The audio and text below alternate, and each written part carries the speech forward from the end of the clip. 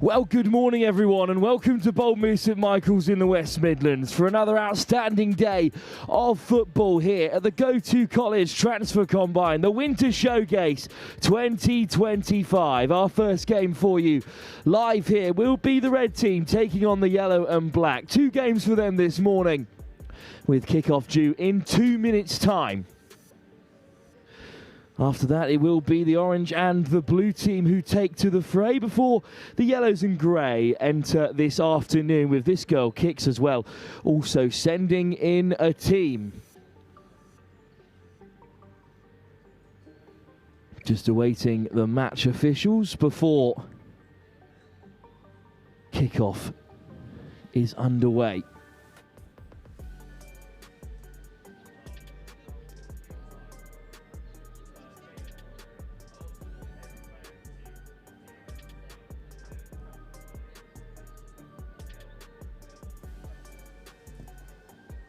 Well, before we start then, a chance to go through each player on the red team. Tia Botte is in goal on the far side, entering in the fall of 2027.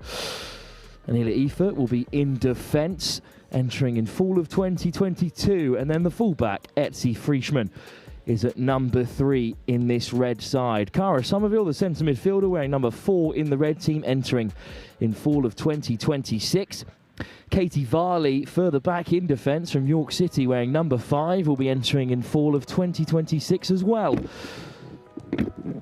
Moving forward after Violet Taylor in number 6, who will also be at the back today, entering in the fall of 2026, is Sophia Bentley, one of the wingers today, in number 7 for the red team, entering in fall of 2027. Box-to-box midfielder Izzy Morley is wearing number 8 today. She'll be entering in the fall of 2026, as will forward Ellis Baxter, part of this red side, wearing number 9. Libby Monaghan is wearing number 10, also entering in fall of 2026. She'll be in attacking midfield this morning for the red team. And the number 11, Izzy Eaton, will also be out wide. The Harrogate Town winger will be entering in 2026 as well. Slightly later in the fall of 2027, Heather Smith, wearing number 12 for the red side, will be entering. But back to 2026, the number 14, Ella Stone, as the Reds do get us underway. But for the yellow and black team, of course, as you can tell, in the yellow shirt and black shorts. Aside for them today, there's Paige Stewart in goal for the yellow and black side. She'll be entering the fall of 2026, as will Katie Allenby, the fullback, who will be jumping between there and centre midfield today. She's entering in fall of 2026, as is Izzy Murphy, who will be at left back or on the left wing today, wearing number 3 for this yellow and black side. Missy Watts in number 4 for the yellow and black, a defensive midfielder who may play slightly further back today, will also be entering in 2026, as will Annabelle Fawcett, another defender, this time wearing number 5. Staying with the yellow and blacks, of course. Entering in the fall of 2029 is Layla Ward, who will be playing in defence this morning. Now some attacking options. Number 7, Matilda Leake, entering in 2027, a little earlier. She'll be wearing number 7 for this yellow and black side and is on the ball now, battling away. Well, Leake will have the first strike off the Go-To College Winter Showcase. Lily Dale wearing number 8 as well for this yellow and black side, a box-to-box midfielder from Stockport. She'll be entering in 2026. And up front for the yellow and black, Megan Graham will be wearing number 9, entering in 2026 as well. We'll get through this whole yellow and black side throughout the day, of course. Annabelle Foster will be wearing number 10 for them today, entering in 2027. And entering later in 2028 will be number 11, Kira Davis. Isla Wells also will be out there in number 12 in defence. She'll be entering in 2028, currently with Leicester City's under-16s. Number 14, Ruby Amos, will be playing further forward throughout the day. She'll be entering in 2027. And another entrance from 2027 is Abby Poulton. The number 16 will be playing an attacking midfield as well this afternoon. So those are the two sides in our opening game of the day, 40 minutes in total. And it's the yellow and black supplying early pressure. Allenby. Confident ball out of defence from Violet Taylor and from Layla Ward, I should say, and then flick forward all the way through to the goalkeeper. Again, cut out in midfield. Dale. Good interception from the Reds at the back, but a nice ball forward, looking to catch them out. Swept up by Katie Varley. Varley, part of that York City women's side, and intercepting at the back for now. And again, it's been picked up by Matilda Leake. Cut out in midfield by the Reds, by the opposite numbers. Bentley looks to spray it wide. Murphy gets a touch, flings it forward, but it will be Varley who can collect at the back again. For the Reds, still playing deep in their own half here. It's a nice ball from the goalkeeper. And a first-time touch from Monaghan might free the Reds here. The ball is forward, but it's Murphy who will collect. Watts deflected, and it will be a throw-in for the Reds. Well, Murphy's been busy, a very attacking left back, left footer as well on that far side. But a nice throw-in, might catch them out here, crossed into the centre. Collected by Stewart. First half chance of the game. Long throw. Great work from Baxter to get away from a marker. And then just enough at the back from Allenby. But recollected by the Reds in midfield. Heavy first touch, and it will roll on the sidelines. No chance there for Eton to collect.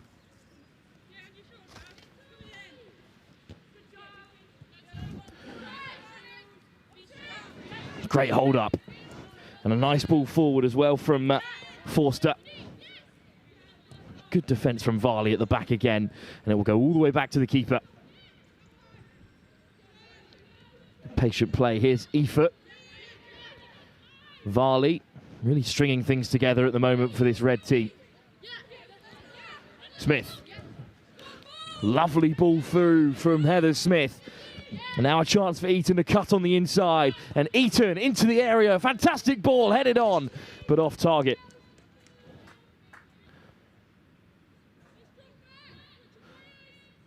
Well, some great link up there. The first ball out from the back was Heather Smith, in central midfield at the moment.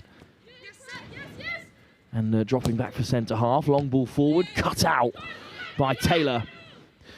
Then how about that from a cross by Izzy Eaton, entering in 2026, the left winger from Harrogate Town. Beautiful turn in midfield from Forster.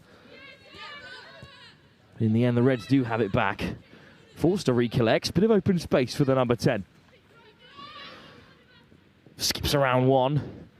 There's enough bodies back there for the Reds. Long range effort off target. Looking to catch the keeper out.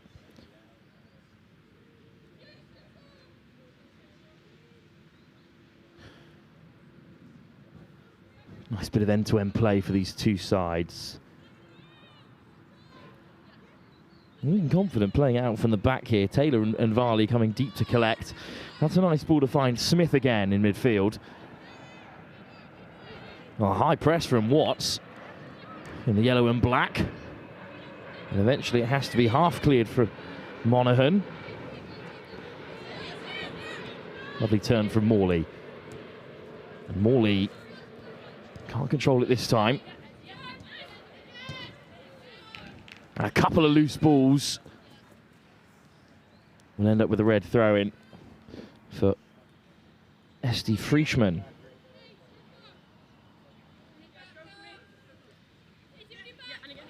He's on both sides, Frischmann, left back and right back, from Altringham's Women's Club. 3.9 GPA on Frischmann. That's one of the highest scores in this entire showcase for the fullback.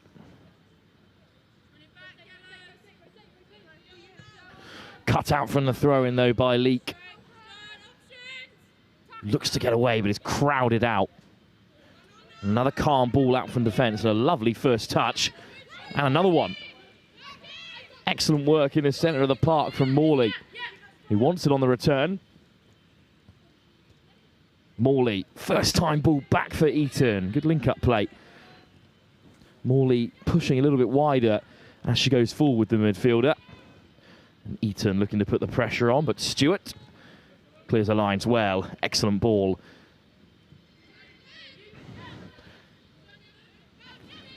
Cut out by Monaghan, doing her defensive duties as well, the number 10.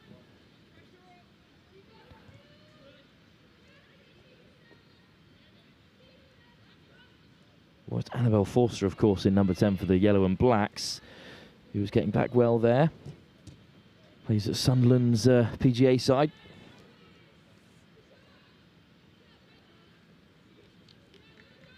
In the end, a couple of loose balls in midfield. And we'll have another throw. Red team did carve out a good opportunity from this area of the field in the early stages of this one. Good first touch on the inside from Bentley, but intercepted. And now here's Forster again. All the way down from Sunderland to the West Midlands today. It's a long way to come. But she started brightly. Well cut out of the base of midfield. That's a nice ball wide from Allenby. Leak. Lovely ball forward. And Dale. Taylor gets back for the Reds.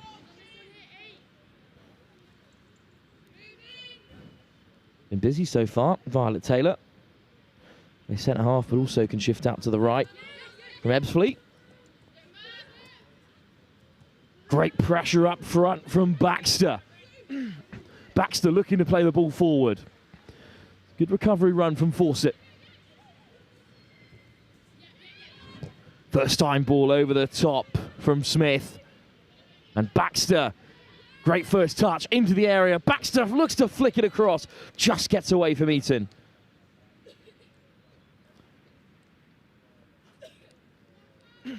Another good chance for the Reds.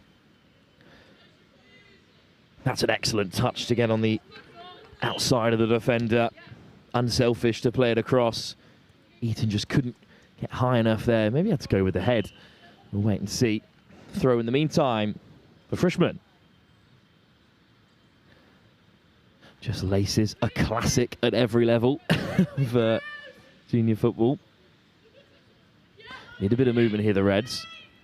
And it's great movement from Bentley. Good first touch, Frischmann. Eaton looking to get away, but the tackle comes in. On the Harrogate Town winger. So it will be a throw instead for Allenby. It'll flick over the top from Forster. We'll come back to Allenby at right back. He does win the throw. Good pressure from Eaton. So many top players on display here at the Go to College showcases. It's just thundered into the Reds. But Baxter has it. Lovely ball into the space.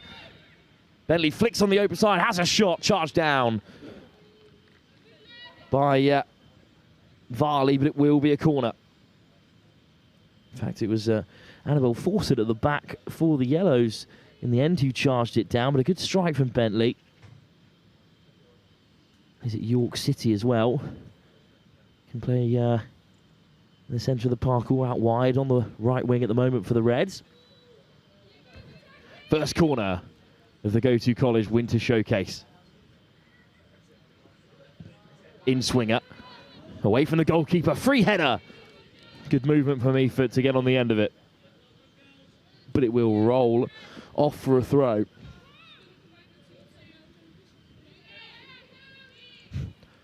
Nice ball down the line. And first time. And in the end, it does come to Megan Graham. Here's Graham again. Good defence from Taylor. All the way back to the goalkeeper. Lovely footwork at the back.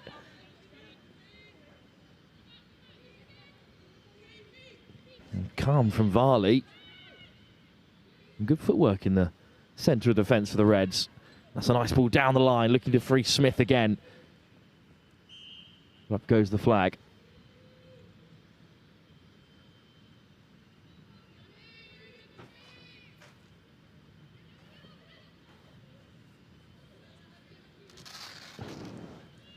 Intercepted again by Smith. A nice turn from Baxter, who flicks it inside. First time ball Might free Bentley on the edge, who cuts back in and beats the first defender. But in the end, it is regathered by Paige Stewart. Nice footwork again from Bentley.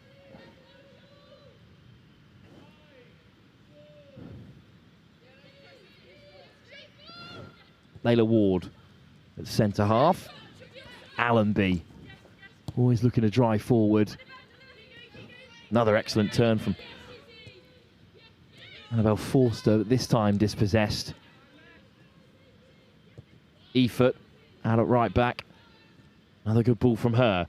Bentley looks to take on a defender, but it's great work from Murphy. Under pressure, plays it out. Izzy Murphy, part of Deal Town. Entering the fall of 2026, the fullback. Has had a lot of work to do with Bentley on her side. Here comes the long throw, looking for Baxter, who flicks it on. Cleared away, but the deflection will come for Smith. Confident clearance, but an accurate one as well. And a touch round the corner from Graham. Well read by the red defenders. Throw in though for the yellows. Dale. Deflects inside for Forster. Looks to play it across for Allenby, but it's been intercepted. Eaton. Allenby does well to get back and make the tackle. A little bit short-handed there, Allenby, but a great recovery from the fullback.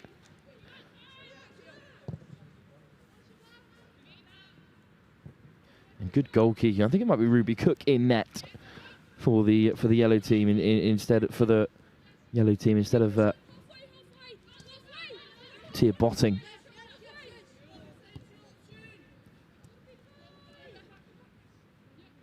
Forster, another good turn. Creates plenty of space to number 10, outside of the boot, trying to Travella it through the line. And a good turn from Varley to clean up at the back for the Reds. Taylor. Back to the goalkeeper. A confident drive out of defence and a long ball. Allenby does well and flicks it away from Eaton as well. Top work from the fullback. Eaton piling on the pressure and winning it back. Nice ball forward. First touch is heavy and Watts gets across to dispossess, but can only find Eaton. Allenby does well, but then misses out to Eaton, who's still possessing here. Eaton skips away from one. Cleaned up by Stewart.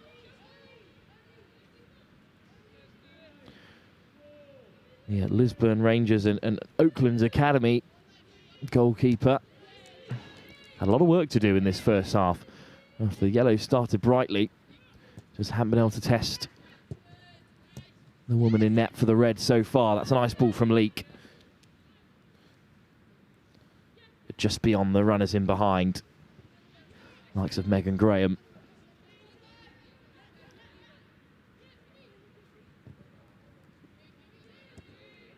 Intercepted in defence from Forsey, who plays it forward for Graham.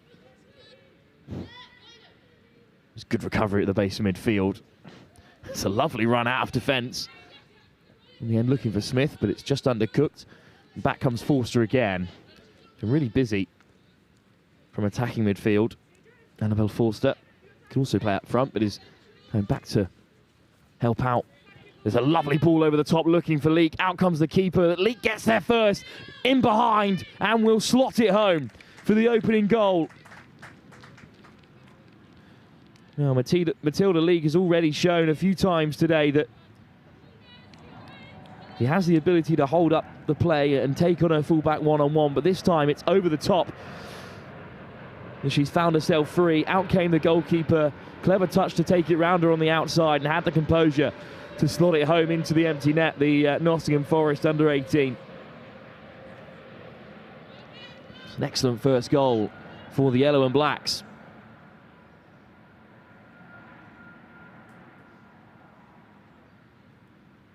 The first goal of the Go-To College Showcase has been scored. It's a nice ball over the top, I think from Layla Ward, who came all the way out of central defence to fling it forward. First goal of the tournament, scored by Matilda Lee. Available for entry in the fall of 2027. Very direct winger, as you could see there. If it was Layla Ward from centre-half of Leeds United who flung that forward, it was an excellent ball. She won't be available till the fall of 2029. It's one of the younger players in this side. A real battle in midfield. But in the end, it's played back by Efert. Across the face of defence, but nice touch from Taylor. Good option to go all the way back to the goalkeeper, who came out well for the first goal, but was just beaten by a deft touch from Leek. The Reds now looking to get back in the game after a period of pressure. First time ball over the top for Baxter, who controls it well and flicks it around. Watts on the retreat. It was a nice ball from Bentley.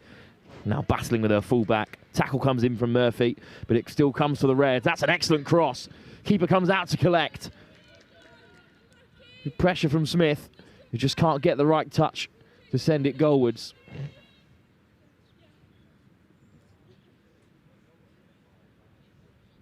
Instead, we'll have a goal kick with 2 minutes or so to go before half-time. The first of our 40-minute games here. Allenby, first time back to a centre-half. Taylor slides it across to the goalkeeper. Baxter's been busy at the point of attack. Taylor. Another nice ball out of defence from the Leeds United centre-half. Varley picked off. Good pressure from Bentley again, who's straight into the box. Bentley takes the strike. Good stop this time from Stewart. Palmed away. Ball back into the area. Baxter looks to flick it on, but just can't get a clean header.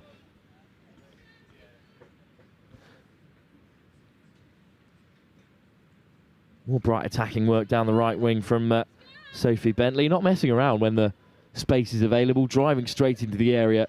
Didn't pull it back this time. Went for the strike. Strong hand from Stewart. And then cleared by the yellow and black defence. Another long ball from Taylor, and it's a good first touch. Forster always able to turn in this half spaces here between the lines. Looking to free Leek again, but intercepted by Frischmann. First time ball from Eaton back on the inside. There's Forster again coming deep. Leek looks to send it forward. Cut out by Taylor.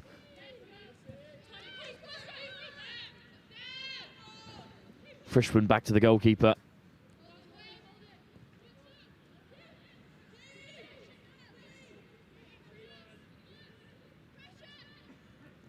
I believe I'm mistaken, and we're just playing through the full 40. The sort of half-time break is the other two sides getting a chance as it's been flicked forward. And up goes the linesman's flag, but Eaton does get there first. Offside.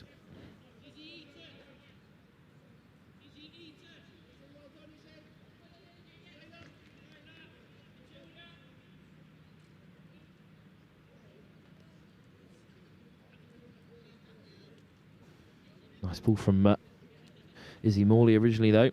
Baxter was onside. The Actonians FC player.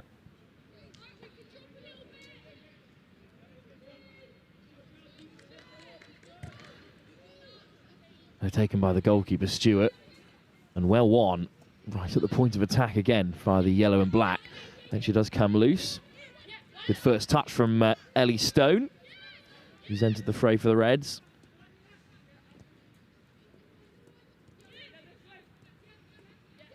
And again, another great drive out of defence and a ball looking for Stone. It's a fantastic pass. Stone does get the first touch, but then Allenby can break. Going forward, there's Frischmann, both fullbacks pushing high. Excellent first touch from Bentley again. He skips back onto the outside. Bentley from range. Well stopped by Stewart, and Allenby quickest to react.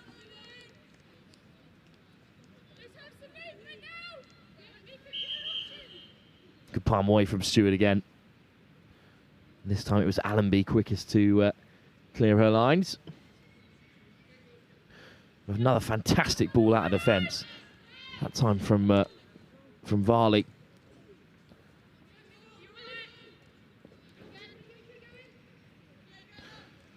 Neat turn from Isle of Wales. Long ball from Watts, cut out full back, but only as far as Forster. And again, it's some brave defensive work by Varley at the base of midfield. Out to the fullback. And Taylor might look to swing another long ball forward. And just off for Baxter. Taylor making the run from defence. Smith still manages to thread it through. But Isle of Wales back to turn it over for the yellow and black.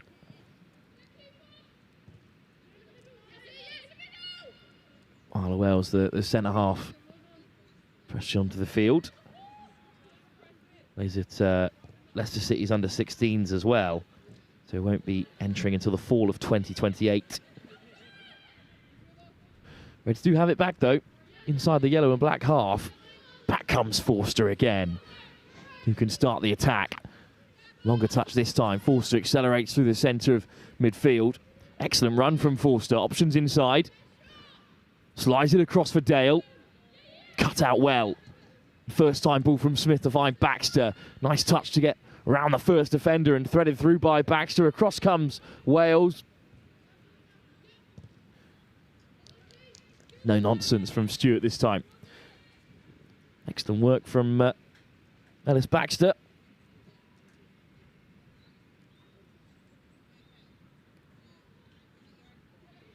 Entering in the fall of 2026 from Leeds Modernians women's side. Slid into the box. Wales clears it away. It's a good clearance as well to find a teammate. They cut out by the Reds. Efort. Lovely first time ball from Morley. It's well read by Forster, who does well to win the throw for her side.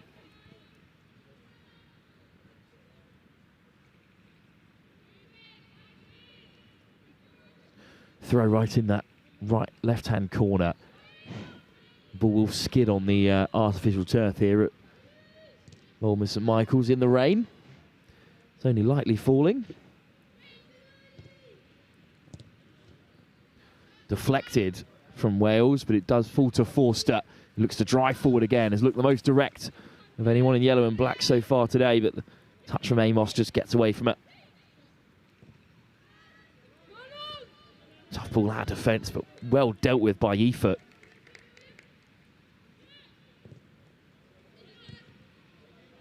First time from Morley again. Round the corner to find the fullback. Bentley flicks it past the first. Great recovery from Watts. But Bentley looks to take the quick throw. Good option. Looking for Morley. Dealt with by Fawcett. Gets on the outside of her as well. Nice touch from Missy Watts. Looking to go cross field. And it is picked up by Amos. Amos has two to deal with. And it's nicked back by Frischmann. Good defence from the left back at the moment. Can play on both sides.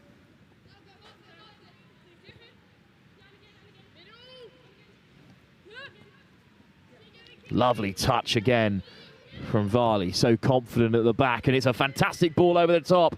And they're onside here. It's Bentley bearing down on goal again. Cutting back onto the left boot. Palmed away by Stewart.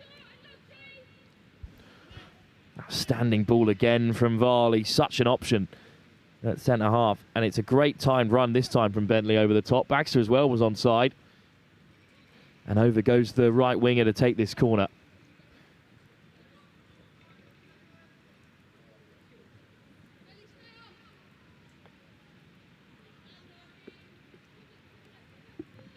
Now the York City winger has had a fine game so far.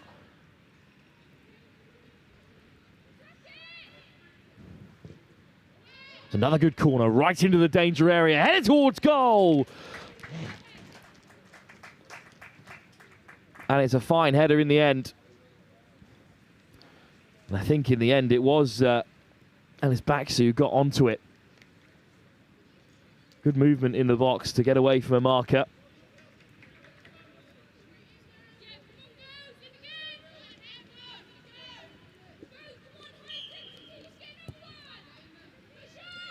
Well, a good header, whoever it was in the end. And the Reds are level again at 1 goal apiece. Wales recollects at the back for the yellow and blacks.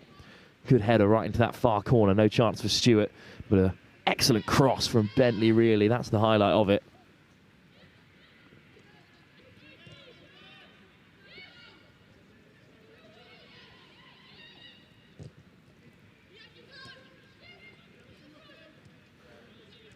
Deft touch to find Forster. Another fantastic turn from her at number 10 for the Yellows.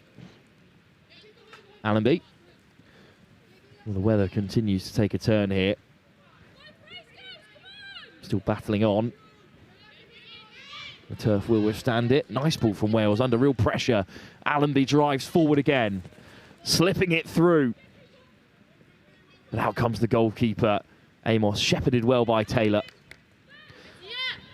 Quick ball from the goalkeeper as well to find Frischmann, who slides it across. Varley. Forward from Efert.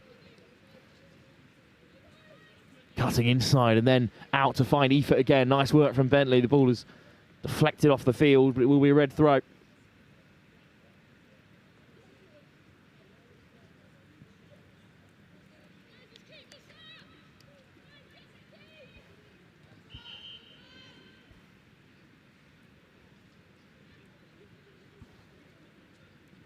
It'll be a red throw then. Still over 10 minutes to go in this opening game.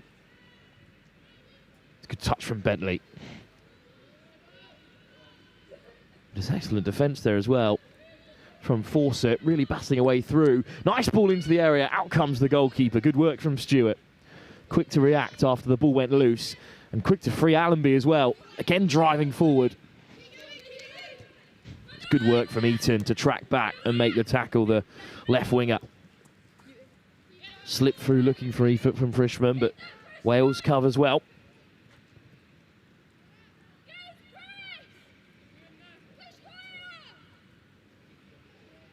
Stewart, who's been busy in the yellow and black goal, couldn't get near the corner. Entering in the fall of 2026. The Oakland's Academy keeper. Slip through looking for Amos, who will put the pressure on. Ruby Amos entering in the fall of 2027 from Stockton Town.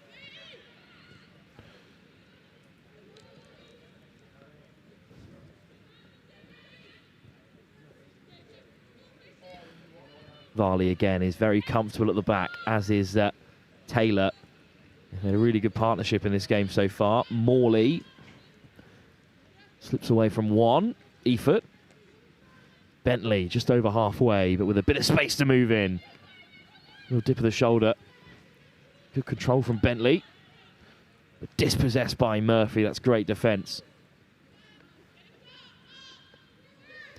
Forster on the turn again. Loves to beat the first marker with that move. Might fall for Eaton. He plays it inside. Smith. First time ball from Morley. And another from Bentley. Eaton battling with Wales, who manages to get it back to Stewart in the end by Katie Allenby.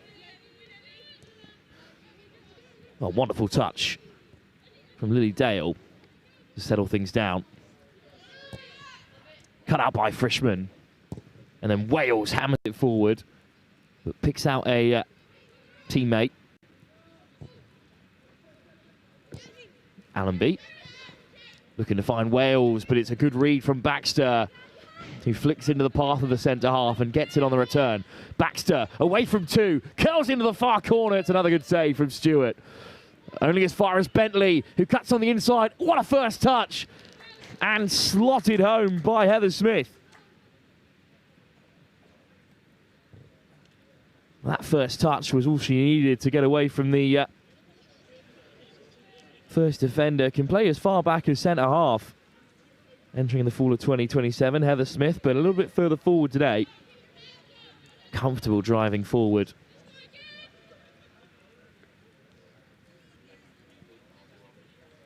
And there's a fine finish as well. That first touch as well, just to flick it around the last defender and then find the bottom corner. And the Reds take the lead. is Wales. Great work from Baxter in the build-up as well. That whipped effort towards goal.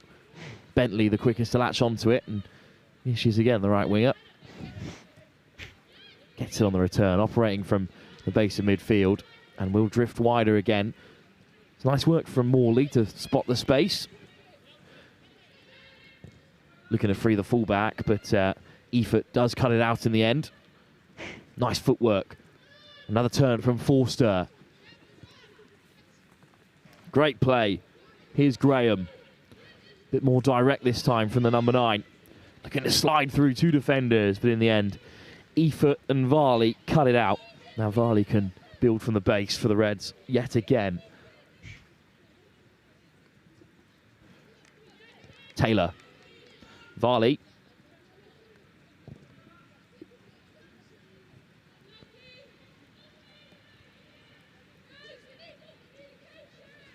In the end, the ball rolls into touch off the sideline.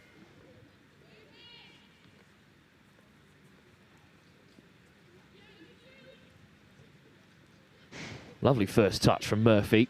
And played back to the centre half. Across from Wales.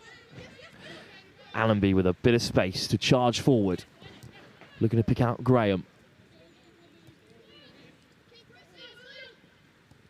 In the end, Allenby gets it back. Good work from Missy Watts on the retreat.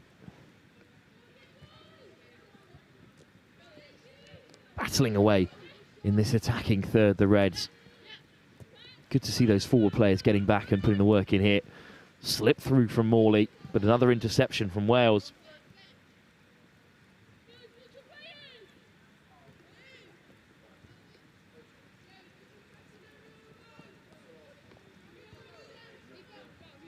Stewart under a bit of pressure.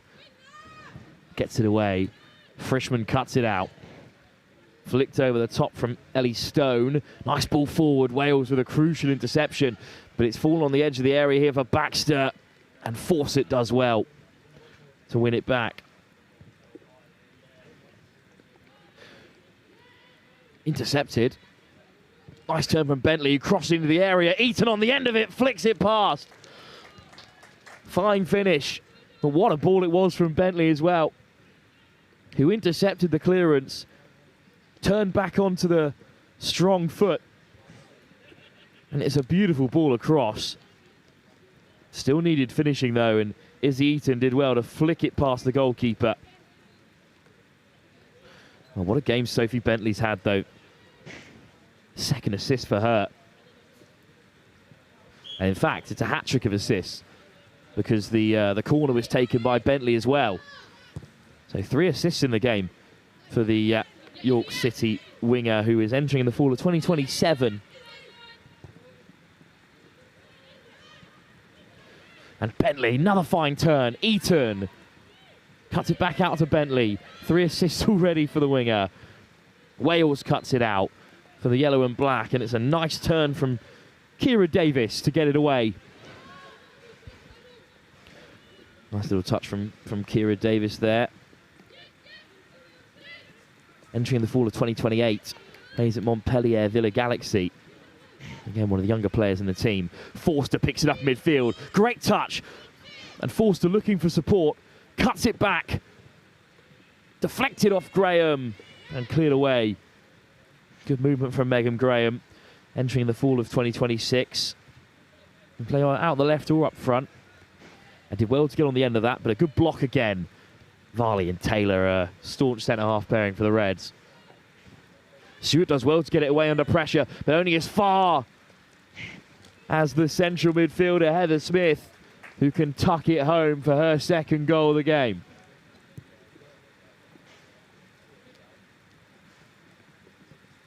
Now, Stewart was a little short-handed there.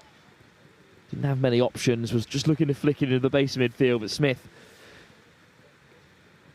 who's edged further forward throughout the game, despite being naturally a centre-half as well, has scored a second goal for the Reds, who lead by 4-1.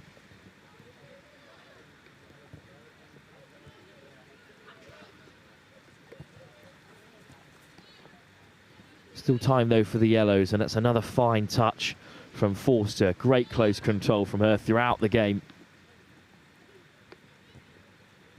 And Forster entering the fall of 2027. Graham looking to get away from Varley, who leaves it for the goalkeeper and wants it quickly on the return. Katie Varley.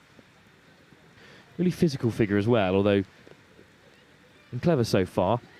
Hasn't had to do much physical defending, just ushering players out of play. The centre-half entering in the fall of 2026. Ball comes loose down the right wing.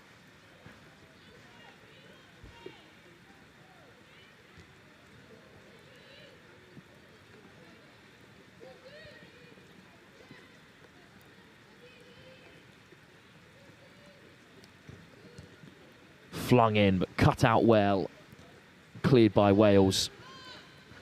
All the way back for Violet Taylor. Entering the fall of 2026 as well, the centre-half.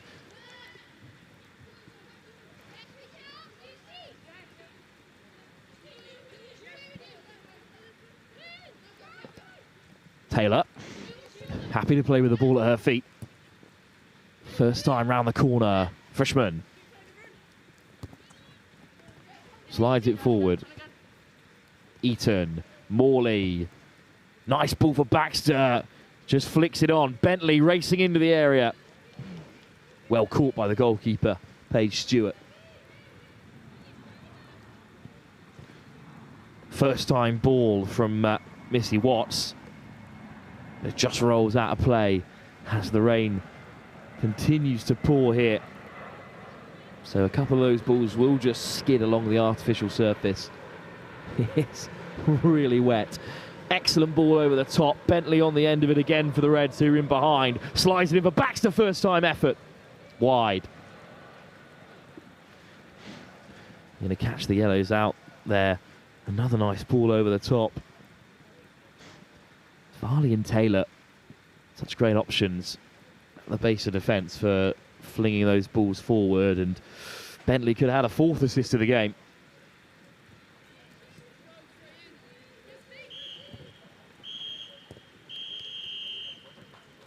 So that will bring an end the first game of the Go-To College Winter Showcase. The Yellow and Blacks took the lead. Nice ball over the top. Allowed Matilda Leek to flick it around the goalkeeper and pass into an empty net. But Sophia Bentley drove the fight back. First, an excellent corner. And then a good effort from Izzy Eaton was deflected into the path of Bentley again, who slid it for Smith. And then it was Baxter this time creating. In the end, Bentley with another good ball in and finished off by Eaton. And the final goal of the game, of course, Heather Smith latching on to a goal kick and beating the goalkeeper from long range. That will bring an end to our first game in the Go-To College Winter Showcase, but there's another one on the way very shortly. It's the Orange team taking on the Blues for the first time here at Old Miss St Michael's. But full time, 4-1 to the Reds. Fine performance from Sophia Bentley.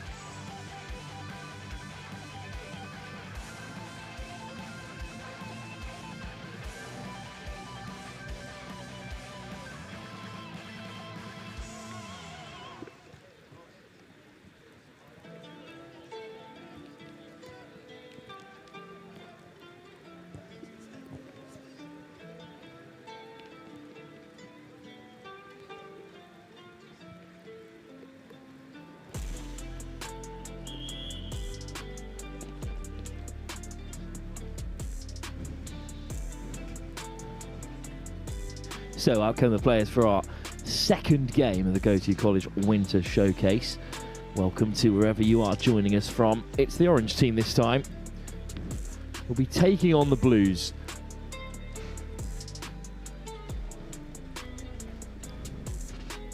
Captain for this blue team is number 8, playing in the centre of the park, Lily Mae Jackson from Rotherham United, entering in the fall of 2026.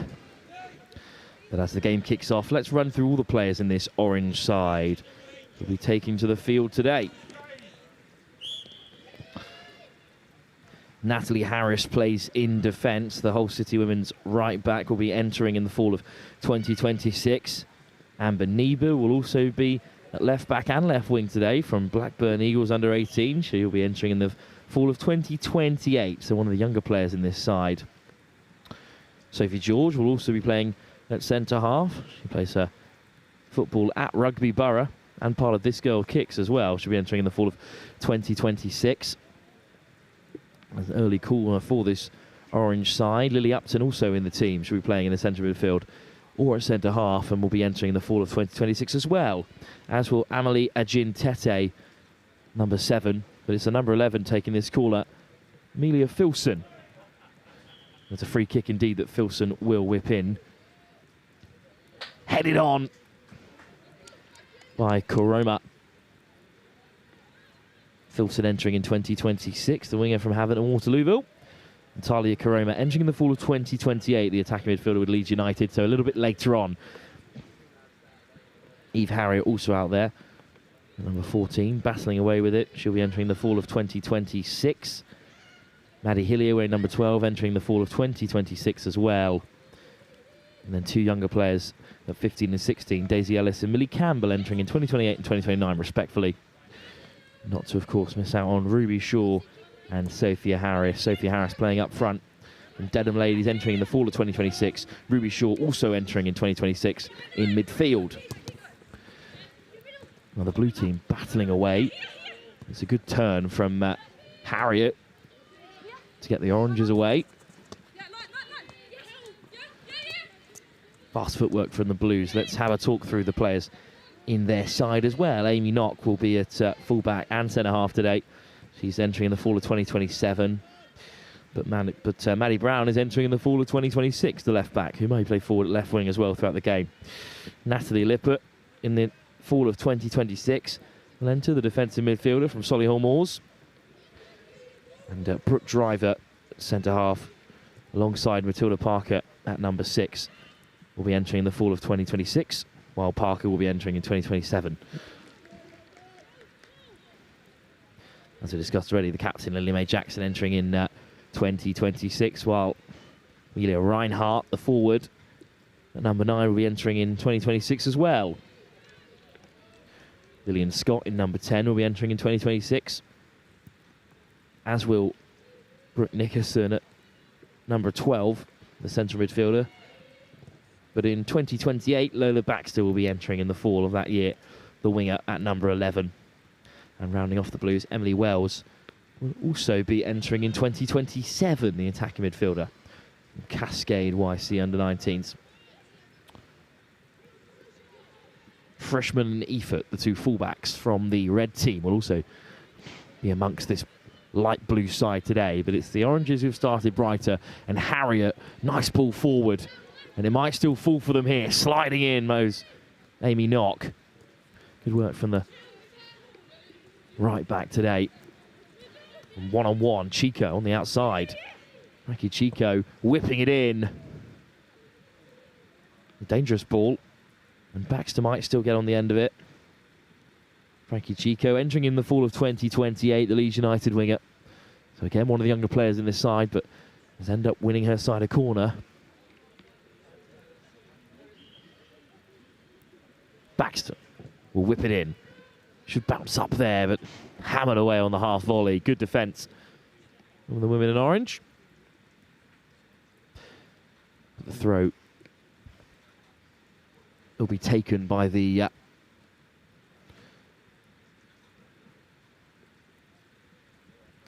left back in blue, which is Anila Efert. He was, of course, part of that red side in the opening game. Long throw. And then in the end, the Blues come short, but it's been swept up by the Oranges. Riding the tackle really well. Should be a chance to break here. Over the top, looking for Harris. Racing across comes Knock again, but it's good pressure from Harris. In the end, it will run out for a throw. Harris entering in the fall of 2026. Centre forward. Karoma does well to win it back for the Oranges. Some nice footwork, but crowded out. Chico does well to get back as the right winger. Efort, the ball forward. Again, high press from the Oranges here. All the way back for Efort, who has to hit it long. Headed back towards Karoma, who's looked bright so far. Not entering until the fall of 2028, the Leeds United attacking midfielder.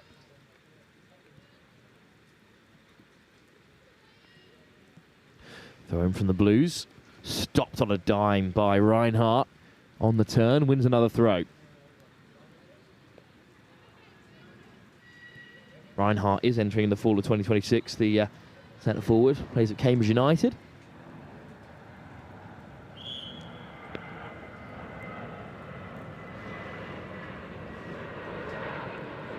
Free kick given, so chance to whip it in. Well, a fair way out.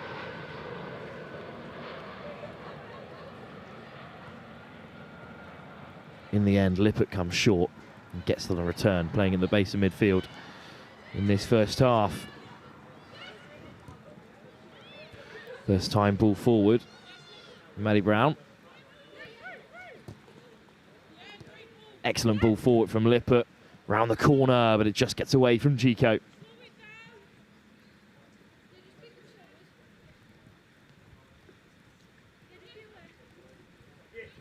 Throw from the Oranges. Harriet does well, but in the end has to clear her lines. Eve Harriet entering the fall of 2026, the attacking midfielder from Hawkeye Community College. 3.36 GPA.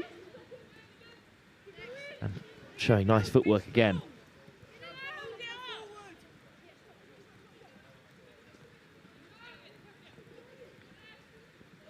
Long throw. Good work from Reinhardt. Playing back possession for the Blues again. Knock comes forward to take it.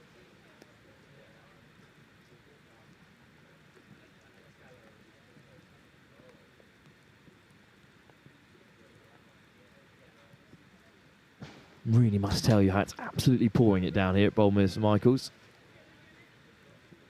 And yet they're still battling on here under real tough conditions. As Amy Knock prepares to take this throw. Almost 10 minutes in here, looking for a real clear-cut chance of the game. Both defences have held solid so far, and it's run out of play by Lily Mae Jackson, the Blues captain. So a goal kick.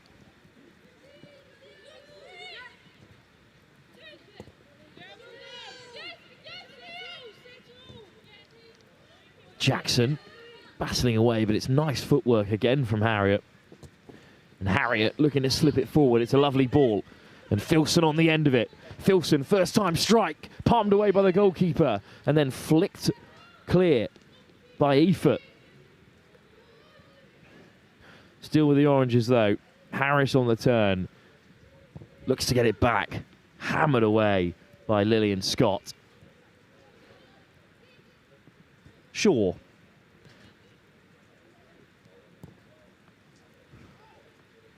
Oranges do well to recycle the ball.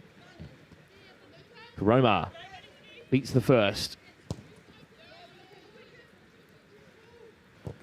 Lily Upton fires it forward. Cleared away by Efort. Flicked on from Baxter. In the end, it's back with the Oranges.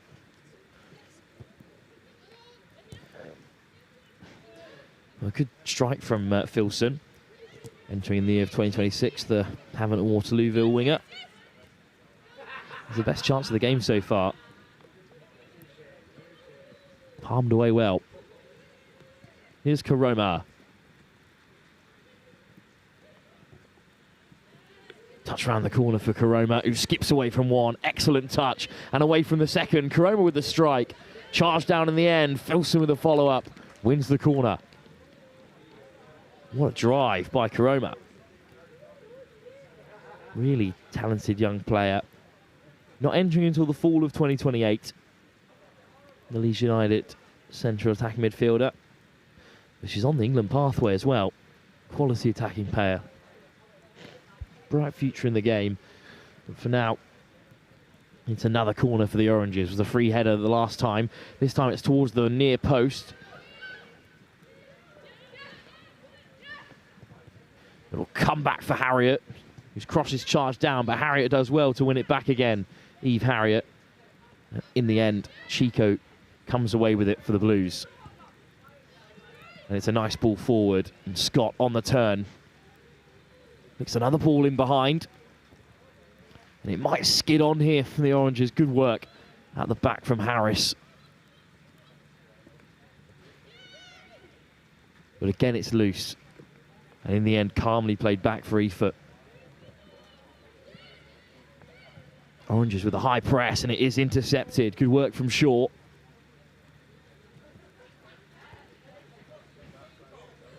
First touch from Upton, who flicks it forward. Filson. Lovely long touch, and then whipped to the edge of the area. Karoma, excellent first touch. Looking to find the striker. Battling away with it is Harris. It's great defence in the end from the Blues to scramble back. What a touch it was from Karoma as well. Shaw whips it back. Karoma again. First time ball over the top. But no one on the end of it this time.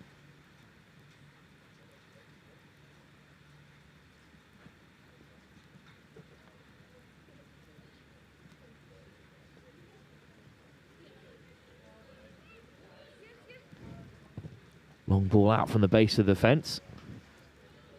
It's on target. Harris battling away. Entering in the fall of 2026, the Hull City fullback. Locking down that right wing at the moment. And again, Harris forward, looking to make the tackle. Karoma comes back to support. Flicked on, but it falls for Jackson. Long ball over the top. It does fall for Knock. He's got a bit of space here and threads it forward, and now a chance.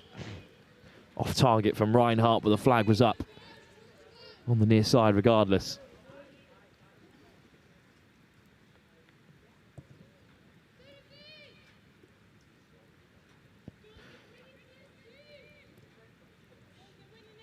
Good work again from Chico on this right wing, racing after the long ball.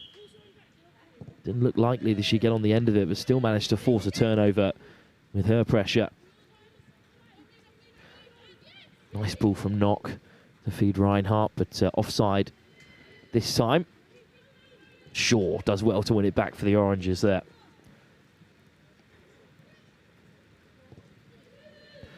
Harvey. Nice pass for Shaw. The Blues with a bit of space on the edge. Good defence from Sophie George. Charging it down the centre half. Entering in the fall of 2026. Hasn't been too busy at the moment, Olivia Harvey, but she is entering in the fall of 2027. The Rotherham United goalkeeper. Just a slight handball there, so this is a good chance for the Blues. A free kick in a promising position, just at the edge of the area.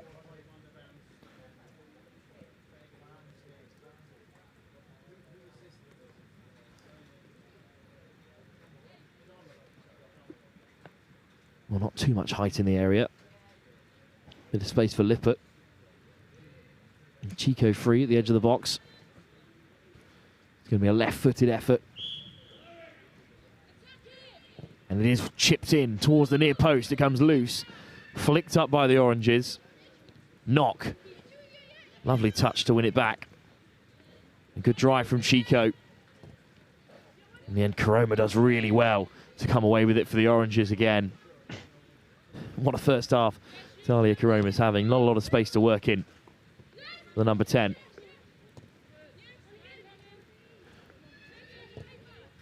Scott plays it right across the face of goal.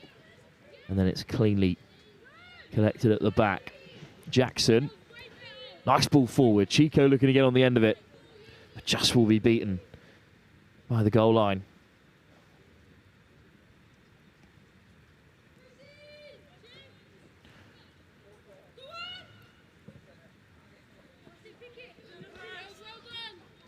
Now Lillian Scott at number 10 for the Blues, also entering the fall of 2026 from York City.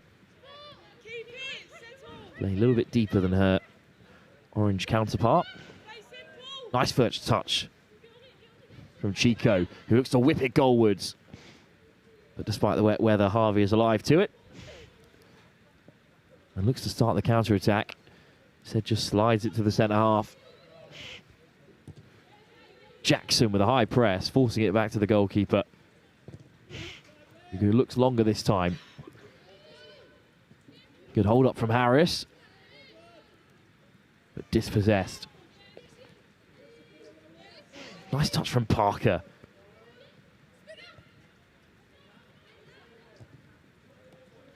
Now a bit of space on that left wing. Baxter to the byline. Good tackle. A good follow-up. And it's hit towards goal by Jackson. Baxter has it again. Can he create a bit of space?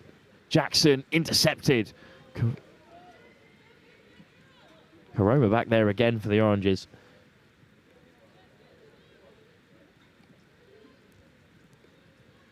Good work from Jackson. Entering the fall of 2028, the Cray Wanderers winger.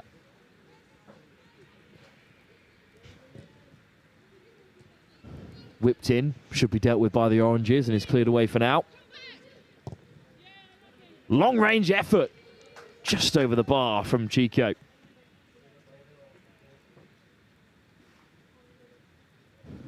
The goalkeeper had it covered.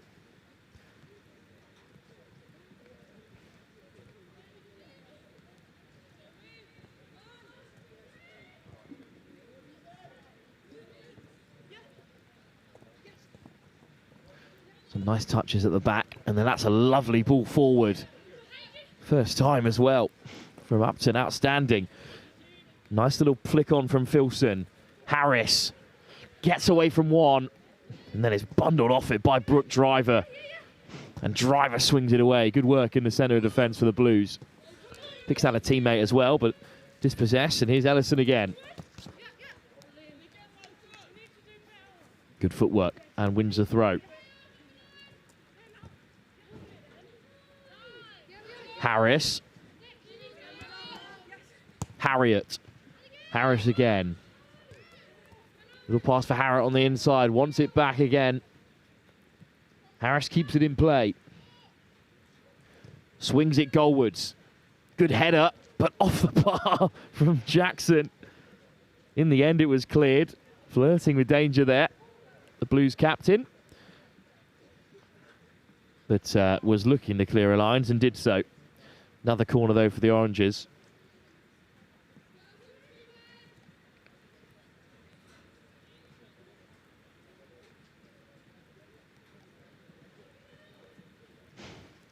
Second corner for the Oranges, then. Outswinger, Karoma underneath it. Swung away by the Blues. Only as far as Filson.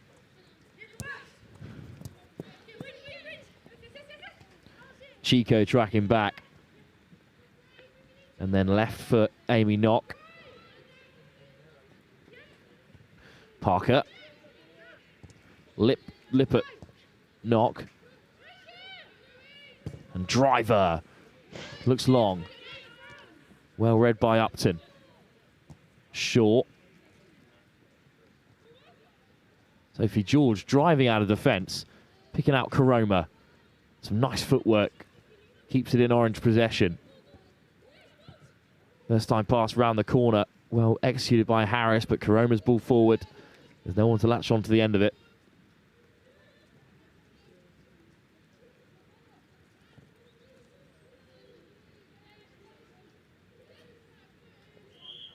Good strength out wide from Baxter, who wins the free kick as well.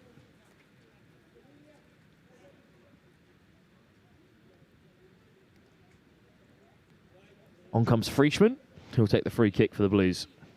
Also played fullback for the red team in that opening game.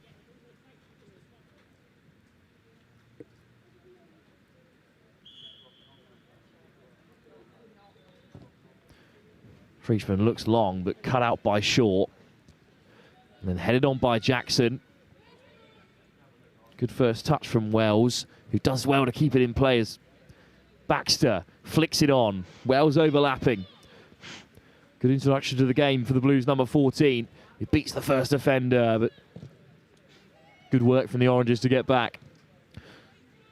Good touch from Baxter, but well read. And the Oranges clear their lines again. Emily Wells entering the fall of 2027. The forward. There's good movement out on the left. Early doors for her as Knock skips around one and has a strike from range. And in the end, it will go straight through. Just a slip from the keeper in the weather as wet as it is. And Knock has the first goal midway through this second game. Good connection from Amy Knock. And then just a slip as the rain continues to pour. A good goal for Amy Knock, the young fullback. Playing right back for this Blues team, entering the fall of 2027. 3.93 GPA, one of the highest in the competition. And has the first goal for the Blues. Karoma. Lovely turn from Shaw to create a bit of space. Then flicked on by Filson. And great pressure up front from Harris, and the ball goes loose. Well, Harris making something out of nothing there. In the end, it breaks for Scott. Nickerson. Touched the ball for the first time, but it's back with Karoma. Plenty of space for her to operate. Lovely ball forward. Harris gets a touch on it. Up comes Upton to win it back. Good read from Jackson, who skips away. Jackson, excellent touch from Wells. But Harris across for the Oranges. He's back with Upton. Shaw. First touch to skip around Baxter. Bit of a chase on the near side for Harris. Harris coming forward for the first time. What a ball from Harris. And now there's plenty of space. Well, it was Natalie Harris with a good drive forward and Sophia Harris with the strike. Good goalkeeping.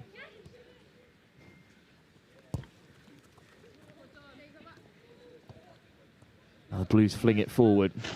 But it's Natalie Harris again. Excellent first touch from Filson.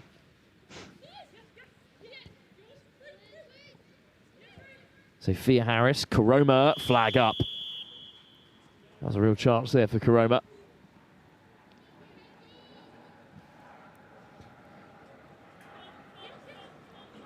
We work from Frischmann and Knock to step up there as Chico. Excellent footwork on the outside. And now Chico on the edge of the area. Flashes it across. In the end, it's cut out by Hillier. Maddie Hillier entering the fall of 2026. And her first job as fullback freshly onto the field is to clear her lines.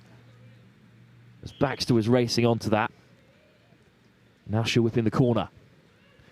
Again, it bounces up for Jackson on the near post. Lovely flick over the top. Needs to be dealt with. Jackson onto it again. Karoma trying to flick it away. Swung towards goal, but Ellis just couldn't connect. That first flick on from Jackson caused real chaos.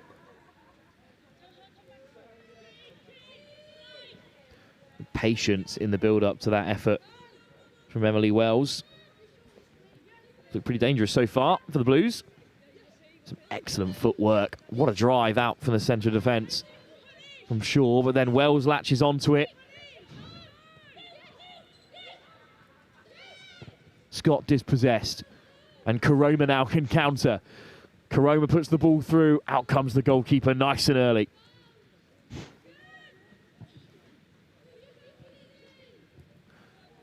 Goalkeeper had to be alive to that one. It was a real chance for the Oranges here.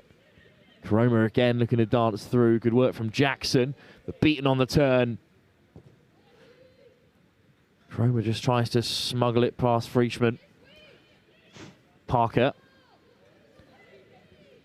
does really well to get it back under pressure from Harris.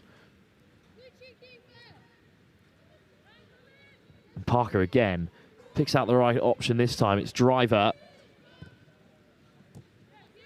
Nice touch from Scott. On the turn as well. Good work from the number 10. Knock, the goal scorer, looking to feed Chico, who just onside. Stopped at the near post this time. Good work from Chico to beat that offside trap. Trying to catch the goalkeeper out. Well, it's a good touch from Harris, but well read from Nickerson, who wins it back for the Blues, and then a deft touch from Harris.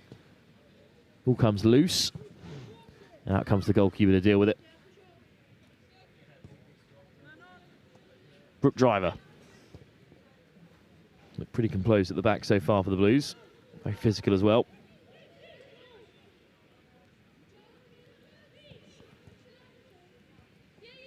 Lovely touch from Jackson, who is entering in the fall of 2026, the captain today. Frischmann heads it on. Karoma. Shaw lays it off. Excellent drive from Daisy Ellis, and it's a lovely ball. Harris with a bit of space and a bit of time, but good defence from Parker. And Chico looks to break for the Blues. Nice ball from Chico as well.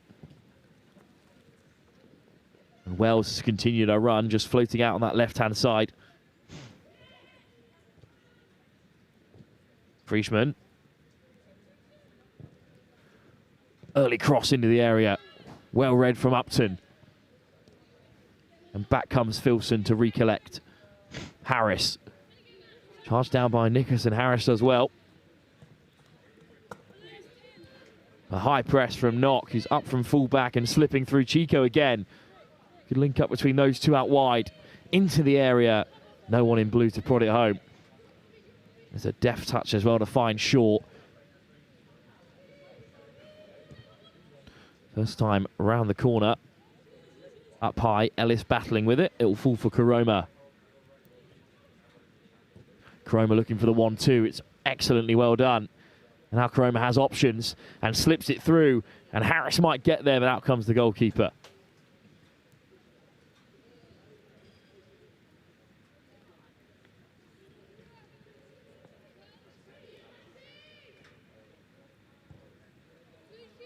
It might well be Ruby Cook in goal for the Blues. Done really well to come out and collect these long balls. Here's Harris out to the edge. Lovely weighted ball. Ellis not clear the lines. Now Chico can open up. Gets away. Excellent touch from Chico. Good work from Harris. Good recovery.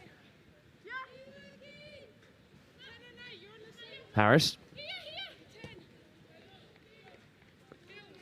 Fortunately, the pass to Filson is too heavy. With 10 minutes to go here, the Oranges still trail. Knock, the only goal scorer in this one, picks out Chico, who's been the most promising threat for the Blues on that near side.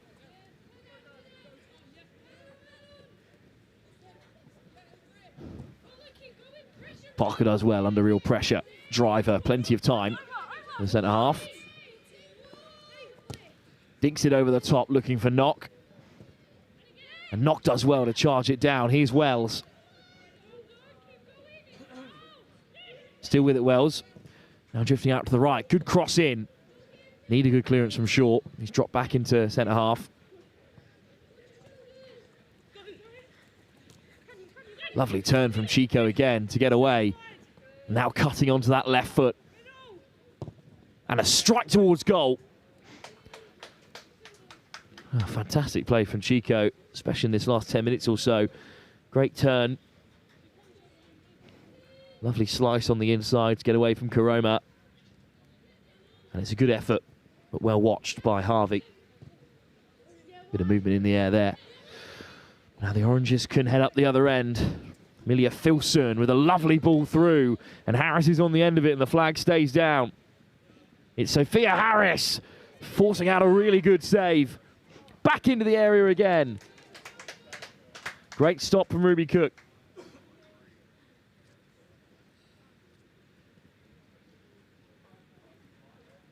Nice strike from Sophia Harris.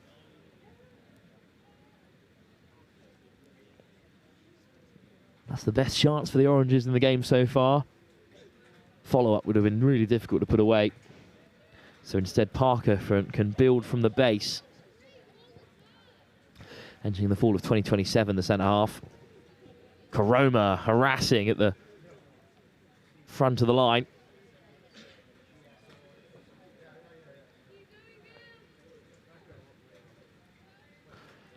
In the end, it'll be a goal kick.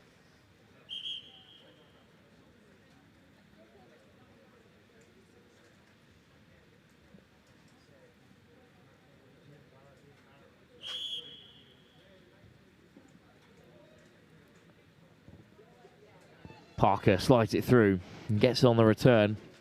Frischmann driving forward. Gets the ball back and does slip it through. Baxter finds Wells. A good read from Lily Upton.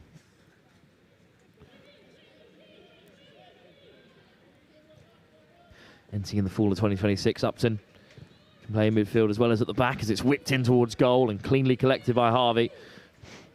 Gets the long throw going. It's a nice touch from Ellis. Karoma. Ellis again. Been busy since coming on, Ellis, and slips it through really well to Karoma. And then he finds Harris. Harris one-on-one. Out comes the goalkeeper again. Cook straight off her line. Happy to make the tackle. Slip through from Nickerson. Wells. Around Karoma. But tough tackling from the number 10. Nickerson. Floats it over the top. Well cut out by Natalie Harris. Twice Sophia Harris been denied by Cook in this one. It's Filson right in the corner here. Harris comes across. Only Karoma in the area, so she'll skip away from one and whip it in from range. Does take a slight deflection on the way through, so it will be another corner for the Oranges.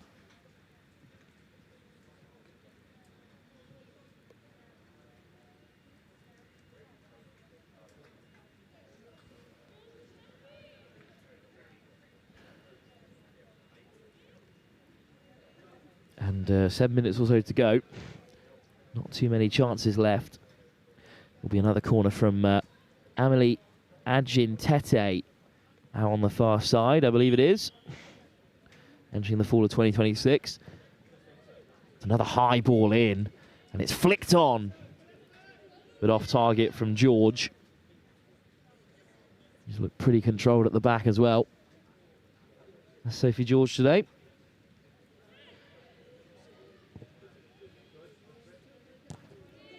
High press from the Oranges again. Shaw manages to flick it on. Here's Ellis. Frischmann, good cut out and finds a teammate as well. But equally, the other fullback, Harris, comes forward. It's Harris with the Sophia variety up front. Natalie Harris under pressure from Chico, who cuts on the inside of her. Now Chico might look to open things up for the Blues. Good work from Frankie Chico again. To find her opposite winger, Lola Baxter. Baxter's cross, charged down. by Maddie Hillier. Jackson over the top first time from Baxter, but offside.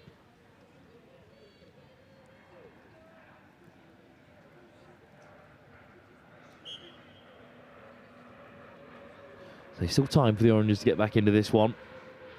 We had a really tough time getting anything out of Ruby Cook in this game so far.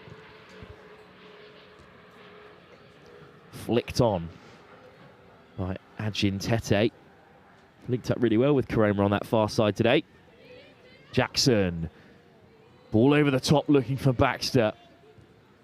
Hillier has to be quick to react. Another flick on in midfield. They come all the way back for Parker. Jackson away from Karoma. Parker happy with the ball at her feet. Frischmann. Karoma does well to intercept. Slides to keep it in play and wins the throw as well. Ajin Tete. Harris comes deep to collect. And does well to dribble around the first. Upton. Looking for Harris. There's too much on that one.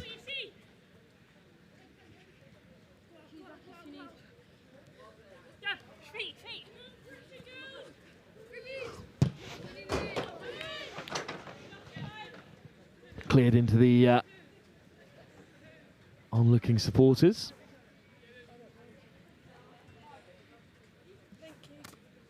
And then pop back on the inside. And Brooke Driver will take the throw. We'll see if that did hit me. It's unlikely that player's getting mentioned again today, so good stuff that it deflected away from the comms box. Knock with a throw. Nice touch again from Lily Mae Jackson, who floats it wide. Lovely ball, and there's plenty of space here for Lola Baxter. First time cross into the area.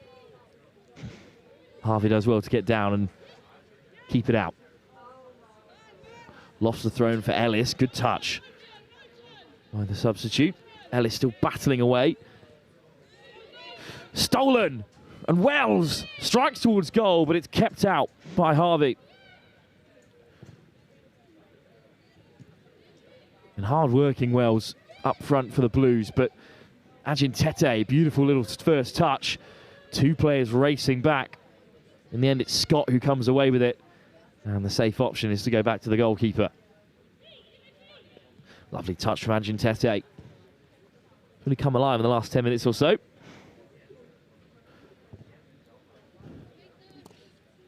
Little flick on from Nickerson, keeps it alive. Chico. Round the first two, and round another. Taking on opposite number, Ajin Tete. Ball forward is well read. Wells again looking to put some pressure on. In the end, it's Shaw who can find Upton. Natalie Harris. Nice ball through, but it's well read by Knock. Now they might be short-handed at the back. Wells, really busy since coming on. Good ball across from Scott. Chico again cuts on the inside. This time strikes it with the right boot. Just a little bit too far out this time to really trouble Olivia Harvey. Again drops it short. Wells quickly there to press. It's an excellent drive out of defence from George. Ajin Tete. Karoma linked up really well with the number 7 out there. And that's nice footwork from Karoma. Good pressure though from Frischmann. George. It's a good touch from Hillier. Frischmann cuts it out.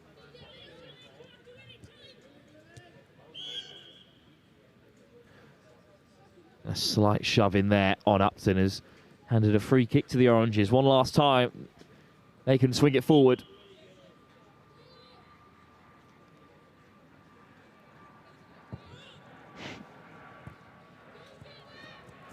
And Harris does really well to keep it in play, and there is plenty of space on this left wing. Harris looking to cut on the inside and knock. Feeds it in. Back comes Nickerson. And Driver. No nonsense, but it does find well. It's a good clearance in the end.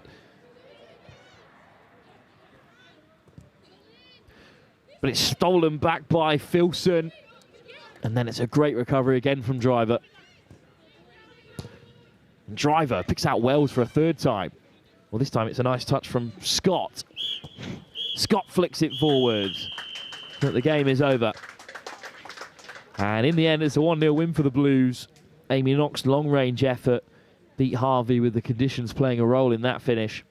But overall, a pretty tight game between two very even sides. Some lovely stuff from Koroma in that first 20 minutes. This is the only goal of the game. If you don't buy a ticket, as they say. But another quality game here.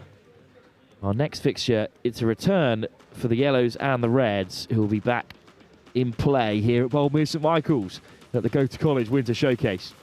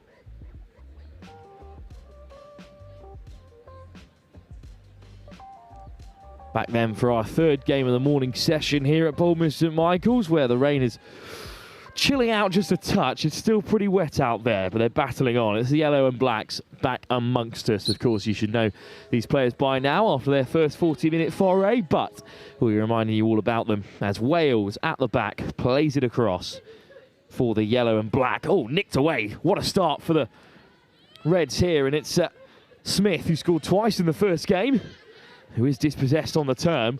Bright start for these players, who are very much warmed up to things now, having played the first 40. Outstanding touch from Graham, who flicks it forward, and Leek, who's opened up the scoring. One-on-one. Oh, it's a fine finish off the inside of the left-hand post. What a start to the game. Well, a chance for the Reds down one end, quickly dispossessed. It's a lovely little deft touch.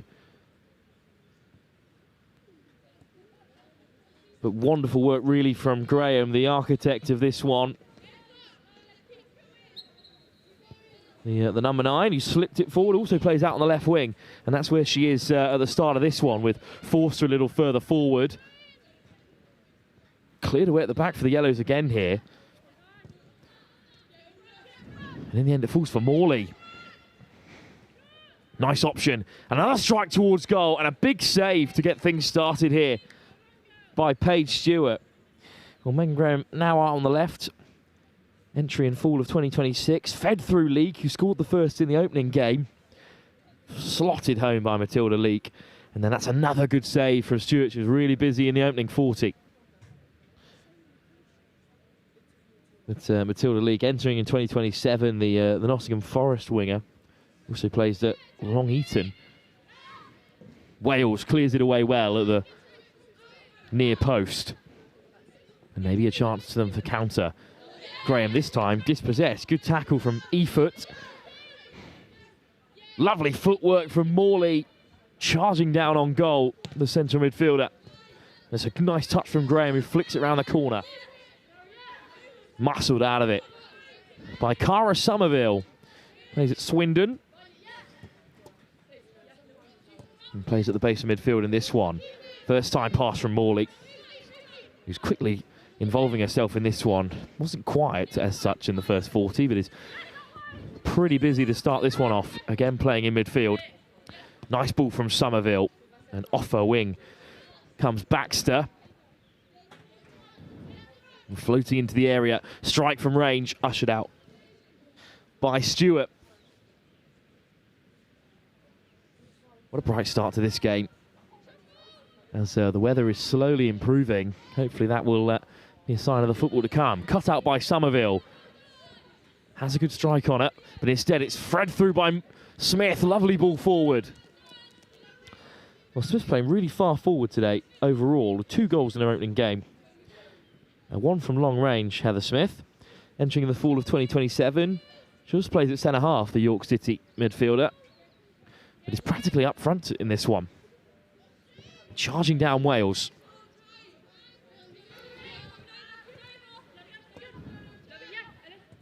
Graham dispossessed, and now Morley. Smith. Oh, this time it's Bentley, who had a fine opening game. 3 assists for her in the Reds' 4-1 win. Graham played up front, now on the left wing, where she's having a bit more joy. Cutting in on that right boot of hers, and the goal scorer Leek. Taken on Frischman. And now Leek cuts on inside. Cut out well at the back by Taylor, who had an excellent first game. Really skillful player at centre-half. Smith. Lovely ball. And then it's a good cross, but there's no one there really in the area for Bentley to pick out.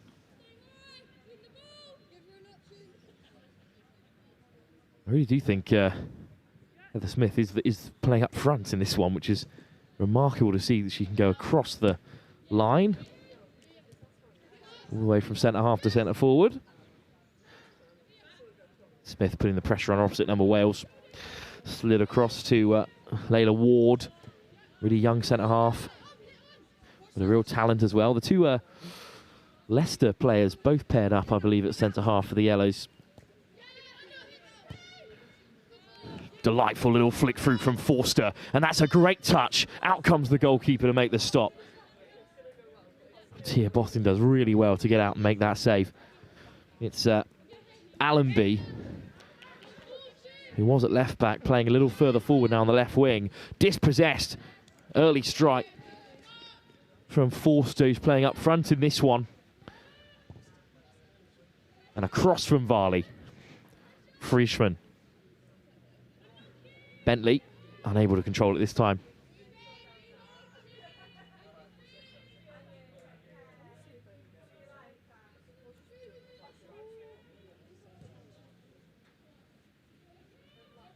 Lovely first touch from Leek, who flicks it through. Forster, 2 to pick out in the area.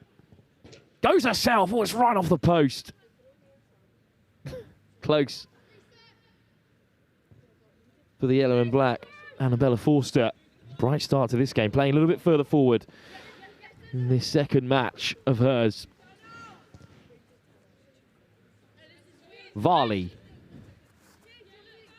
Comfortable to build from here.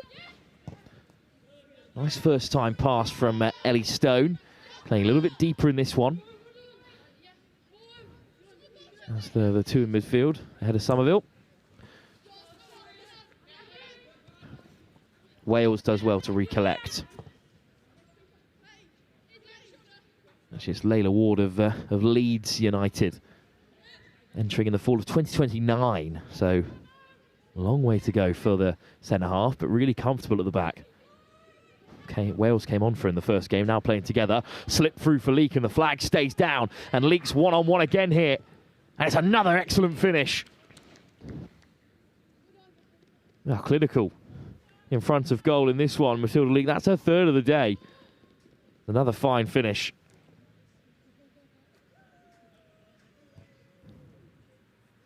Good tracking here as well.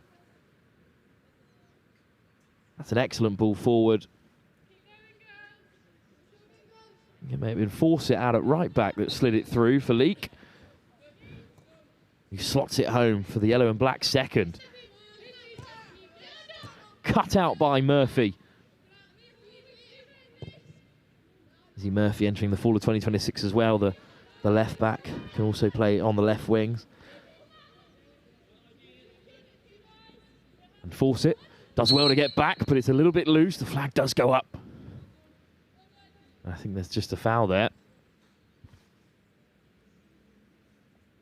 Well, indeed, the foul is by Paige Steele.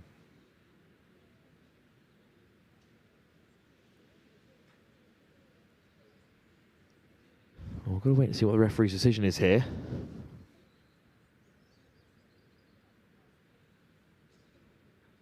Bentley certainly feels aggrieved. And in the end, a penalty has been given. Well, out came Steele. Bit of a miscommunication between Forster, who just got the assist. Flicked it away in the end, but Bentley wins the penalty. And after 3 assists in her opening game, here's her chance for the first goal. Sends the goalkeeper the wrong way. Doesn't matter either way, because she's buried it into the side netting. And Sophie Bentley gets one back for the Reds. First goal for her today. It's been a very positive day for her so far. Plenty of end product from the winger. Didn't waste any time about this penno either.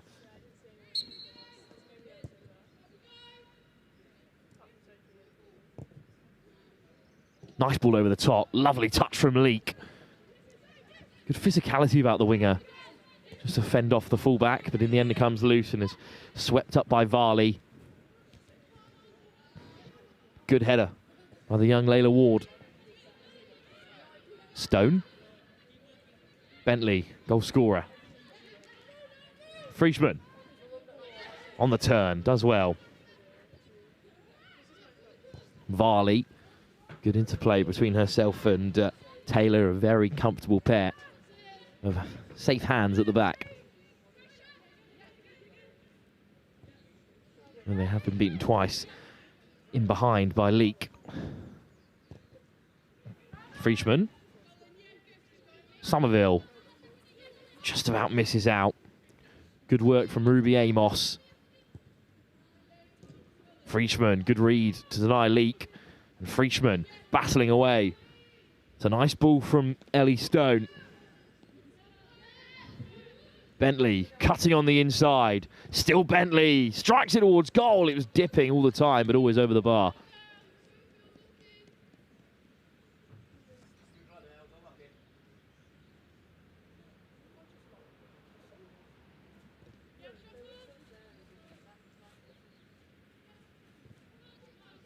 Slid forward. First time ball. Bentley there again to intercept. Sophie Bentley cutting back on that strong foot of hers. But dispossessed this time by Fawcett. It has come Bentley's way, who lobs it over the top and just about headed away by Murphy. Only as far as Baxter to the byline. Deflected this time. Good defence from Murphy. But in the end, the goal kick is the call.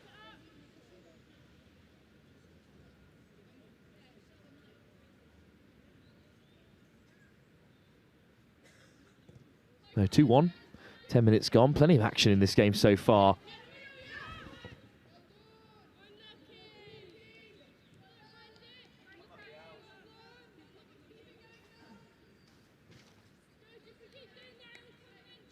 A bit of pressure out from the back, but dealt with in the end by the Yellows. And a change in goal for the Reds. Olivia Harvey entered the fray. Cut out from the goal kick, and Bentley again involved, just can't keep it in play this time. Not a bad name for a winger either, is it? Bentley. Pretty stylish out there on the left so far. Bentley still battling with it. This time can't win it off the Yellows, and it's Leak who will leave it for their midfielder. Flicked on from Watts. Good hold-up play from Forster to win the throw. Really good footwork from the number 10 so far today. Up comes Fawcett. Might it break for the Yellows there? I think in the end it will be another throw for them. Leak up to take it. Quick ball over the top looking for Forster. Just comes off the arm.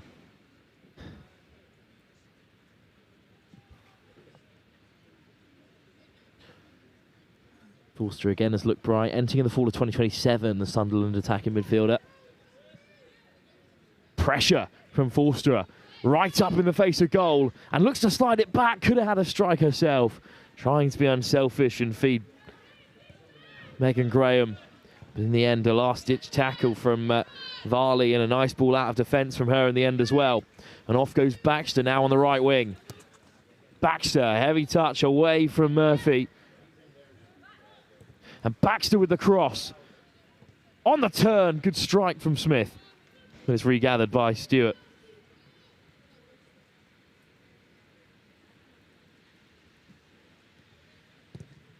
Stewart goes long, looking for Forster. And it's a good first touch from her, but Yellow and Blacks need to react. Instead it comes back for Baxter. Baxter looking to slide through a teammate. Morley also involved pretty far forward in this one, the midfielder. Lovely ball across, and Leak with a great touch. Here is Leak. 2 goals already in this game. Finds a pass for Forster, who loves that little roulette turn. It's a lovely ball forward from the striker come number 10. And now one-on-one, it's been saved by Harvey. And look at that for a turn out of defence. Outrageous stuff from the centre half, and then kept in play by Baxter. Little flick through, lovely ball for Baxter, who's got 2 for company. On the inside of Allenby, who marshals her well. A lovely save from Harvey again, but Baxter still driving and still getting the cross in. Can anyone get a strike off for the Reds? It's all the way back for Morley, and Morley might hit it herself. Looks to slide it through instead for Smith. And on the turn, good composure from Layla Ward. And gets it back again, Ward. And what a turn it was from Varley as well, from inside her own box. After the save from Olivia Harvey. Here's Leak. Ward. Leeds United centre half. Leak cutting inside, but Morley puts the tackle in. Ward again finds the winger. Matilda Leak. Entering in 2027 is Morley. Looked really bright in this second game. Yeah, box-to-box midfielder. Available in the fall of 2026. Forster again with a lovely turn and manages to feed it through. There's good cover up from the back from Varley. Allenby, lovely ball. And now Forster has it at her feet instead. The deflection will go Graham's way. Already one assist for her. Graham whips it in. It takes a deflection on the way through and Somerville can hack it clear. And now Morley with a bit of space and time. Great work from Ward. Had to rush up from the back. Shut down that attack early doors. Leak again. Cuts back this time. Force it. We put Leak over the top for her second score.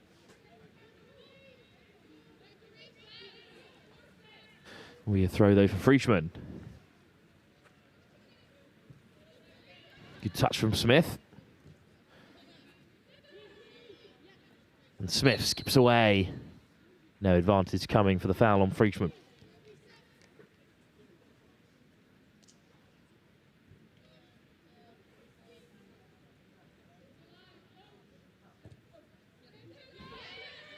Cara Somerville. Nice step on the inside. Morley. Just looking to flick it through. Bentley. Ward. Forster picks up the clearance.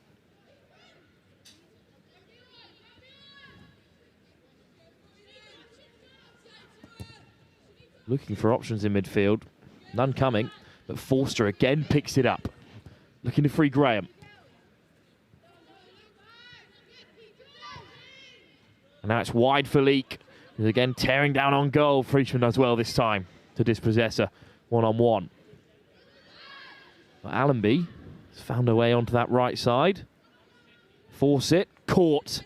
And now the counter might be on. Smith, good read from Ward. Then beaten by Morley again, who this time can find Bentley. Bentley cuts on the inside, but it just gets away from Smith. It's a good clearance from Wales. And Graham can't get away. High press from Efort. Baxter steps inside and out.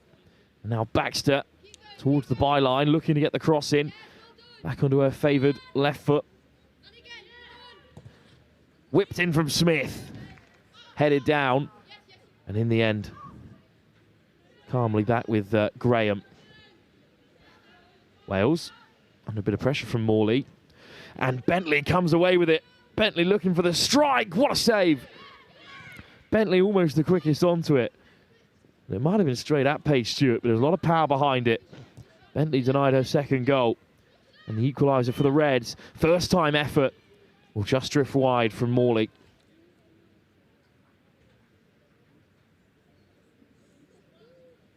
The clearance is an excellent first touch and the second. And Stewart does really well. Another save for Stewart. It's been so busy today in the yellow net. Entering this year, in the fall of next year, sorry, in the fall of 2026, the Lisbon Rangers and Oakland's keeper. A 3.5 GPA. Looking to study criminology or maybe law. Allenby driving forward. Cut out really well by Missy Watts, but then good recovery from the Reds. Watts again finds Leak on the edge. Here's Watts. Slips it forward, but there's too much on that, and it will be cleanly collected by Harvey. Baxter. Looking for the 1-2. It's a beautifully weighted ball over the top, and Baxter still has it. Morley keeps driving forward. Smith. Looking to slip through Baxter again, but she's just a touch too wide this time, the forward. The clearance will be picked up by Efort.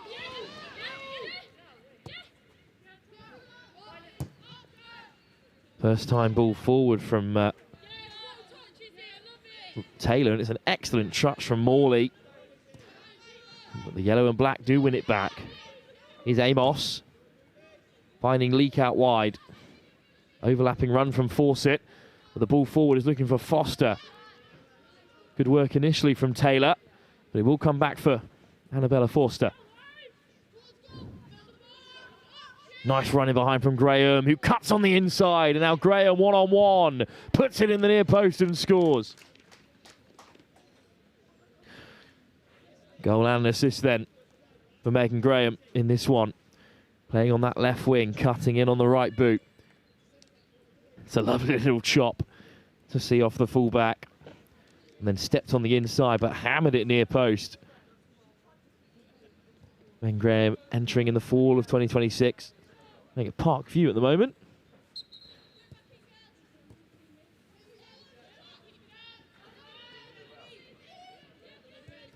And halfway through this third game of the day, it's 3-1 to the Yellows. Megan Graham, goal scorer. Here's Baxter, though, the other number 9. It's a nice cross into the area on that right boot. But Leak comes back to help out her defenders this time. Izzy Eaton looking to make a mess of things on that far wing. Back in play. Wales with a confident clearance. Good hold-up play again from Forster. He wins it back for the yellow and black. Allenby, who steps further into central midfield in this one. The fullback and winger. And it's a beautiful ball through from Allenby. And Forster gets there first, but is forced wide by Harvey. Clearance off the line. But it's a good touch to keep it in play for Graham. Inside for Allenby. Lovely ball through. And she spots Leak with plenty of space on the right wing.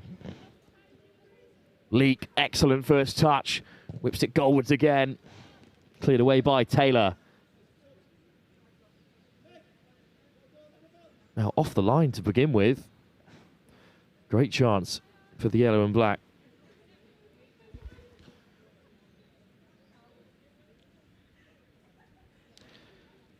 Around the goalkeeper.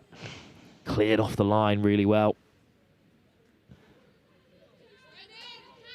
I think it was Aoife in the end. Here comes the corner. Right on the goalkeeper's head. Straight through everyone to begin with here. Wales on the edge, the centre half. Does get a good cross into the middle. Flag stays down, but it's collected by Harvey.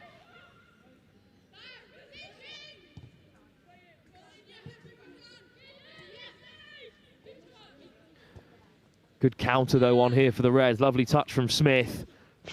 And Baxter still going through 2 defenders. Across comes Ward, but Baxter pushed wide. And in the end, it will be a goal kick, but good drive from Baxter down the right wing again here. Ward gets across the Leeds United centre half to make the tackle.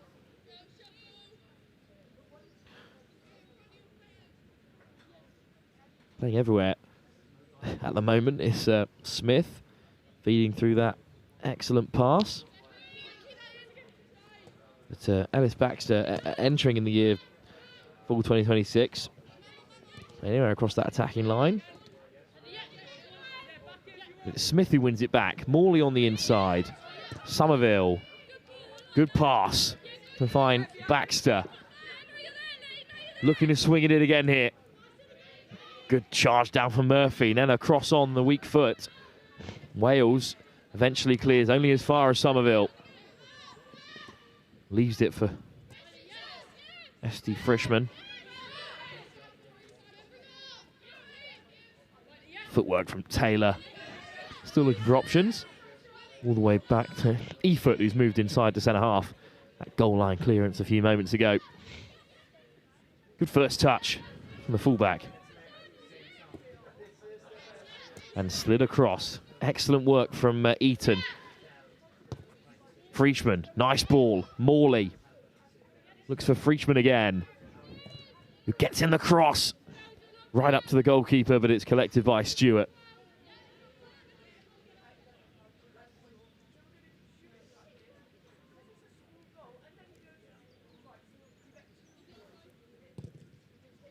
Long ball from Stewart then. Headed back by Somerville. entering in fall of 2026, part of that Swindon Town women's side. 3.75 GPA. Very decent from the central midfielder. Frischmann, dispossessed. Great work from Lily Dale, and Dale skips around another. Fantastic work from the substitute. Dale puts it in the area. Good cross. In the end, dealt with by Eaton. Playing a little bit further back, but Leek nicks it off her. Leek cuts on the inside again. Could be on for a hat-trick here. Great save from Olivia Harvey. Down to her left-hand side. Oh, Leek had so much time with the ball at her feet here. Skips around one, then another. Good save, though. And the corner will be taken by Missy Watts. Till the league entering the fall of 2027, of course, the Nottingham Forest winger. Watts with the corner. Headed on. And then away. Only as far in the end as Kira Davis, who slots it home. Well, the winger only just entered the fray. That's her first touch of the ball in this game. Couple of headers inside and out. Davis the quickest to react. Just deflects in off E-foot, but it was heading goalwards regardless. Entering in the fall of 2028, the Montpellier Villa Galaxy winger. Again, it's good work from Baxter though at the other end, as it's now 4-1 to the yellow and black.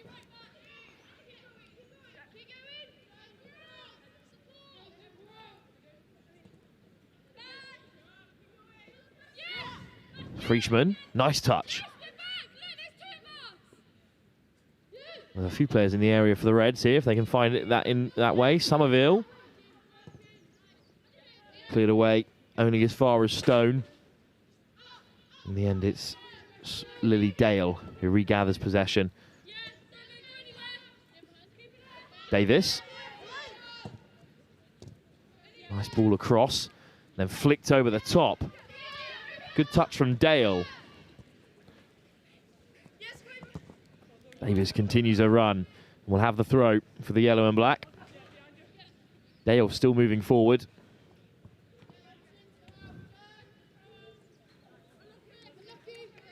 Allenby comes close to connect, but then Davis can't latch onto it.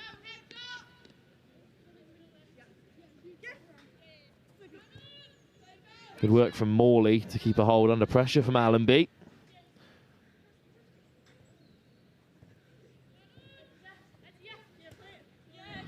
Lovely ball from Frischmann.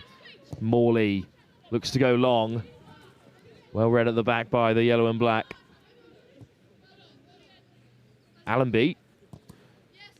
Nice ball through again. Loves those little flicks around the corner. The fullback come winger, come central midfielder. Cut out well by Taylor. And she'll drive forward again. Under pressure from Dale, but Taylor does well to get away. Fantastic from the centre half. Now looking to feed Baxter. Gets it back on the inside here. As further forward as she's been all day. Looking to slip through Smith. It's a good ball. Smith does well to keep it in field. Crossed it into the inside, cleared away. Morley recollects and lays it off for Smith. Slipped through really well. And a nice ball wide to find Baxter again. Charged down by Murphy, another block from the fullback. Frischmann. Bouncing on the edge of the area. Stone. Eaton. Further forward, the fullback. Bentley opens up, but it's caught this time by Steele. Gone quiet for the last 10 minutes or so. Sophie Bentley, but like all good wingers, can pop back up again at a moment's notice. Long ball forward, good touch from Leek, who goes for the first time ball over the top, but it's cut out by E-foot. E-foot now, the fullback moving into centre half. And the winger moving further back. Lizzie Eaton plays it across for Taylor. Esty Frischmann. Good ball forward. is Baxter. Morley, excellent touch. Can get away from Wales. It's great defence from the centre half from Leicester.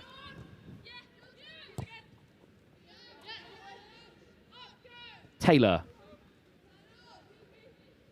Efort.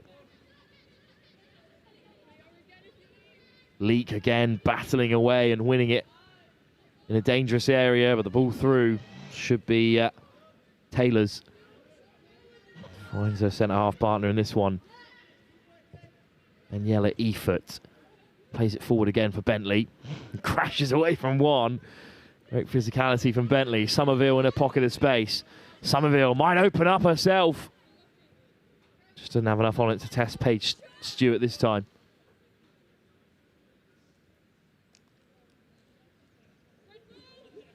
And Stewart looks for another long ball. Worked well for Forster in that first half, but it's flicked away from Amos this time. Amos still putting on the pressure in yellow and black, but Efort back to Harvey. A couple of good saves in this second period for Harvey since coming on. Bentley does so well to get back, but can't keep it in play. Collective groan from the crowd here, because that ball is nestled on the top of the Ole Miss St Michael's gym on that far side. Another one appears, and it's Dale. Nice little Cruyff turn back on the inside.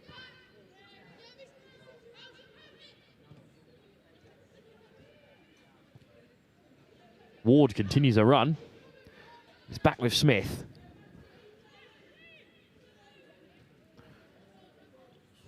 And in the end, the red side win it back. Morley does well.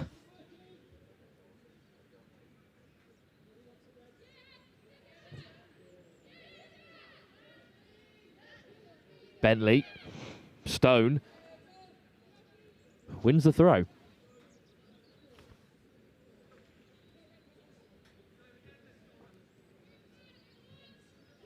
Entering the fall of 2026, Ellie Stone. Attacking midfielder, playing on the left wing, playing a little bit deeper in this one. And now it's Taylor. Frischmann, pressure on her. And it's an excellent turnover. And Dale will continue her run. Well, this time it's Kira Davis, the goal scorer.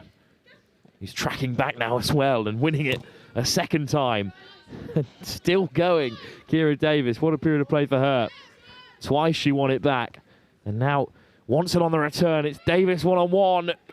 Good work from the goalkeeper to come out, Olivia Harvey. And deny Kira Davis.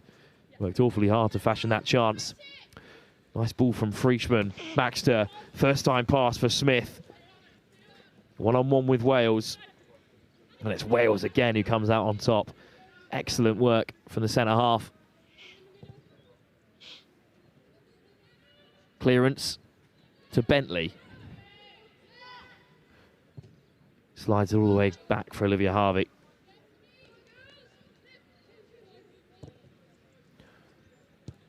Cut out again by Davis. Everywhere in the last few moments or so. Here's Dale. Slides it through. Kira Davis puts in the cross. Excellent touch by Dale under pressure from Frischmann, who clears it away. Still with Davis. It's a second tackle, this time from Taylor. And Baxter battling away. Ellis Baxter now into the area. With Smith on her inside. Baxter right to the byline, looking to pull it back. Stewart out to sweep it up. Now Murphy.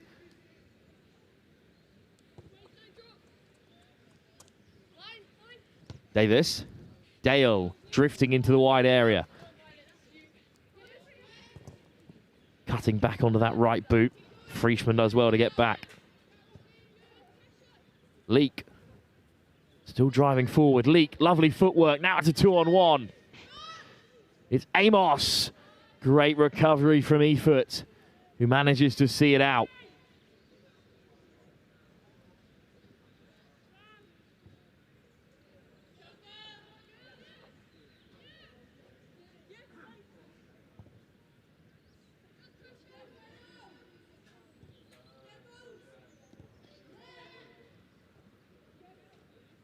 Nice work from Somerville to find Bentley. Beats the first defender, and now Somerville. First time ball over the top. Perfectly weighted. Unfortunately, the flag's up.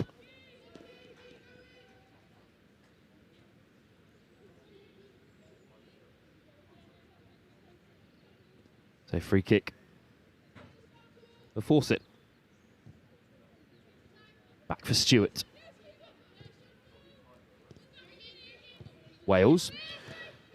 Good movement in the centre of the park by Allenby. Ward. Looks long for Amos. Good header from Eford to cut it out. But Leak. Charging in goes Davis into the area. Just a throw, though, for the yellow and black.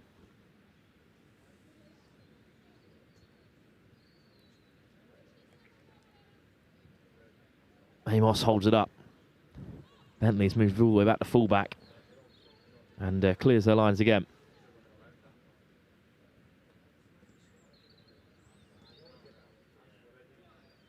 Leak. Lily Dale finds Leak again. Lovely footwork. Davis just can't turn it goalwards, so it's with Baxter again. Finds the centre half, he finds Frischmann. Skips away, Frischmann, fantastically well. It's a lovely ball for Smith, who's drifted wide, but Wales sweeps it up.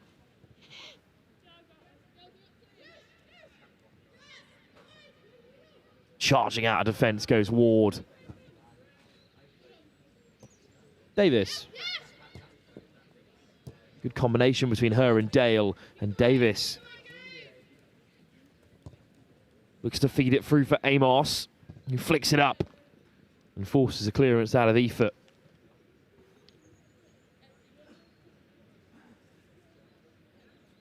Good play in the last few moments, especially from Davis and Leak on the far side. Amos linking it together and winning the corner.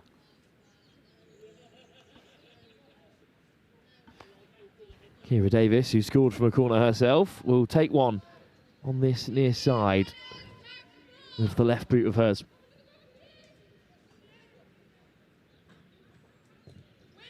Davis, loose at the near post. Flicked up really well by Dale. He finds Davis again. Low, and Frischmann cuts it out. Still alive for the yellow and black. Third cross, beautiful from Davis this time, but Leak looking to control it. Could have hit it first time, but the first touch was good. And it's another corner for the yellows.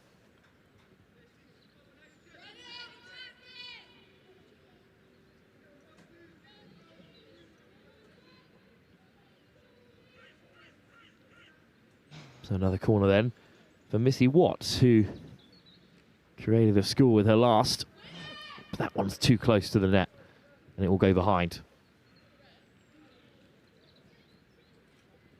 Took a couple of stabs at it, Kira Davis, but that third cross was perfect. Tilda Leak just couldn't tuck it home for a hat-trick.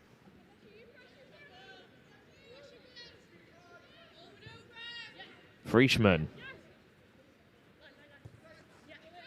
Baxter.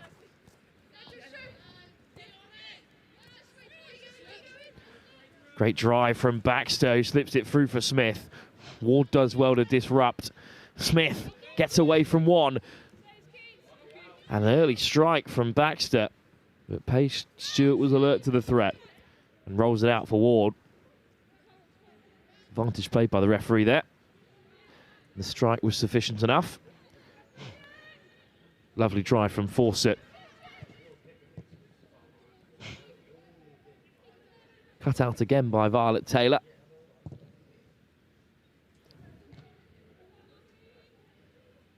Bentley.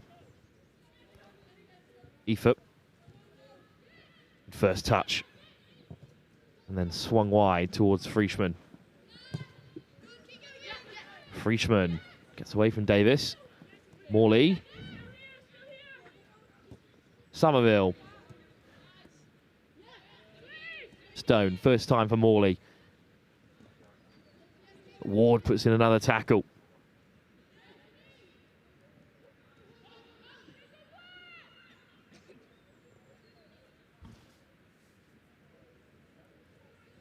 Yellow and black do recover in the end, and Ward will have the final say as Wales drives it out. In the end, a win for the yellow and black. Some great performances in there. Megan Graham, who came back on in 15 on the far side for the Reds, did really well out on the wing, cutting inside of that first half. A couple of goals from Matilda Leake. Kira Davis smashing it home with her first touch. And Sophie Bentley grabbing her first goal of the day after 3 assists in the first game from the penalty spot after winning the spot kick herself. So plenty of talent on show. Soon it will be the orange and blue team who return under the spotlight here at Boldmere St Michael's. Back for the next game in just a few moments' time.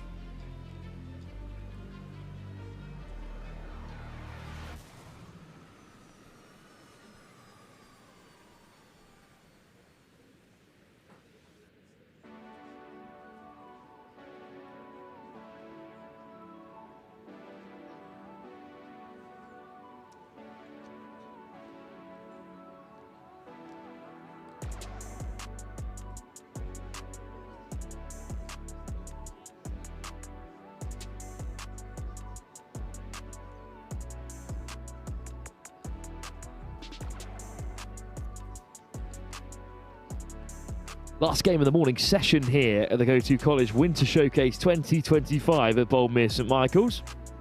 The orange and blue teams are back with us. It will be the orange kicking us off.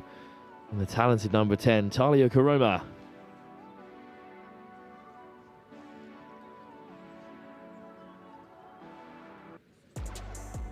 Just waiting for the officials to enter the fray again. It's a long day for them as well.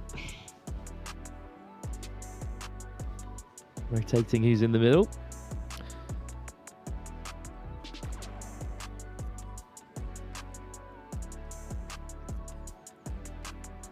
We're taking on the Blues for the second time here. Still 3 more teams to showcase here at Boldmere St Michael's as we head into the afternoon.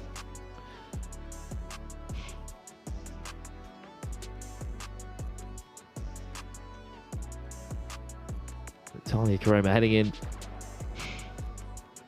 to entry in the fall of 2028. Will kick us off all the way back to the centre half to get things started. Upton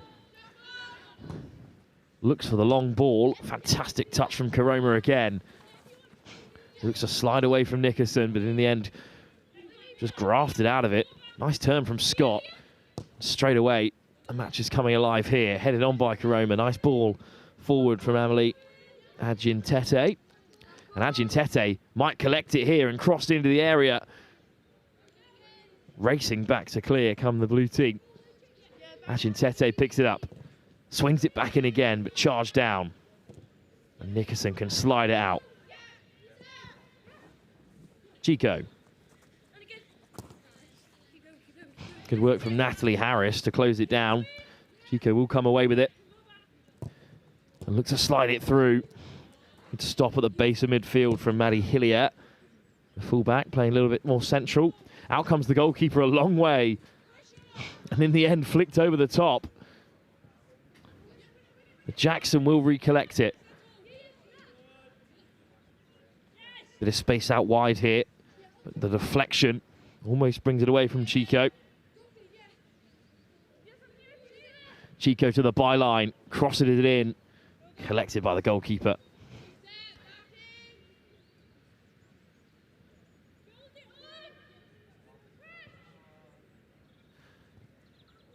Ruby Cook plays it across.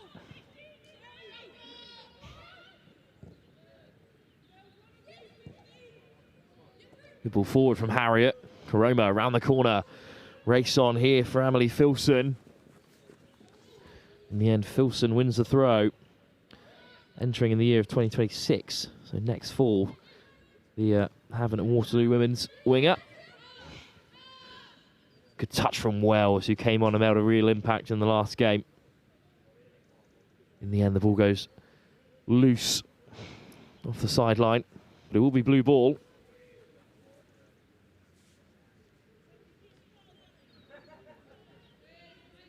In comes the throw. Wells holds it up. Entering in the fall of 2027.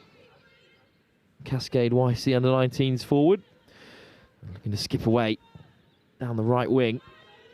Intercepted by Lippert from the clearance. Lippert cuts back on the inside. Great footwork from her. Swept up by Shaw in the box. And then further away by Neville.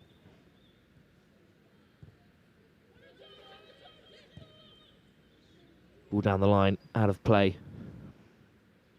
Neville did well to get it away there under a bit of pressure. Not entering consideration till the year of full 2028. Left back and left wing for Blackburn Eagles.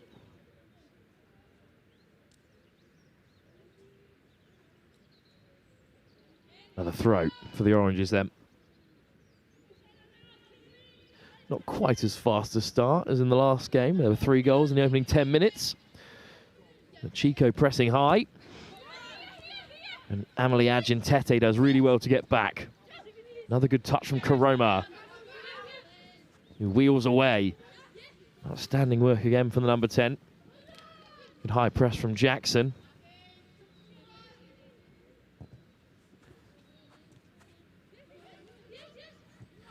Nickerson moving back to centre half from midfield. And Lola Baxter also moving back to left back from left wing. But Driver still holding firm in the centre of the park, looking for another long ball forward. Cut out by Upton.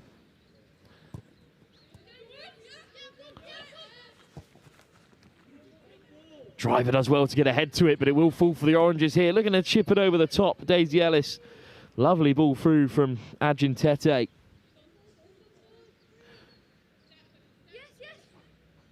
But saved in the end by Paige Stewart.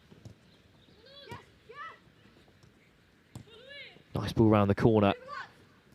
And there's an overlap here. Crossed in by Baxter. 2 wingers really on this near side. But Knock, goal scorer in the last, wins the throw. Here's Jackson. 50-50 in the centre of the park.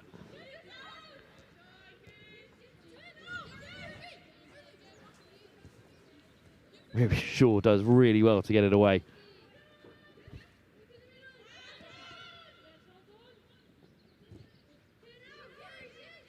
Now it might break for Scots, who slips it through. Out comes the goalkeeper early.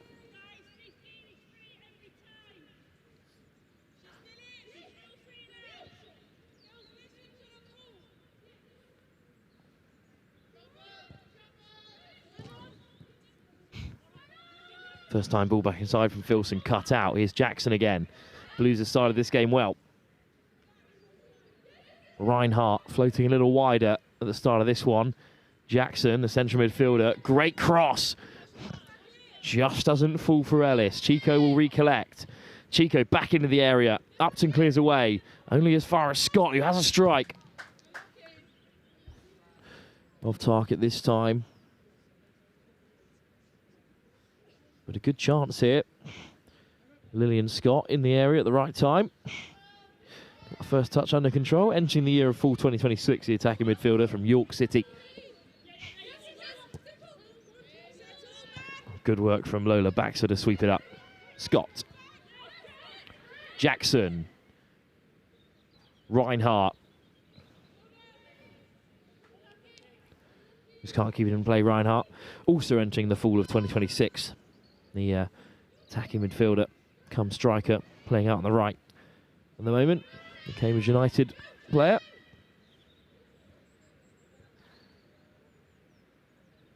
Long ball out of the centre of defence. Karoma with an excellent touch, but Driver does enough to win it back. Karoma.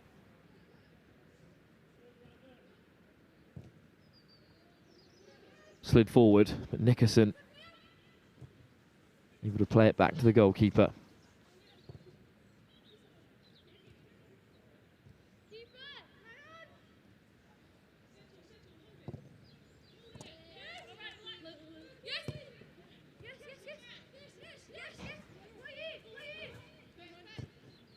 Nickerson looking to free Chico, well read by Harris. Jackson picks it up again. Chico. Going direct down this left wing, Chico. And heading to the byline and getting in the cross. It's a great ball, but it just can't be tucked home this time. Good run into the box from Wells.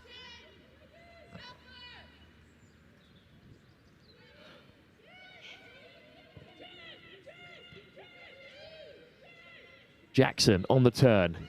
Nickerson in plenty of space. Has a strike from a long way out. But that effort won't trouble Tia Botting in goal. Entering in the fall of 2027. The Dorking Wanderers goalkeeper.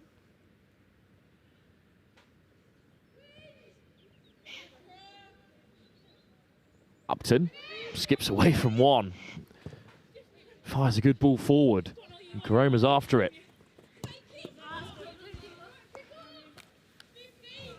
Oh, nice work from Upton at centre half.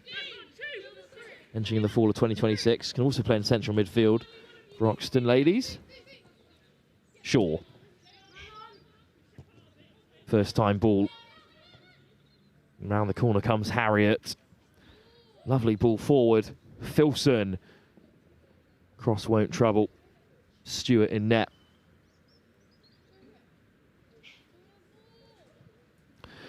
Stewart will look to go long.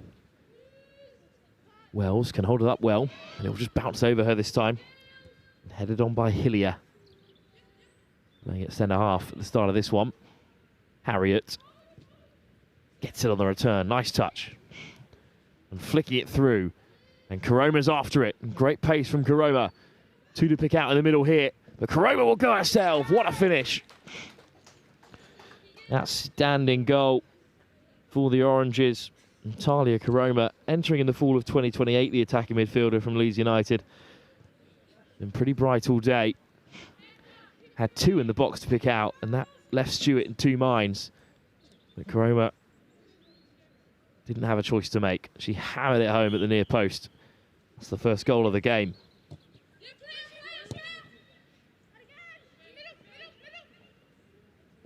Really nice ball through as well from Eve Harriet to set that one up. And it's 1-0 to the Oranges, quarter of the way through our final game of the morning. Great drive. All the way back from fullback Amy Knock. In the end, the Oranges have to knock it into the off the side of the field. Another throw in for the Blues. Goal against the run of play, perhaps. Scott battling with it. It's a good win from Hillier. The fullback comes centre half. Lovely footwork, though. Lippert looking to cross it in. Just can't keep it in play.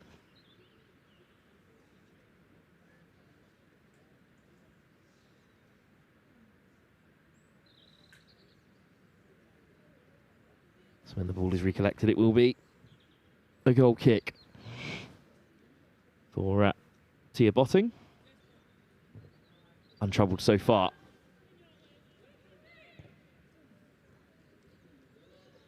Nice touch. And a lovely ball forward from fullback. And knocked on by Ellis.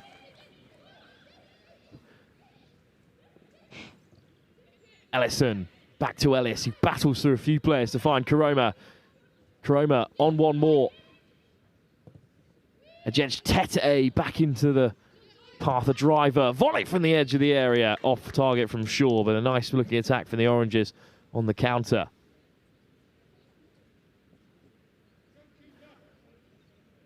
Good ball back into the middle by Ajin Tete. And then a great connection from Ruby Shaw. Just couldn't keep it on target this time. The central midfielder entering the fall of 2026 from York City Ladies. It's now Driver. A good couple of games as well, the centre half. Brooke Driver, although the ball comes loose. And it's just good pressure from the Oranges there. And they've got their second goal, pouncing on the mistake.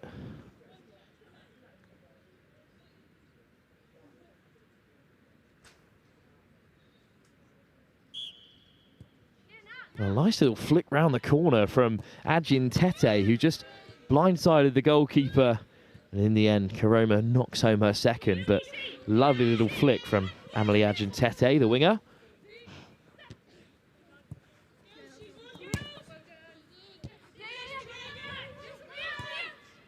Nice work from Jackson in the centre of the park, but Shaw does really well to win it back. First touch from Karoma is excellent. Ajin Tete slipped in again. Really good pace at the back from Baxter. The winger moved further into defence in this game.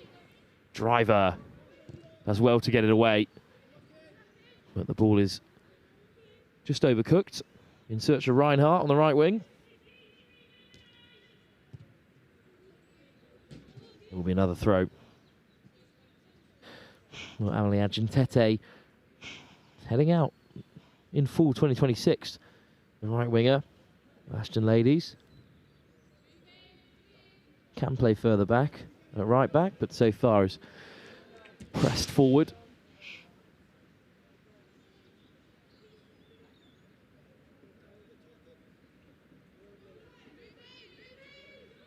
Wells flicks it on. It's under the control of Upton, all the way back to the goalkeeper. Chico racing after it and has a strike, but it's very calmly collected in the end by Tia Botting.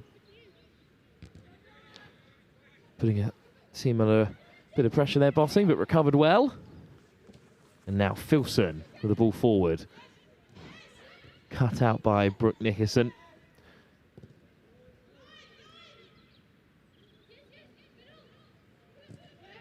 Good pressure from Karoma, on for a hat-trick here. And Karoma slots it right in the corner on the right-hand side. And Karoma has really come alive in this second game. Again, created this all herself, just putting on the pressure. Good work from Ellis as well in that front line.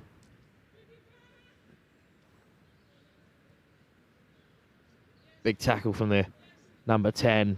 It's a really fine finish. Right into the corner. No chance for Stewart. And it's a hat-trick inside 15 minutes for Talia Karoma.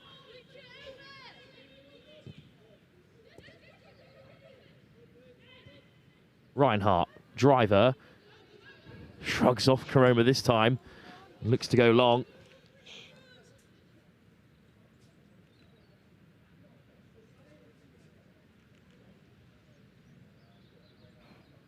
Driver, the entering in the fall of 2026, the Chatham Town centre half.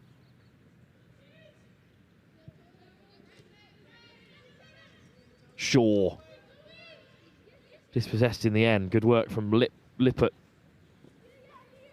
Lovely footwork from Lippert, who slips it through, but Harris is there. Good touch from Jackson. Lippert over the top this time. For Wells to chase, out comes the goalkeeper again.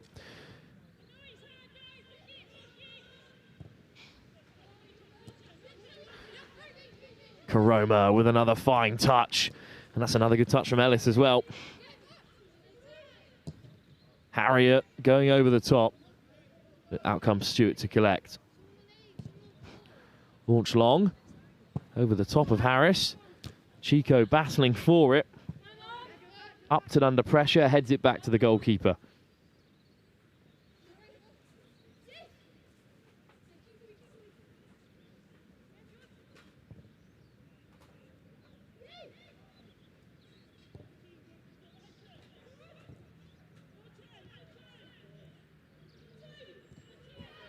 Karoma. Good pressure from the Blues, and they win the throw as well. Reinhardt on the far side.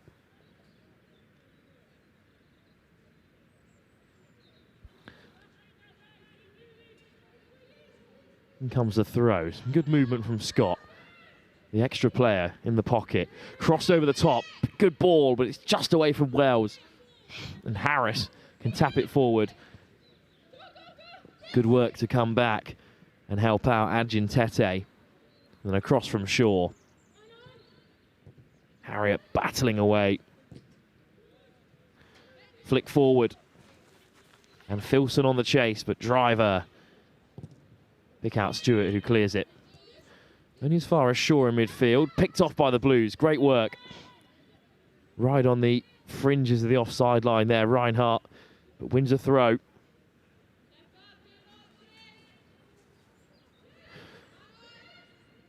Lily Mae Jackson slides it through for Wells. Lippert, Scott, Chico. Good overlapping run by the fullback, but it's a sliding tackle from high up. Natalie Harris with the press. Driver wins it back well from Karoma. Very comfortable, very physical. And Reinhardt on the turn.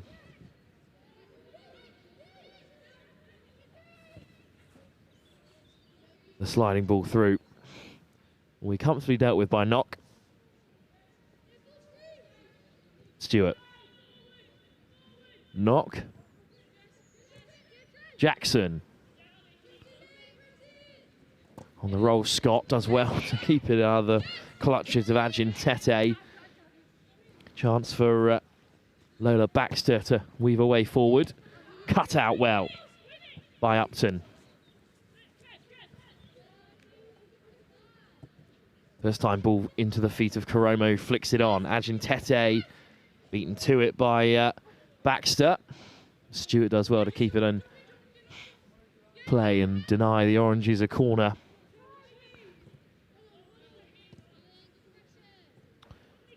Lippert comes deep to collect. The Solihull Moors defensive midfielder has pushed a bit forward in this game.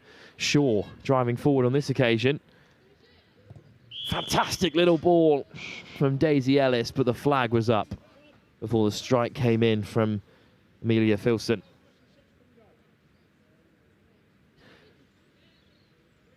Deft touch from Daisy Ellis, whose year of entry is the full 2028. Attacking midfielder. Part of Doncaster's under-16s at the moment.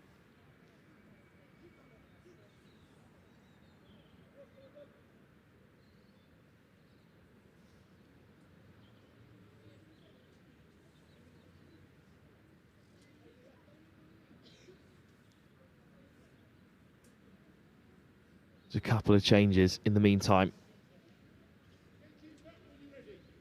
Or the free kick can be taken.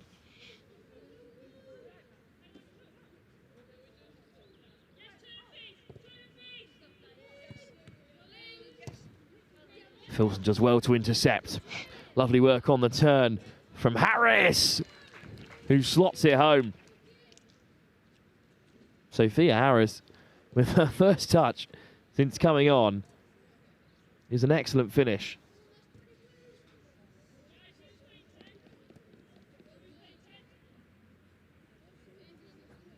Good work from Filson to cut it out. Lovely roulette from Sophia Harris. Tucked home off the inside of the post. As tight to the corner as you could hit it. And it's a lovely finish. And the striker freshly onto the field.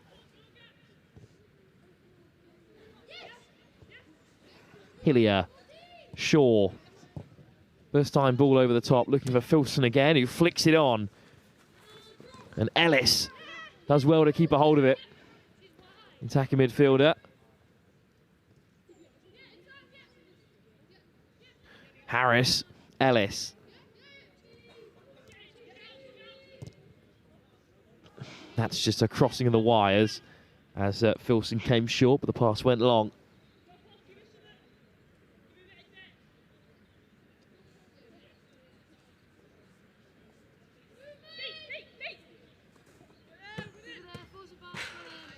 Hammered into the touchline.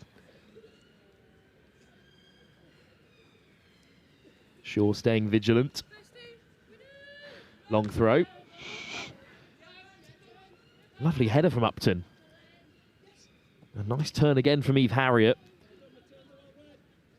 Racing out of defence comes Matilda Parker. He slides it wide for Jackson. Cutting in. Lovely ball through. And what a touch from Reinhardt. Reinhardt, what a finish! It's an excellent goal for the Blues. Their first in this game. Amelia Reinhardt, entering in the fall of 2026, finishes it off. But lovely work from Parker. One of the substitutes just come on, entering in the fall of 2027. The centre half, AFC Leighton, sliding it forward. Jackson, the captain, cutting in well. And a really nice ball through from the Rotherham United midfielder. Also entering the fall of 2026. Reinhardt with the best finish of the day so far.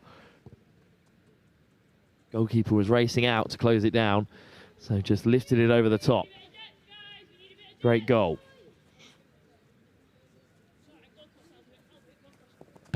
Lobbed in and cut out by Upton, but Jackson harassing through it. That's great physicality from Natalie Harris. But Reinhardt on the wing comes away with it. Chico charging forward. Harris again makes the tackle. And for a third time, Natalie Harris called upon. This time gets it away. Well, there's two Harrises in orange. Goal scorer of Sophia Harris entering the fall of 2026, playing at Denham Ladies.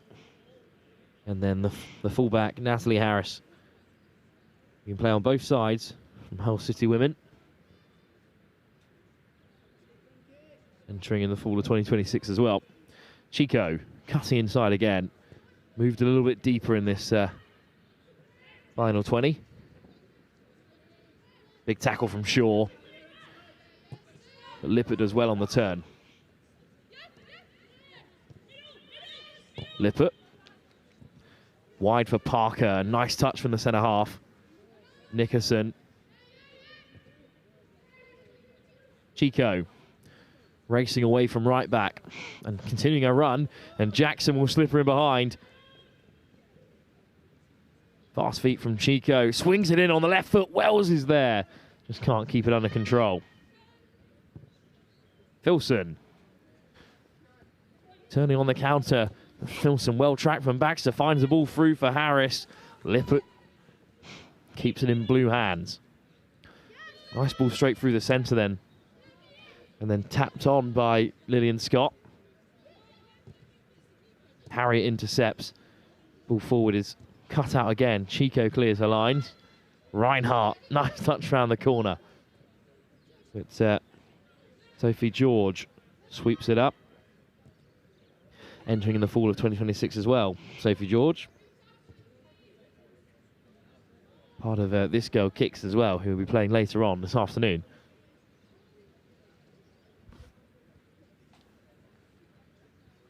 Orange throw. When we get things started again, Harris will take.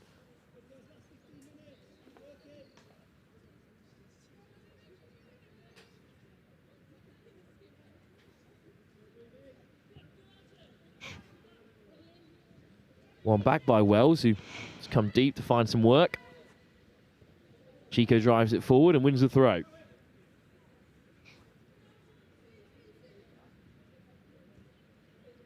Good touch from Reinhardt. Wins another throw off Harris. Chico up to take it.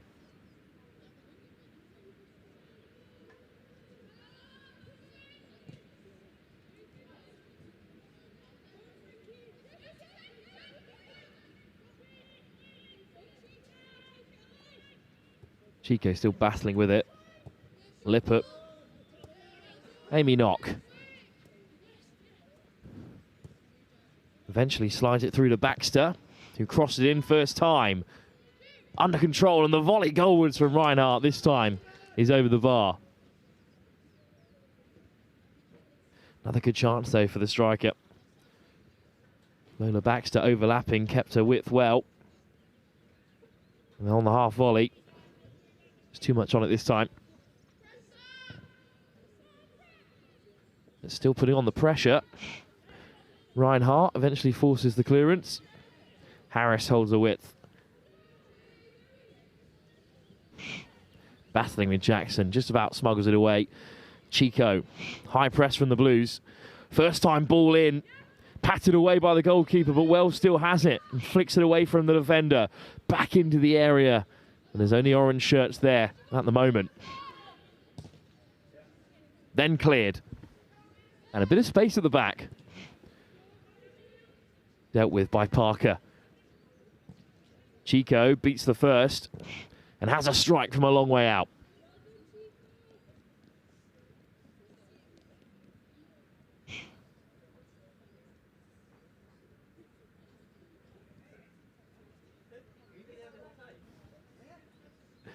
Ten minutes or so to go in this morning session. It will start with a goal kick for this orange side.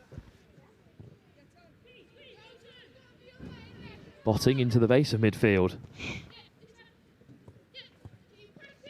Nice ball forward from Upton.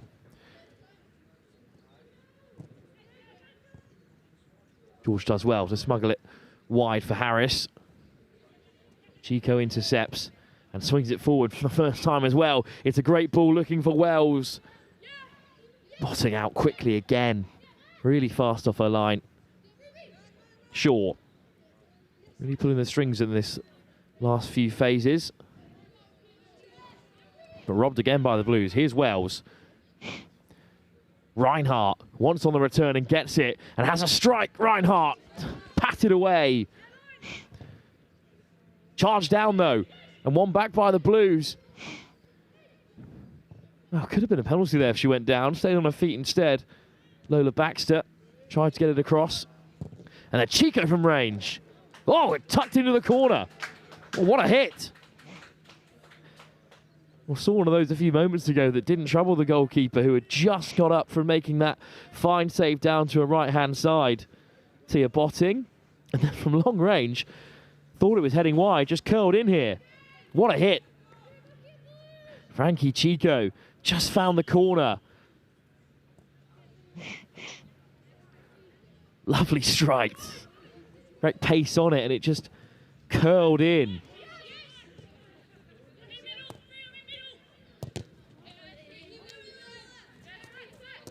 So Frankie Chico, who is heading in for entry fall of 2028, the Leeds United winger. Highly thought of at Leeds United. And from right back, hammering it home. Caught us all unawares with that one. Now Shaw looking to drive forward for the Oranges instead. Baxter did so well to keep that in play to begin with. The Reinhardt's fine effort was saved. Good work from Jackson. Blindsiding the midfielder and winning it back and sliding it through for Reinhardt. Lovely footwork from the number 9. And a brave charge down. It means the Blues will still have it. In the end, Scott loses out.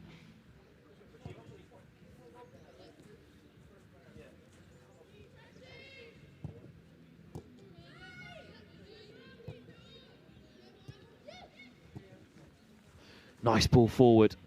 In the end, the Blues do cut it out. Harris hadn't had too much service since a excellently well taken goal after coming on. Jackson again comes back to win it. Finds a pocket of space, but Harris, good tackle.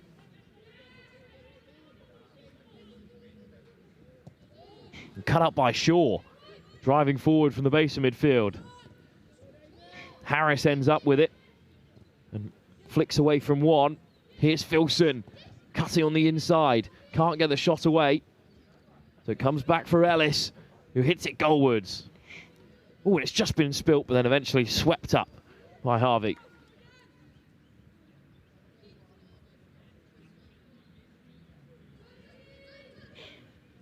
Another good stop from Harvey.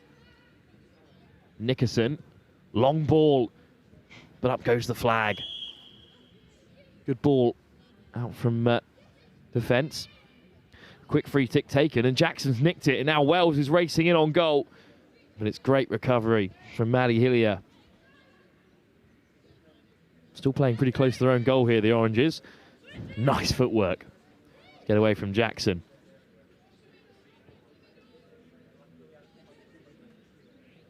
Harris cuts on the inside. Jackson again coming back. Work rate's been massive from the central midfielder, who sort of drifted out to the right. Nice ball over the top. And Baxter back up to left wing.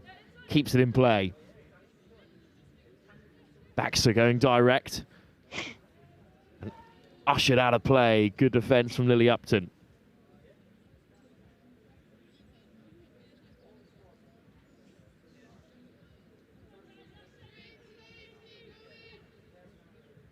Hillier. Nice ball for Shaw. He's got plenty of time.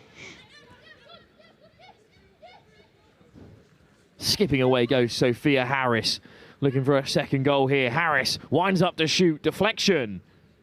Dealt with by Harvey. Long throw to Jackson. Let's get the attack going again here. With not long to go. Nice touch from Nickerson. Sliding it through, but across comes Hillier.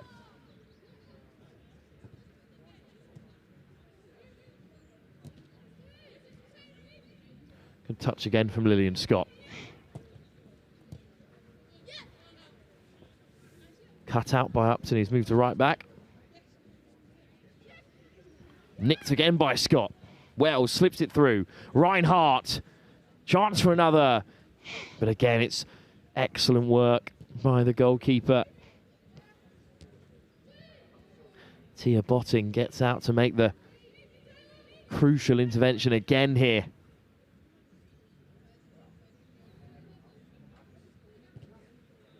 Nice ball forward for Reinhardt.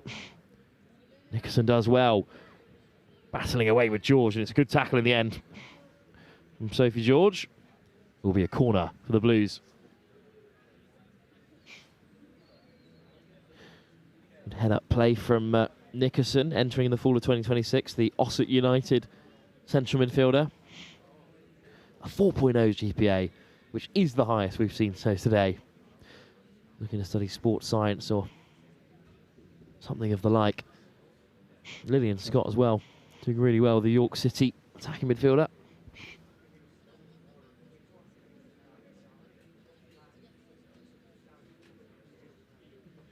In comes the corner.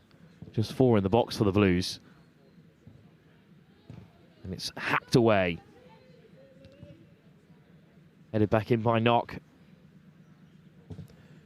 And out comes the keeper again to clear her lines. Really comfortable coming off her line, Tia Botting. Certainly dealt with that one. It will be another corner for the Blues. Over goes Lola Baxter to take it, entering the fall of 2028, the Cray Wanderers winger.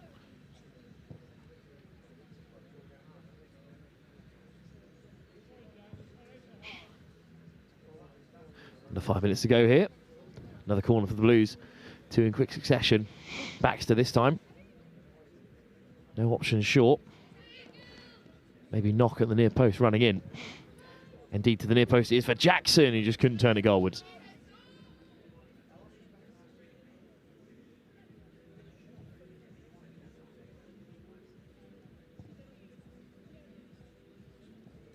Jackson quick to take the throw. Wells Not a lot of movement at the moment up top. Wells might look for Jackson again. Instead crosses it in. Reinhardt over the top and just skims the crossbar. Great movement from the striker.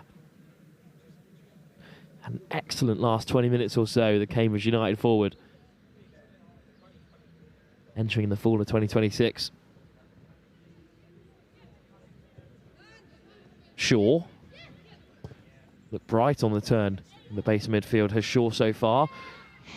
Racing out comes Natalie Lippert. Wells skips on the outside. There's a good recovery from George. Ellis gets around the first and then slides a nice ball through. Takes great pace to get on the end of it from Neville. Battling away with Chico. Neville does really well. Here's Harris. Winding one up. In the end, Jackson gets back and manages to somehow flick it away. The Orange is back with it. Upton skipping around a number of players and a nice ball through. And Neville racing after it. Does get the cross in. But in the end, it's a goal kick.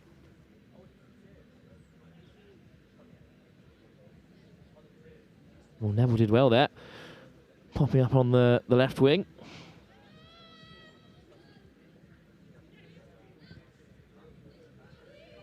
Entering the fall of 2028. The Blackburn Eagles left back. And winger. Wells with a bit of free ball now. The Oranges are racing back. It's a 2-on-2 really. George does well to usher Wells away for now. Jackson lays it off, crosses it in. And he'll pop up kindly for the goalkeeper. And again, Shaw is the option there at the base of midfield. Shaw looks to go over the top. It's a lovely ball. And Neville will latch onto it. Back for Daisy Ellis. Dribbles around the first, the attacking midfielder. Shaw. Nickerson nicks it back for the Blues. It's a bit tit for tat with the possession. Good work from Sophia Harris. And Harris gets it on the return and will hit it first time, but it's saved by Olivia Harvey. Corner for the Oranges. Good work from Filson in there, and she'll take the corner as well.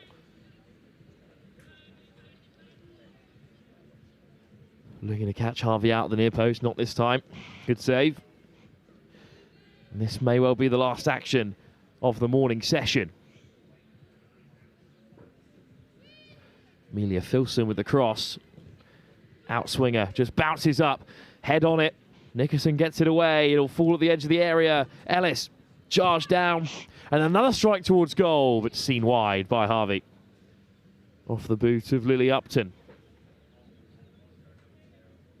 Maybe one last chance for the Blues to go long here. Parker. Chico. Dispossessed, and Harris, but Chico does so well to get back and win it for a second time. And that will bring the contest to a close. Now, the morning session is over. Another good game between these two sides. One entrance to the game, Sophia Harris did at number 9, and then Reinhardt responded well with a great goal. Some excellent play in there, including a hat-trick in the first 15 from Talia Karoma. Final score 4-2 between the Orange and the Blues. And there will now be a short break in the coverage here at Boldmore St Michael's while the new teams warm up, because there are 3 new sides entering the fray here at the Go2 College Winter Showcase. The Yellows, the Greys, and this girl Kicks also here, taken to the field. The next game is scheduled at 20-1, so 25 minutes or so, until the next kickoff here at Boldmere St Michael's at the Go2 College Winter Showcase.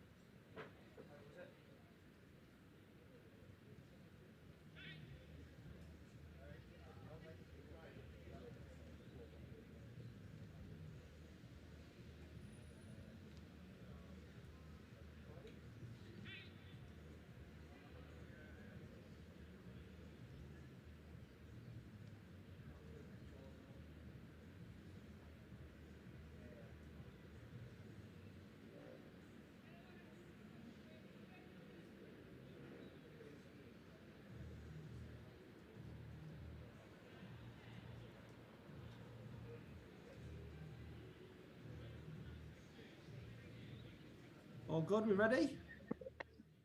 Yeah. Cool.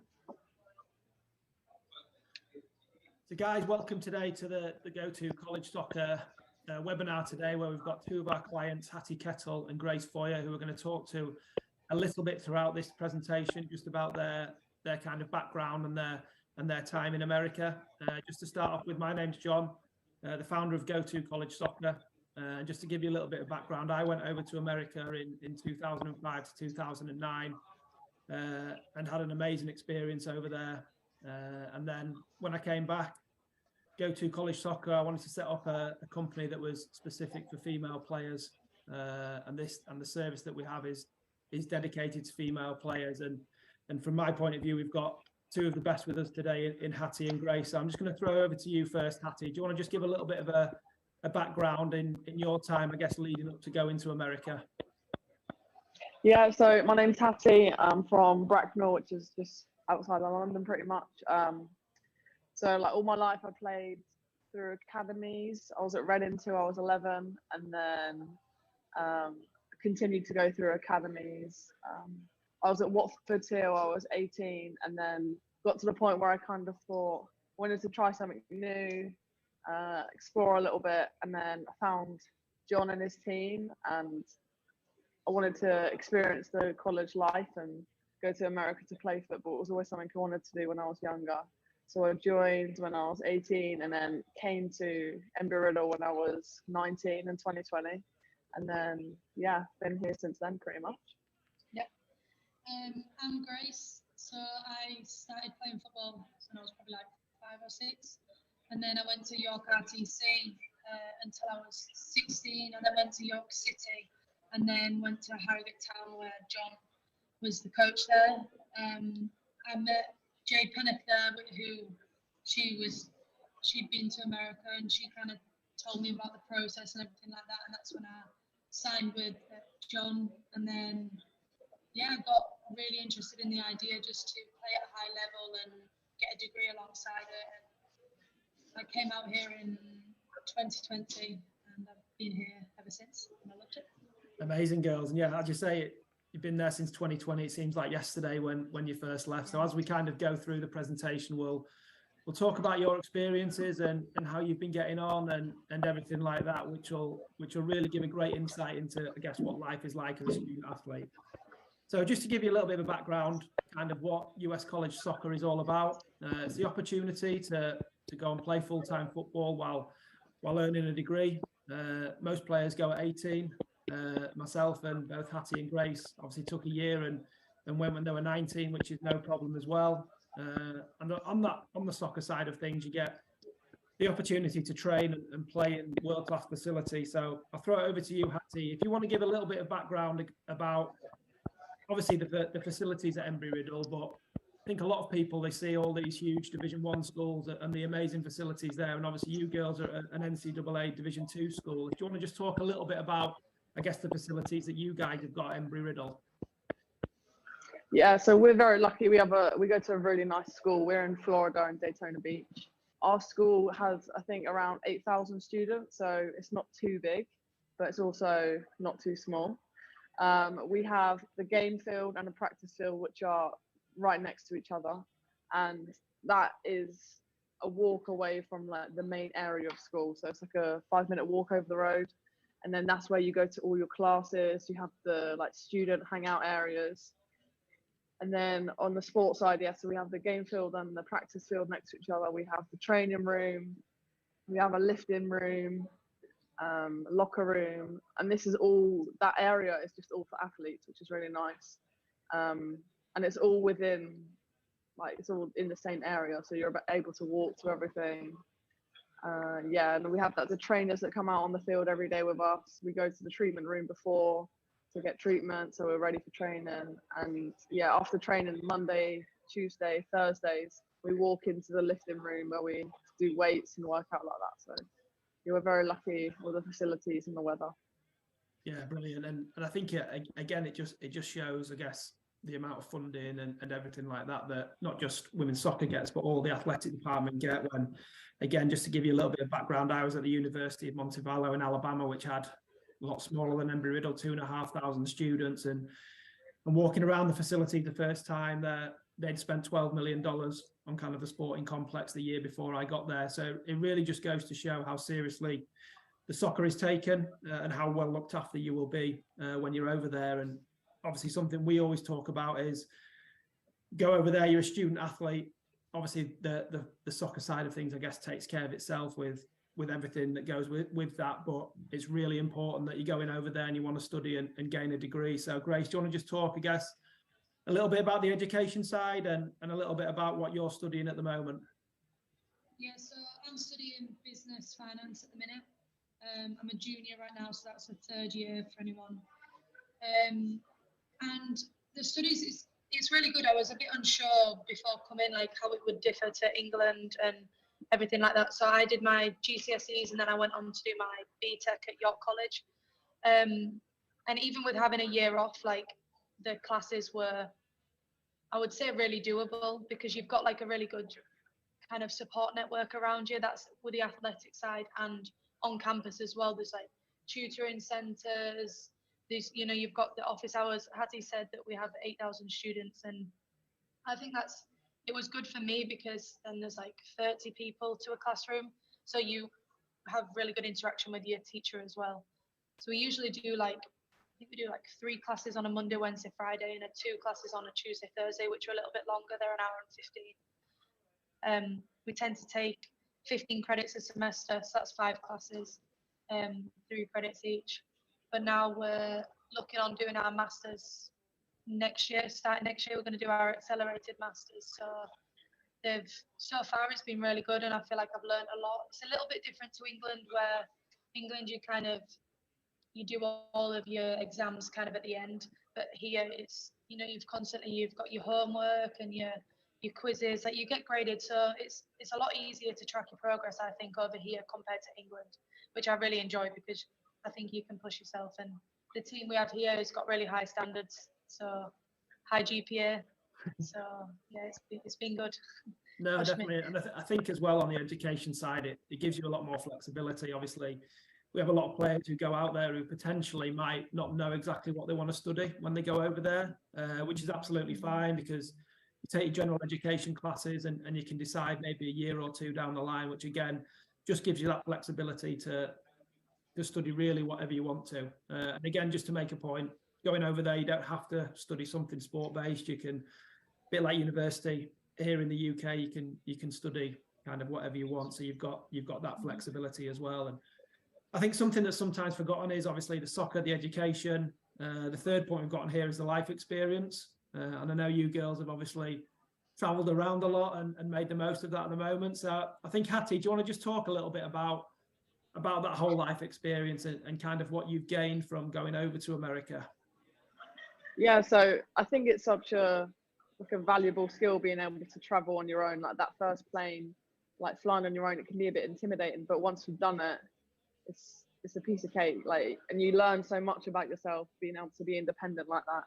We've been very lucky. We have a team full of internationals, a lot of Europeans that, like, we all want to travel. We're in America and we go to places that it's never going to be this close. So we've been to Mexico. We went there for spring break. We went to Puerto Rico this spring break, and they're like 2-hour flights. So you think we might as well do it whilst you're here. We went to Miami. We've been to Key West, New York, and obviously you travel a lot of games as well. So we've driven to Georgia a few times. But yeah, I think you've got to make the memories whilst you're here. You're still young. Obviously, we play our football and then we treat ourselves at the end with our success. So yeah, like you learn a lot whilst you're here, being on yourself. But yeah, it's very valuable, the memories we make. So it's really fun. No, definitely. It's something that we say to all our players is take those opportunities when you get them. And as you say, you girls are perfectly based in Florida and have certainly taken those opportunities kind of moving forward. And I'm sure you will continue to do so as you go through. So just to kind of summarize, obviously, we are a little bit biased because I've been through it, you girls are going through it, but we see it as an opportunity of a lifetime to, one, play football at a high level, earn an internationally recognised degree in the process, and obviously live those life experiences as well. And something that's obviously talked about a lot is the scholarship side of things. So I'm just going to touch upon this briefly. because the scholarship side of things can come from two main parts. Obviously, the first part is the football side or the soccer side, in the fact that a coach gets a certain amount of scholarship per year that they can put into their players coming into the program.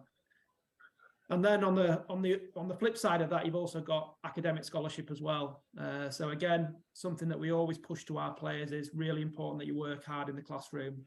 GCSEs, A-level, BTEC, because the better results you get with them, that can also lead to scholarship as well. So from my point of view on the scholarship side, it's really important that you are pushing yourselves every day as a prospective student athlete and also as a student athlete as well, in the fact that if you work hard in the classroom, obviously your grades will be high.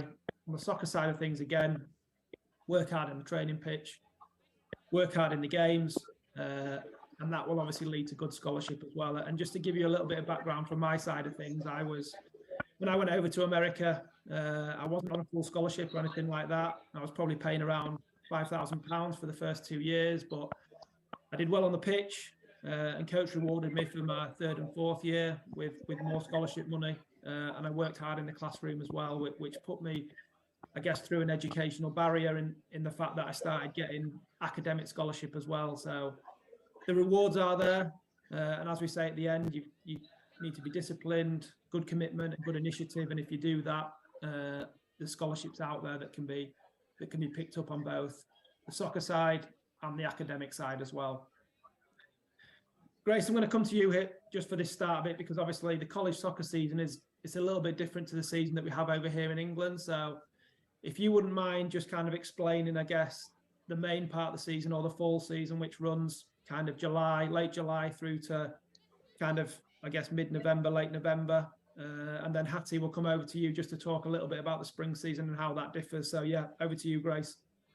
Yeah, so we usually go home for summer, so you end up coming back to America late July, do pre-season for a few weeks, and then in that pre-season you have 5 pre-season games. So they're games that don't count towards your record, kind of. And then, so this season we're starting on the 16th of September. That's our first conference game. So that's your first league game. We have, is it 11 teams now? Yeah. So we're going to have 10 conference games. We play Wednesday and Saturday, so usually twice a week. So it's quite jam-packed, and then we finish, I think ends October 31st. So between September and October, we get all them games in. In terms of training, when we play on a Wednesday, a Thursday will be lighter, and then Friday will be more like tactical based and lighter again, ready to play on a Saturday. And then your Sunday will be a recovery session, Monday will be off. So your training sessions in the fall, they look a little bit lighter and more tactical. We do film sessions as well, really getting us ready for the games. So then up until the October the 31st, that's the league, so that's the conference. And then after that, you then go into the top 6 teams in the conference go to our conference is the SSE, the Sunshine State Conference, and we'll go into the tournament. So that's almost like a cup, if you like, in English terms. So then you've got the quarterfinals, the semi-finals, and then the final for that. So you can win the conference, you can win the tournament, and then after the tournament, 2 leagues come together and then make a region, and the top 6 teams in the region, they go on to nationals. So the nationals is the whole of America. The top teams in each region go, and then it's like 2 sides of the bracket, and then you go as far as you can with that, and that can take you as far as December. So yeah, it's quite intense, quite short, but it's really fun being so intense because you work so hard in the summer to then go on and play in the fall twice a week, and it's very professional. My favourite time of the year is pre-season, really, when we just come and we train on a morning, we have breakfast and lunch, and then we train again in the afternoon, go home and sleep, and then we do it again for like 2 or 3 weeks. That's my favourite time of the year, when all we do is play football. Amazing. And do you want to just talk a little bit, Grace, about, I guess, the first pre-season, because it's something we talk about to our players all the time, is how fit and how athletic they need to be. So was it a bit of a shock to you, or how did you find that first pre-season? I think with the work that I did over summer, so we got given a fitness packet, and I followed that as much as I could. I actually came in through COVID, so I had a lot of time wasn't working. All I did was work out, but I got myself to a level where I wasn't dying in pre-season. It was still hard because of the weather coming to Florida. You kind of had to acclimatise to the temperature, and like you've got to change, taking on more water and everything like that. But I think we both did really well coming in our first year. But you can't just train for 2 weeks before pre-season. It's got to be like a all summer. You've got to get yourself your fitness up, and I think that was months of preparation really to get us to that stage. It wasn't just you turn yourself on 4 weeks before you come out here. But yeah, you've really got to put in the work. But I think if you're consistent and you're doing it, then it's easy if you do it right. Yeah, as well. I think you're right, because again, just to kind of give everybody a bit of an idea, pre-season over there might be kind of 2-3 weeks long. So it's really important that you go over there kind of ready to hit the ground running. And those first 2 or 3 weeks are always tough. As Grace said, you're probably going to be training twice a day. So from that side of things, in the heat and everything like that, it is difficult, especially that first year. But on the flip side of that, when you get into season, for me, it took me to another level because I'd never been as fit as that. I'd never been as athletic. And then, as Grace said, you're into the main part of the season, which might be 22 games within a 3-month period. So again, it's intense, but it's brilliant. You're playing 2 games a week, and it's just plenty of soccer alongside the studying side. And then, as you say, right, Christmas break, kind of mid-December to mid-January, so you get 4 weeks off, sorry. And then Hattie, if you want to just talk a little bit about the spring season, which obviously runs from kind of mid-January through to early May. Yeah. So we're in our spring season now. We don't play any official competitive games, so there's no league, no conference or anything like that. But we played 5 friendlies, like if you say, but we played 3 conference teams and then 2 other teams out of conference. And this spring is like you work Monday to Friday, you train, you lift 3 times a week. So it's a bit more like they focus a lot on lifting, getting you strong, ready for summer. Like they're pushing you off to be ready over summer. But spring's good. It's more fun. Like you get your weekend still, but you still play football Monday to Friday, so it's still intense.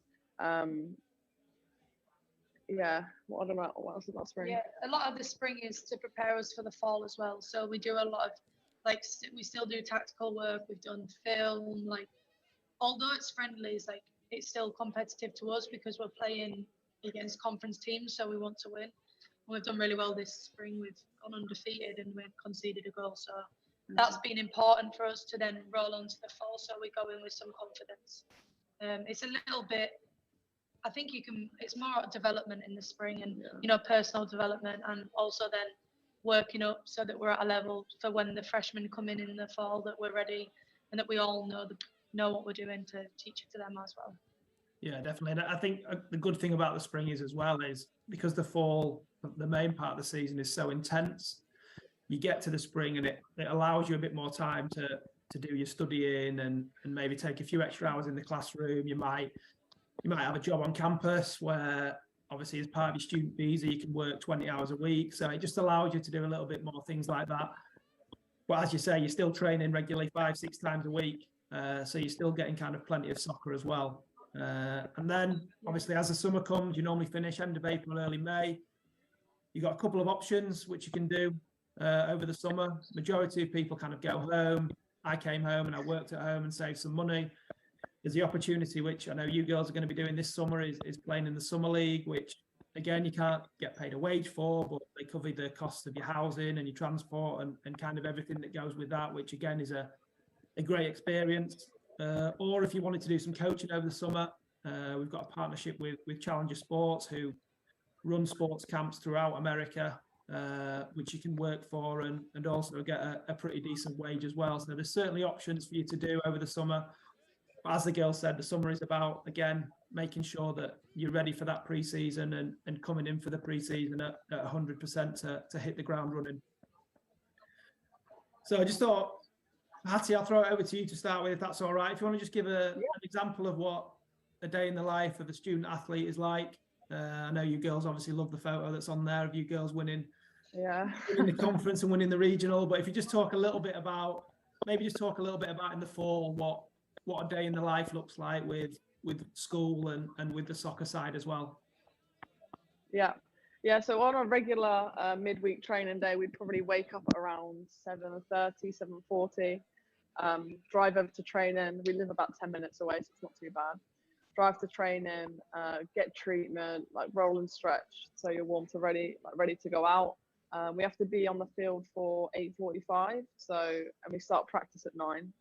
And then we'll practice for hour and 15 minutes probably. And then after training as a team, we go into the lifting room. We have like 2 lifting coaches, and then we have an app which shows us like everything that we need to do, all our reps and everything like that. So that's cool. Get our lifting, and then after that we get treatment. So ice baths, Normatec boots, cupping, massages, anything like that we need. Our team has our own trainer, so you go to your trainer for like whatever individual things you need. After that, people go to class. Everyone's schedules are a little bit different, but we normally have class 11 o'clock, and then we have an hour break, so we'll grab some lunch, and then we have another class until 2 o'clock. So at 2 o'clock, you're pretty much done for the day. Apart from days like Wednesday and Saturday where we'll have a game. So some games we have away, so we'll leave. Our furthest game's Miami, which is 4 hours. Our closest is like an hour. So some days you might miss a few classes to go to games, but the teachers don't mind. Like your coaches sign letters for you. But yeah, it depends day to day. But Wednesdays, Saturdays, game days, and yeah, we normally do training in the morning to try and stay out of the sun and make sure the grass is a little bit wet for us. But yeah. Amazing. And something you touched upon, Grace, as well is the support that you get kind of when you're over there, and something I get asked a lot about is, I guess, the scheduling of classes around the soccer. So again, the girls have touched upon it, but the two won't clash as such. Where I was, it was kind of the reverse of what you girls do, in the fact that we kind of had classes in the morning 8 till 12, and then had practice in the afternoon from kind of 3 till 5. So it depends where you go as such, with regards to how that's scheduled, but the soccer and the education won't clash. So there's kind of no problem on that side. And again, you just touched upon Hattie about kind of the away trips. Grace, do you want to just talk, I guess, a little bit about the away trips, and maybe specifically, I think it was this season you went to Columbus State, and just kind of give us a bit of an idea of what, I guess, one of those longer kind of away trips looks like, and how well looked after you are on those away trips. Yeah, so we went to Columbus State for the Nationals last year. We're actually going again this pre-season in October. So when we go, that's for anyone that's like Georgia from Florida, it's about a 6-7 hour drive. So what we're going to do is we're going to end up playing a game on a Friday and a game on a Sunday in August. So what we'll do is we'll go up on the Thursday, we'll stay Thursday night in a hotel, and then we'll play Friday, stay Friday night and Saturday and recover, and then we'll play again on the Sunday. So you get everything provided. So you stay in a hotel, get your breakfast, lunch and dinner, get so much food. It's really good. It's nothing that I've personally experienced, but I think that's one of the things coming over here is that you get looked after. I touched on pre-season. So for 3 weeks in pre-season, we get meals provided, so that when the workloads, like I said, we train twice a week.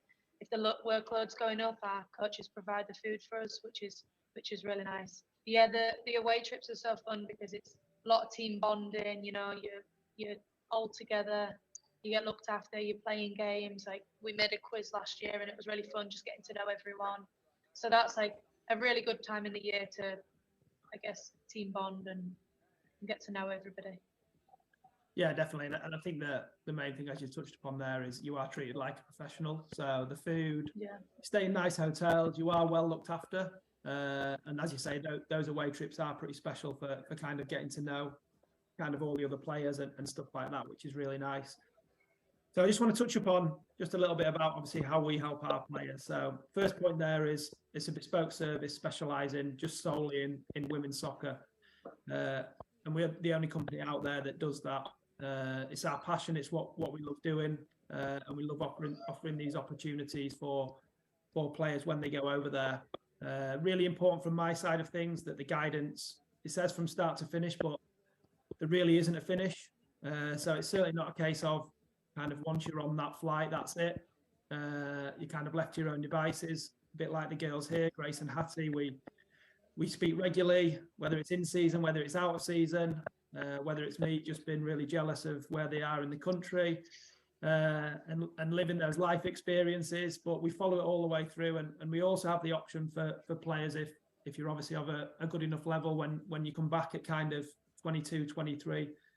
I feel like you're more ready mentally, physically, to go into that environment, and you're playing at such a competitive environment as a student athlete that it's the perfect platform to do that if it's what you want to do when you kind of finish. And again, Hattie, I just want to kind of throw it over to you. Obviously, probably seems a long time ago now, but when you were speaking with different coaches and different things like that, obviously the options and the individual promotion from my side of things is really important to look to get what is the best fit for you.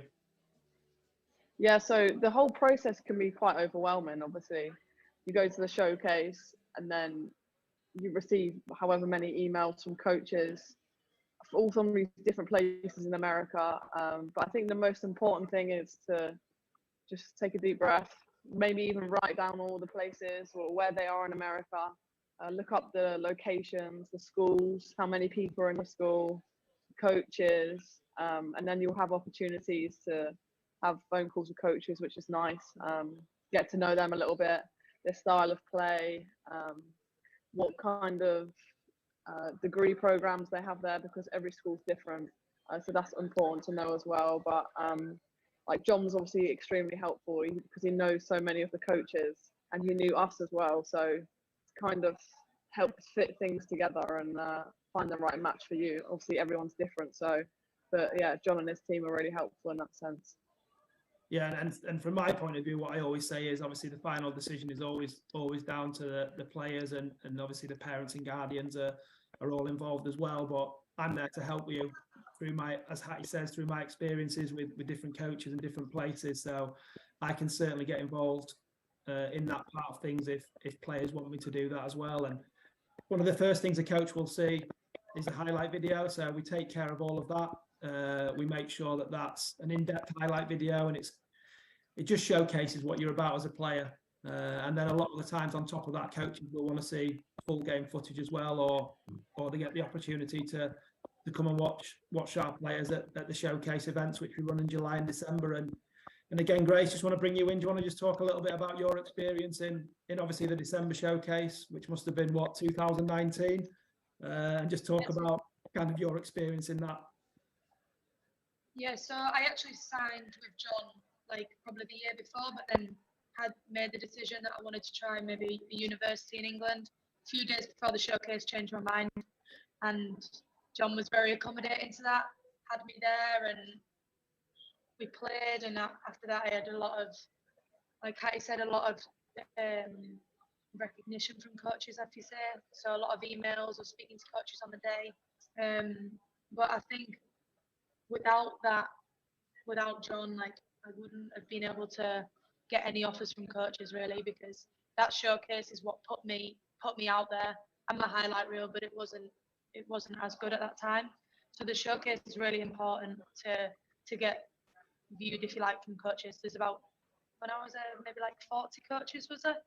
40 coaches there. So, and it's obviously broadcasted as well online. So you're getting a lot of coaches seeing you on that day. I don't think there's a better platform out there really to get seen, because if you're doing it yourself, I think it's impossible. And even the process with visas and everything. Welcome back then to the second half of the Go2 College Winter Showcase. Here at Boltmere St Michael's, it's the more senior sets of players who will be taking to the field this afternoon. Up first, it is the yellow team, and they'll be taking on This Girl Kicks.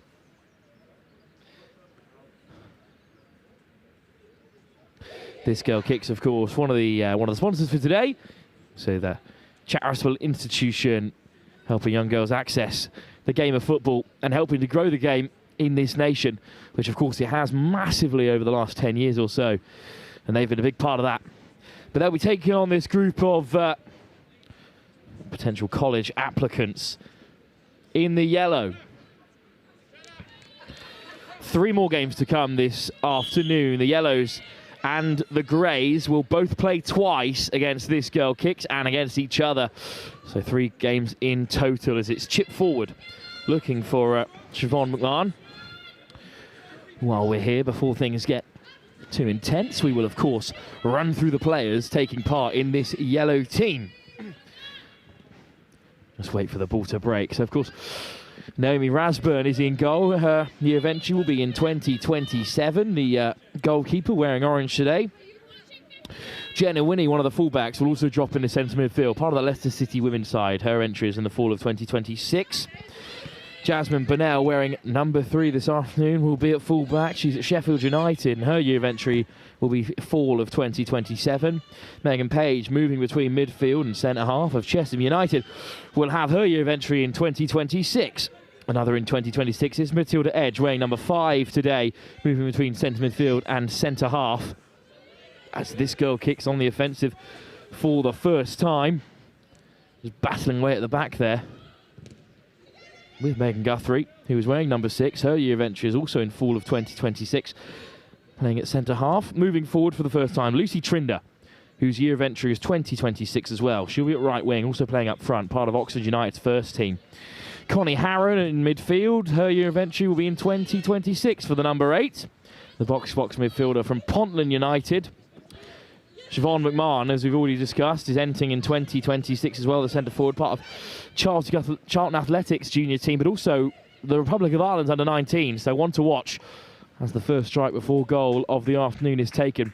Izzy Stewart's wearing number 10 for the yellow team, the central attacking midfielder from Sheffield United. Her entry is also in the fall of 2026, as is Alex Riggs, the number 12, the left wing and central attacking midfielder who plays for Sheffield United. Number 13, the other goalkeeper, her entry is the fall of 2026. She's wearing number 13 for the yellow team as well. Cleared away from the corner, straight over the top, so we'll have another.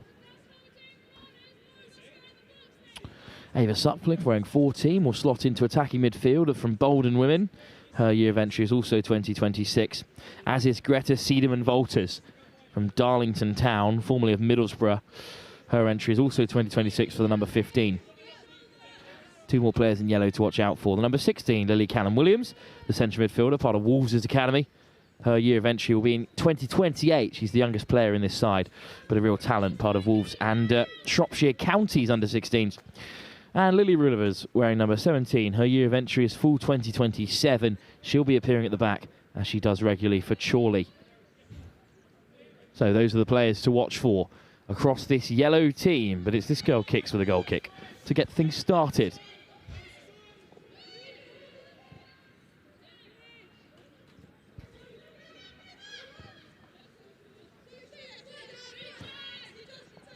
Cut out by the side in yellow, and a nice ball for Rigg, but the flag is up on the far side.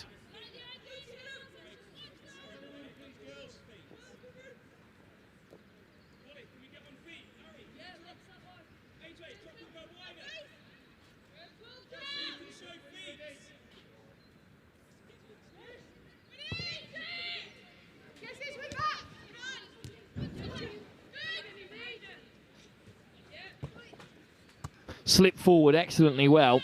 Rigg after it again here. The left winger busy in the early stages. Crossing towards the back post. It's just beyond Siobhan McMahon. And then cleared away. But there'll be another chance here for the side in yellow.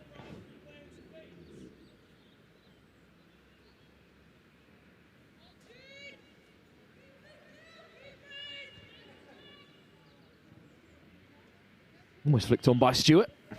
In the end, it's a goal kick.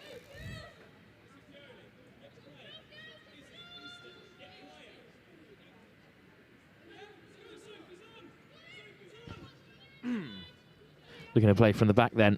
This Girl Kicks. McMahon comes across, forces the pressure. Rigg almost nicks it away. Cleaned up at the back, excellently well. Free kick won comfortably enough by Matilda Edge. Great work at the tail. Centre half and at central midfield for the new Saints. Of course, the Welsh side can't be controlled by McMahon this time. It's a really high standard this afternoon as the most senior players that go to college take to the field. Lovely little first touch into the path of Page, who winds one up and picks out the far winger. Barnstorming run from the fullback again. Great overlap. Not used this time. Harron misses out this occasion. But in comes Edge to clean up at the tail. McMahon just waiting to pounce as it's played back to the goalkeeper.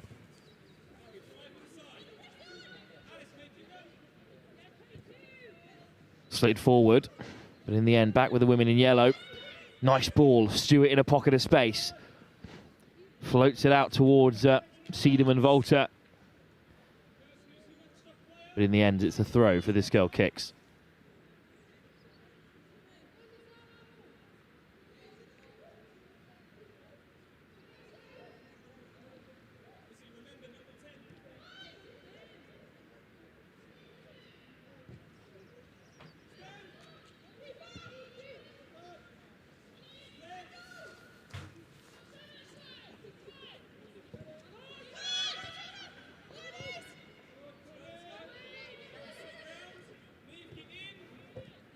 Lovely first touch football from Stewart again, and Seedham and Volta looks to get on the outside.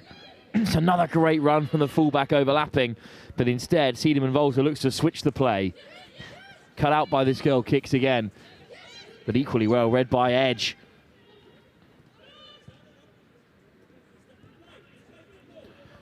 Possession moves back and forwards here. Nice touch in midfield. Lovely ball over the top, but cut out as it needed to be.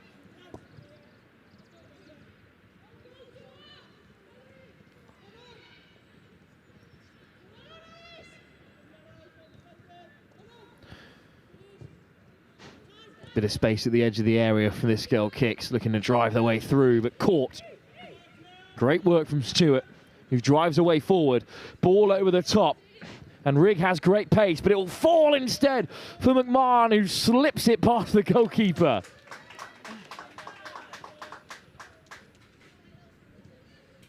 Clever finish by Siobhan McMahon.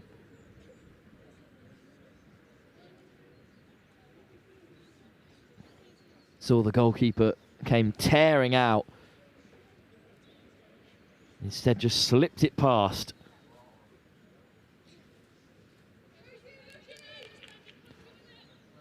Good work in behind. She's a very physical forward, but also has that great pace in behind, the former Republic of Ireland '19. This girl kicks. Will look to respond then. Another nice ball forward. First time pass out to that left wing.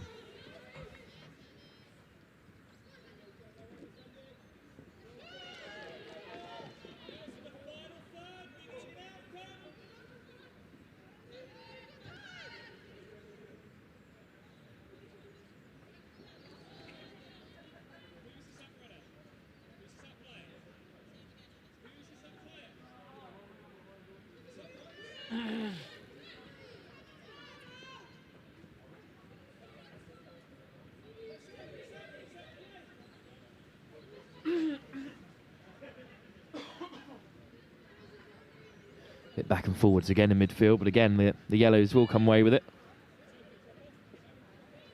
Long throw over the top, looking for McMahon to chase. She can play the target forward as well if she wants to. Another throw inbound. McMahon holding it up this time. Rolls the defender really well and slips it through. And this is a chance, but the shot is deflected.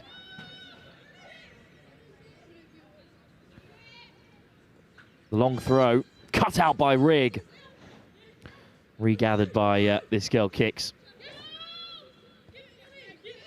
But a good read in midfield by Connie Harron, who pushed high and slips it in behind, looking for Siedemann Volta. It was Harron who had the chance, that was charged down.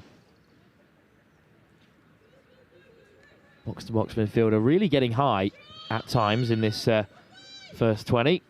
Rolled right across the goal line. Rigg with the high press again here. Looking to nick it back. Nice touch by Bonella. Good work in there as well from Megan Page.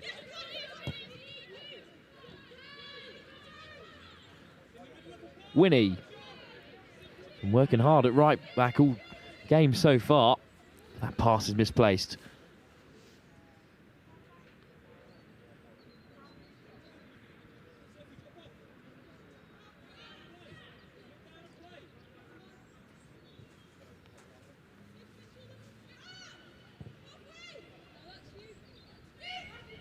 This goal kick's looking to open things up.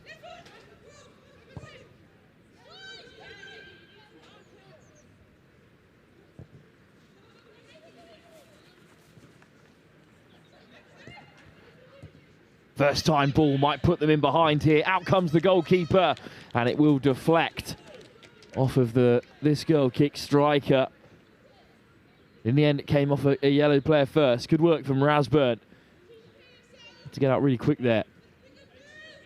The yellow goalkeeper plays it Chorley. As long as a couple of these players. Brave coming out one-on-one in her player notes, and that's exactly what she was there, but now they have a corner to defend.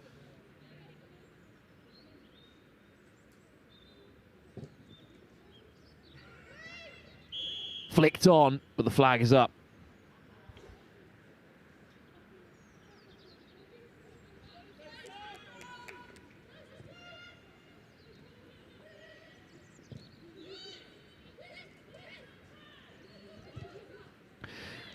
What a counter, and slip through for Stewart.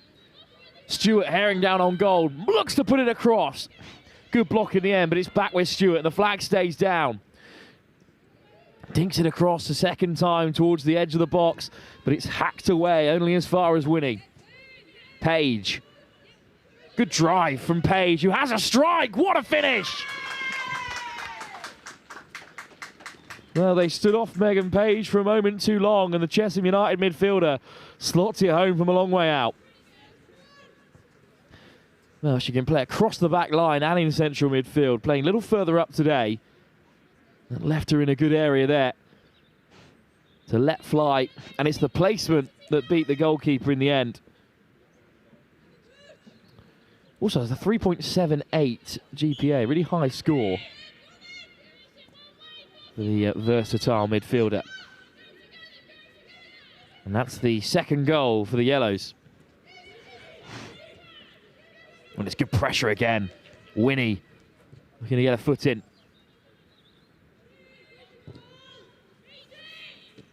Ball over the top, cut out for now by Edge. Down goes Bonella, does well to win the free kick. Jasper Bonella of Sheffield United. Really pacey fullback. Long ball forward, what a touch by McMahon. And the secondary ball through is fantastic from Siedemann Volta, and then a great touch a second time from McMahon. Eventually it does go loose. But some fast feet from Harron, gets them in behind again. Here's Rigg. Does well to get around the fullback. Looks for more, but doesn't get it from the referee. Winnie looking for the 1-2, and this time the fullback on the overlap. Can't keep it in play.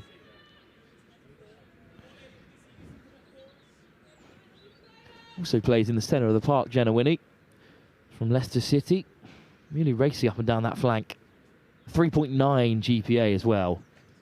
Seriously high score.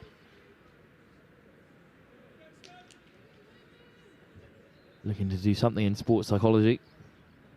Perhaps a very applicable course. There's good pace at the back here from Guthrie to sweep up. Rasburn letting it run. Then good connection towards Bonella. He gets it under control. Bonella looks to put it in behind. Charge down.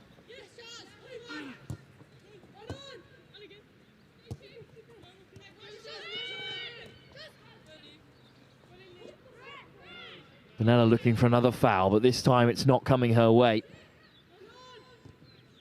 The chance for this girl kicks in behind. The edge does well to clean up at the back. And Bonella. Again, it's pressure from the front by this girl kicks. Nice ball across from Harron. Connie Harron from Ponteland United. Showing some really bright sparks in this game, as has Greta Siedemann-Volter, who's battling away with it on the far side. His goal kicks hit the goalkeeper instead.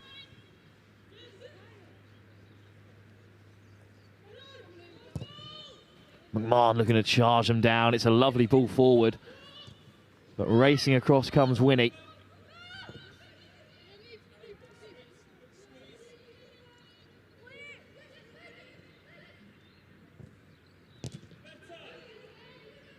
Clearance is charged down. The slide looks to get into midfield. Eventually it comes back to Harron.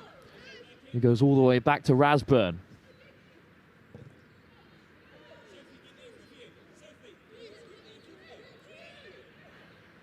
Plenty of time at the back for Guthrie. Year of entry is fall 2026 for the Watford woman.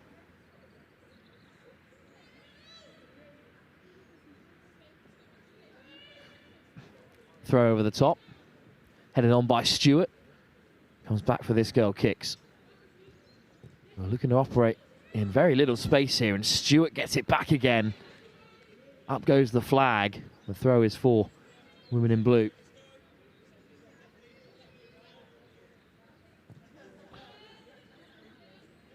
This time it runs out of play. And the Yellows will have it back, but a free kick given. So more defending for them to do.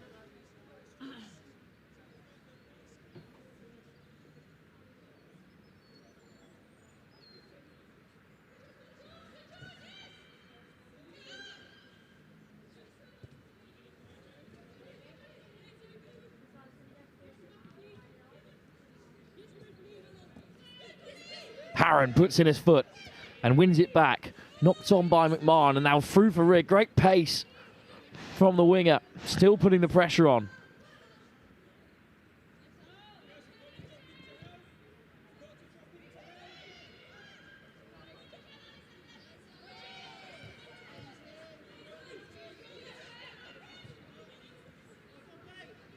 Just overran in the middle of midfield, right in the centre of the pitch. Some great footwork frees them up. And then a long ball forward. What a touch that is at the edge of the area. In the end, last-ditch tackling wins it back. And what a ball it is by Harron. Half cut out. It will come for Siedemann-Volter, who will leave the throw to Winnie.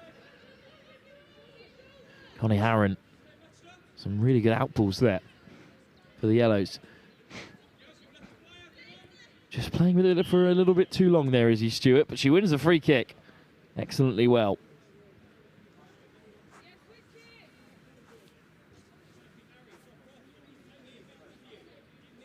Page, the goal scorer.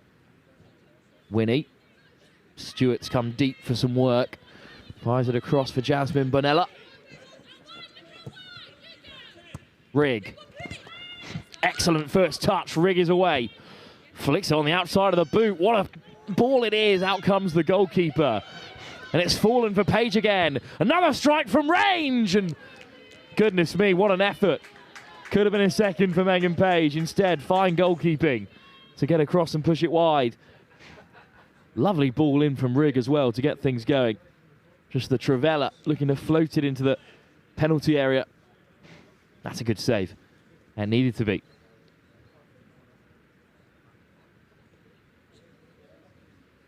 In swinging corner. To the towards the near post. McMahon Siobhan McMahon just hits it over. Good movement, though, to fashion the chance.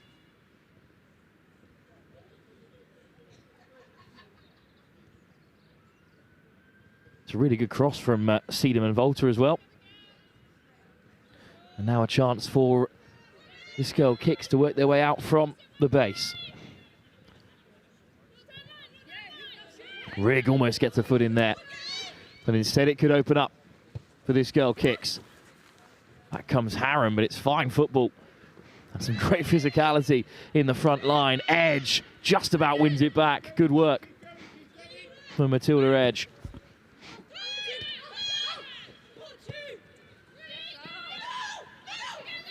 And it might break here with the women in yellow. Stewart on the turn, looking to feed McMahon. Flag stays down. Whips it across. Doesn't really fall for either the front line, and then Harron hits it wayward.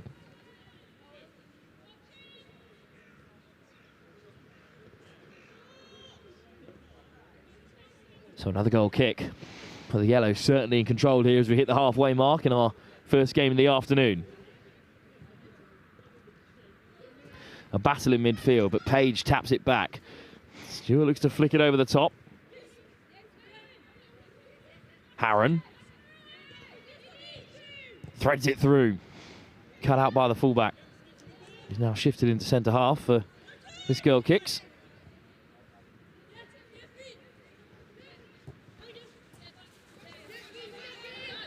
Harron racing across, puts in the tackle.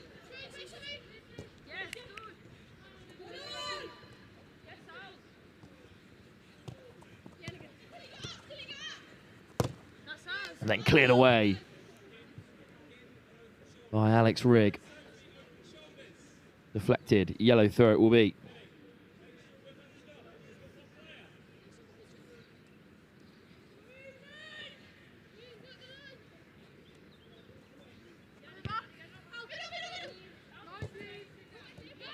Nice touch from McMahon, battling away.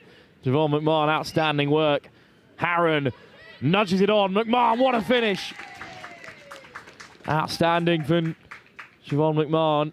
May well be the standout player in this yellow team. Nice 1-2 as well from Connie Harron. It's another lovely finish. Just a deft touch to get it round the goalkeeper. And the Charlton Athletic and Republic of Ireland forward has a second goal. And now it's 3-0 to the Yellows.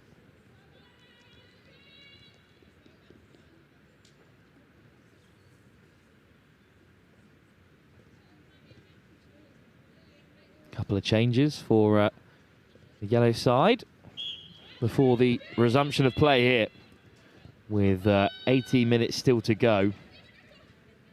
Ava Sutcliffe has come on, putting on the pressure from midfield. It's at the back with this girl Kicks instead. Cut out by Page. Rigg. Looking to slip it through. And one of the new players, Cannon Williams. Cannon Williams to the byline. Has to hit it back to Bonella. Lovely work on the turn. And gets the cross in. Chested down. But Seedham and Voltman lays it off. And it's a good save to deny a hat-trick for Siobhan McMahon. Seedham and Voltman again looking to flick it through for Megan Page. And then slotted home. Well, it fell so kindly to McMahon. And that's a hat-trick inside the first 23 minutes.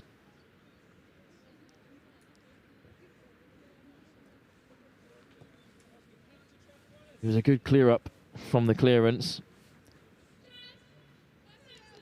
And then in the end, just tucked home by McMahon.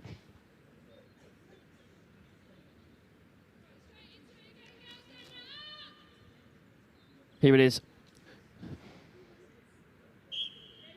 Actually great work from Megan Page to flick it to the right-hand side. Didn't think she was strong enough in her body position to take the shot. So now it's 4-0 to the yellow team.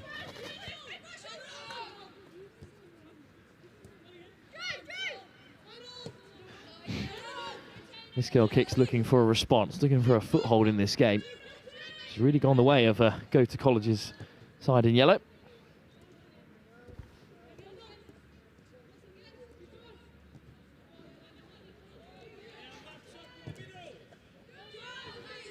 Nice ball across from Gretis Edelman-Volter. Bonella's ball forward is cut out. Here's Powell. Nice ball round the corner. And a low cross. There's no one in blue in the area. So Jenna Winnie has time to charge out her own box. Page from the base of midfield. Nice looking pass for Alex Rigg on the run. And now Rigg one-on-one again. Gets on the inside of Powell. And Rigg furls one to the near post. It's batted away. And it needed to be put behind because McMahon was after it again here. Nice work from Alex Rigg of Sheffield United. Her entry is also in 2026.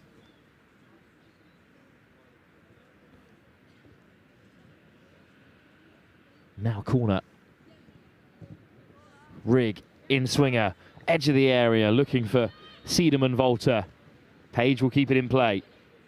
Nice turn. And another from Megan Page.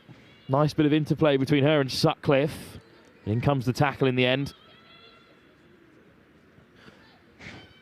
Siedemann-Volter. Cannon Williams. It's back for Cannon Williams. Just looking to slide in McMahon. But it's straight through to the goalkeeper.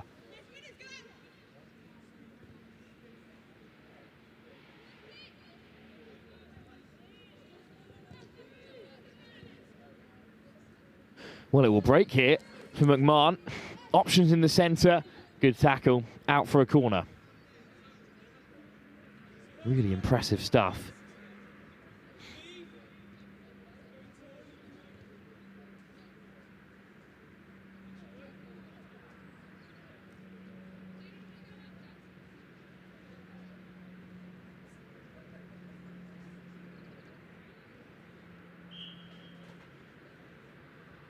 Another in-swinger from Siedemann-Volter, and it comes a bit loose in the area. Fired back in by Rivers, but deflected and cleared. Another good corner from Siedemann-Volter. Rivers freshly onto the field, the centre-half come full-back. Nice ball across, but Bonella is there. Does really well to shepherd it out of play and win the throw.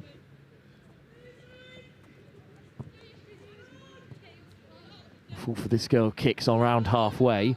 McMahon comes back to win it off her, and it's flicked on by Page. Siobhan McMahon on the turn again. Driving forward now, McMahon.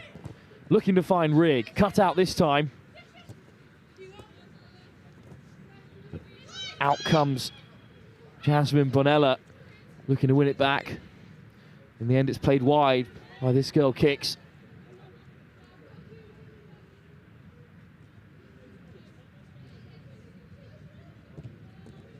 Intercepted by Megan Page.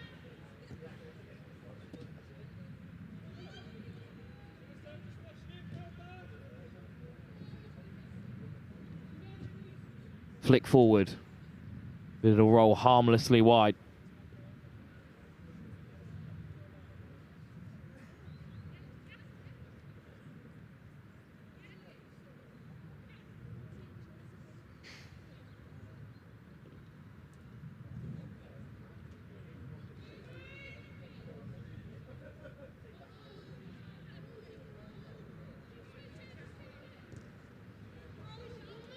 All the way back to Rasburn on the retreat. Bonella under a bit of pressure, but skips around the first and wins the throw.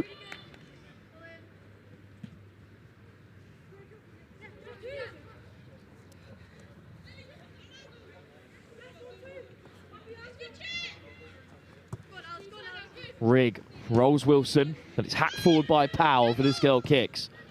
Excellent touch, but then dispossessed in the end.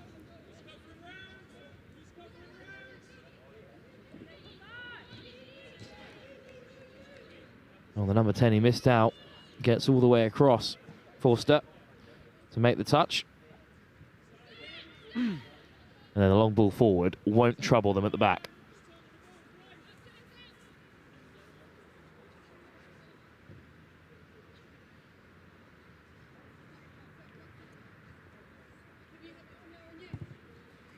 Slid forward. And a good ball, but cut out by Bonella.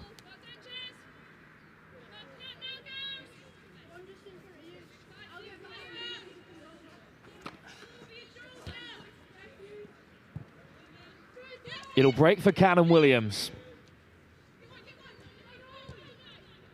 Ball forward from Winnie, intercepted out the back. Good touch from Sutton. He flings it wide.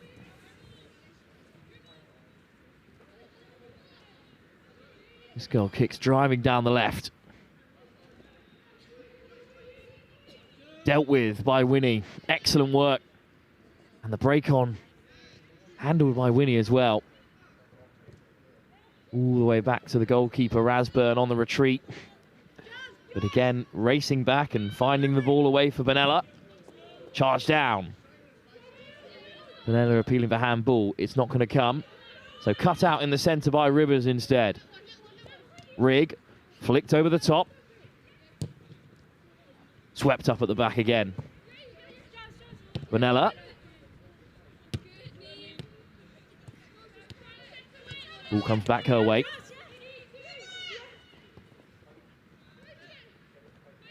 Nice turn from Lily Rivers.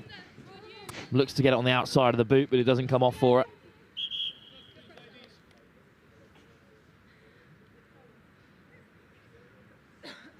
Another Chorley player, so he knows her goalkeeper Rasburn very well.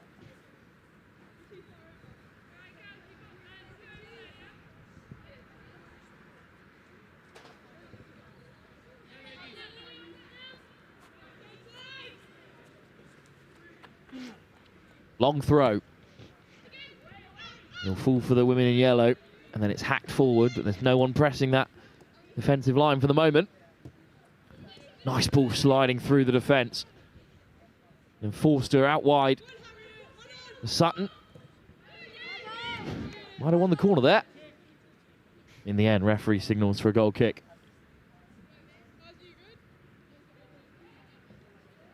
And it's quickly taken by Naomi Rasburn. Winnie. Page. Back to Winnie. Rivers.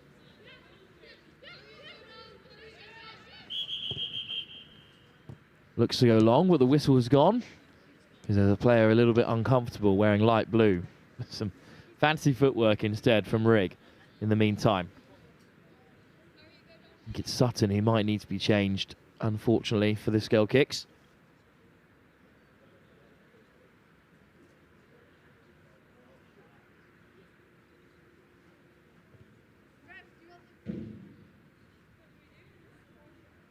And I think we're going to be ready to continue. It should be a drop ball for the sign yellow.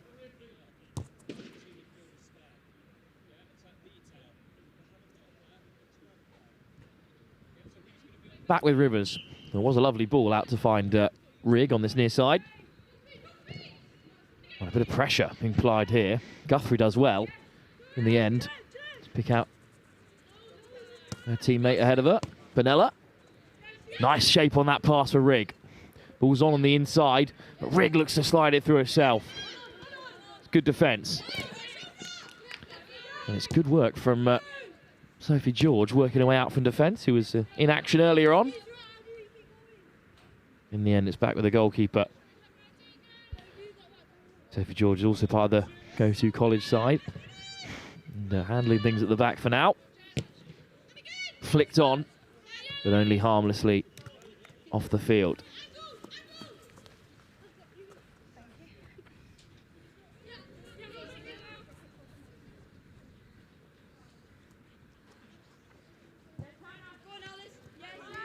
Rigg wins the throw.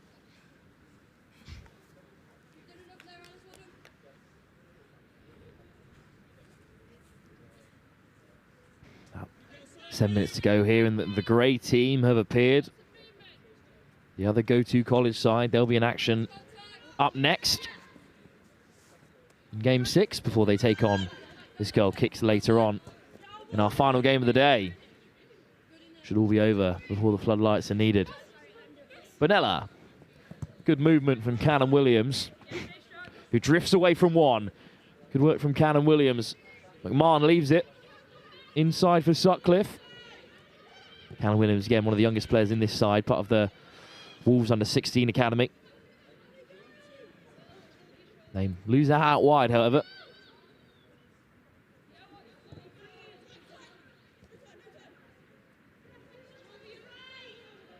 Excellent footwork. But in the end, Cannon Williams popping up all over the field. Wins it back. Rasburn.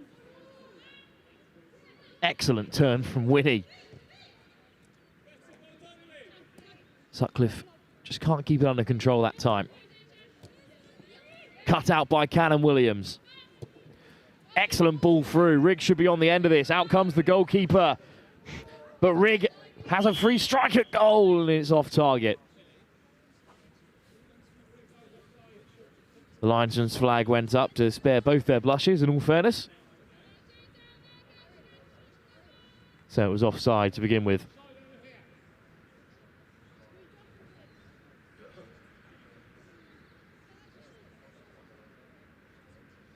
So we'll start with the free kick with about 5 minutes to go in this first of 3 games this afternoon.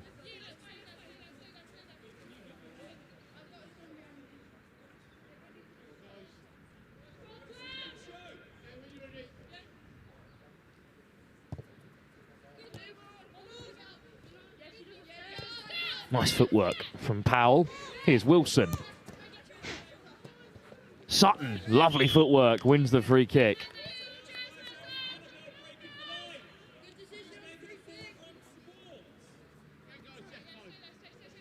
Wilson.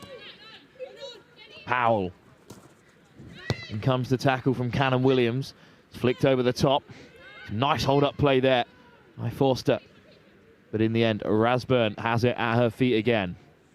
Looked very comfortable with the ball at her feet, even under pressure from this girl Kicks. Winnie charged down, gets it on the return. And opens up her gate. It's very quick when she gets going. Benella. Lovely footwork from Benella, but in the end there's too many in blue. Chipped over the top, just overcooked. Rasburn out quickly. Winnie puts up the arm, looks to send them long. Too much on that for Greta, Seidem and Volta.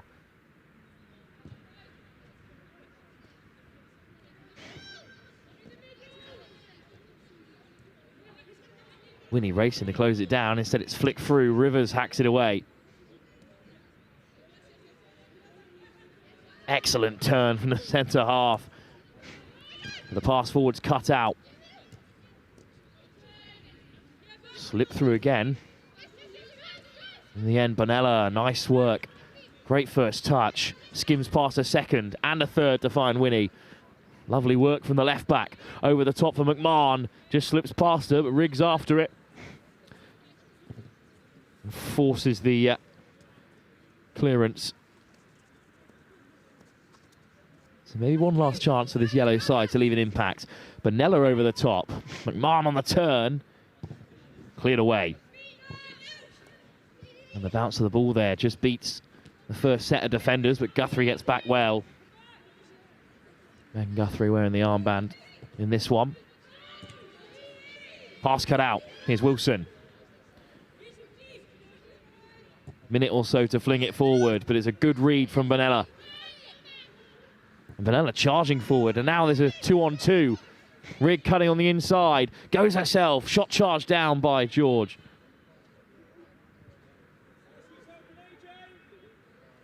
Good work from Seidem and Volta on the far side to win it back. Here's Page, all the way back to Winnie.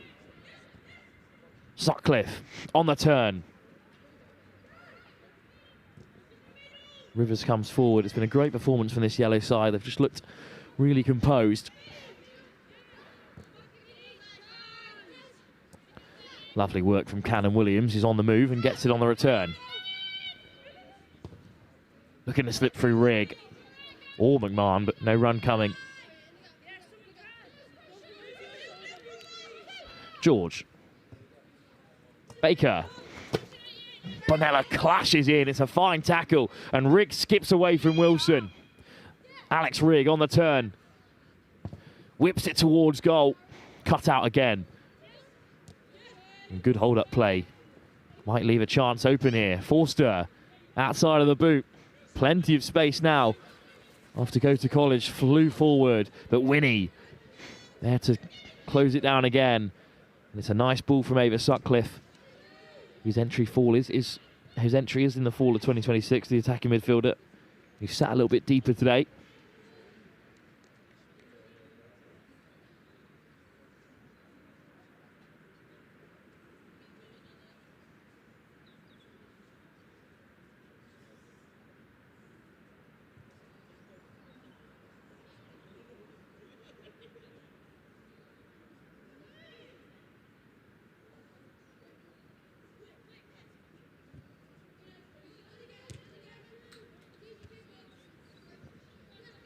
Rivers sweeps it up. McMahon dispossessed this time. And they can't be much longer in the legs of this game.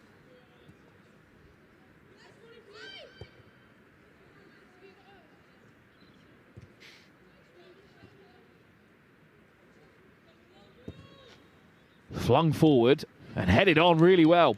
Rathburn has to be alive to it.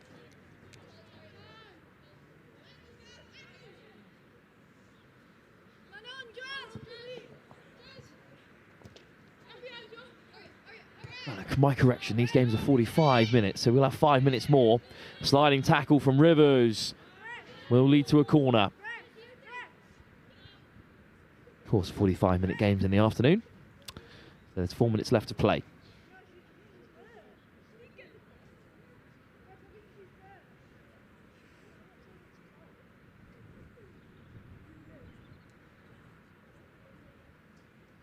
It will be a corner once this girl kicks. Decide who's going to take it. I think it is Sutton who's going to go over and whip it in on the left boot. Or in fact, outswinger on the right boot of Sutton, who has been hanging out on the right wing so far today. It's an excellent ball in, but a strong header away. Fantastic header that rolls all the way to McMahon.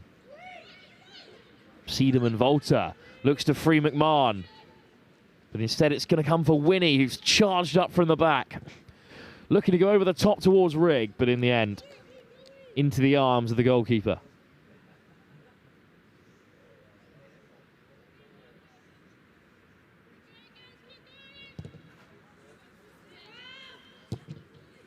Cut out really well. And placed into the path of McMahon. First touch from Cannon Williams. Rigg wriggling through. Put down in the end. No penalty. Just good physical defending.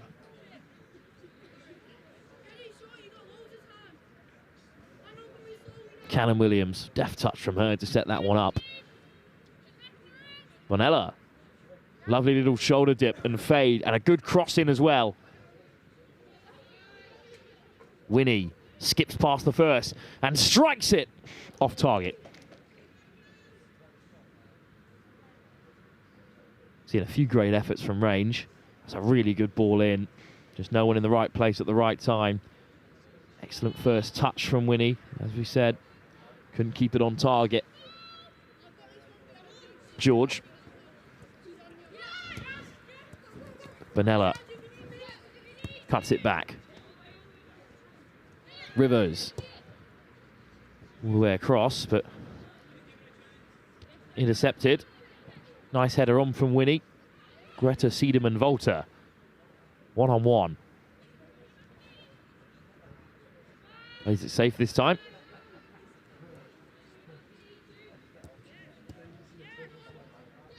Page. Rivers. Guthrie. Seedham and Volta. Sutcliffe does well to keep it alive, but it's just a little bit undercooked. Great recovery from Winnie, and what a turn again by Lily Cannon-Williams. You wouldn't know she's one of the youngest in this side in the way that she throws herself around. And in the end, a battle in midfield will lead to the close of our first game of the afternoon. A fine performance from the yellow side. The scoring may have slowed in the latter stage of that game, but a hat-trick for Siobhan McMahon, as well as a fine effort from range by Megan Page, were the goals in that game. Short break, and then it's the Yellows who have to go back-to-back. They're taking on the Greys, the last of the go-to-college sides in action here at Boldmere St Michael's. Next game will be in just a few moments' time.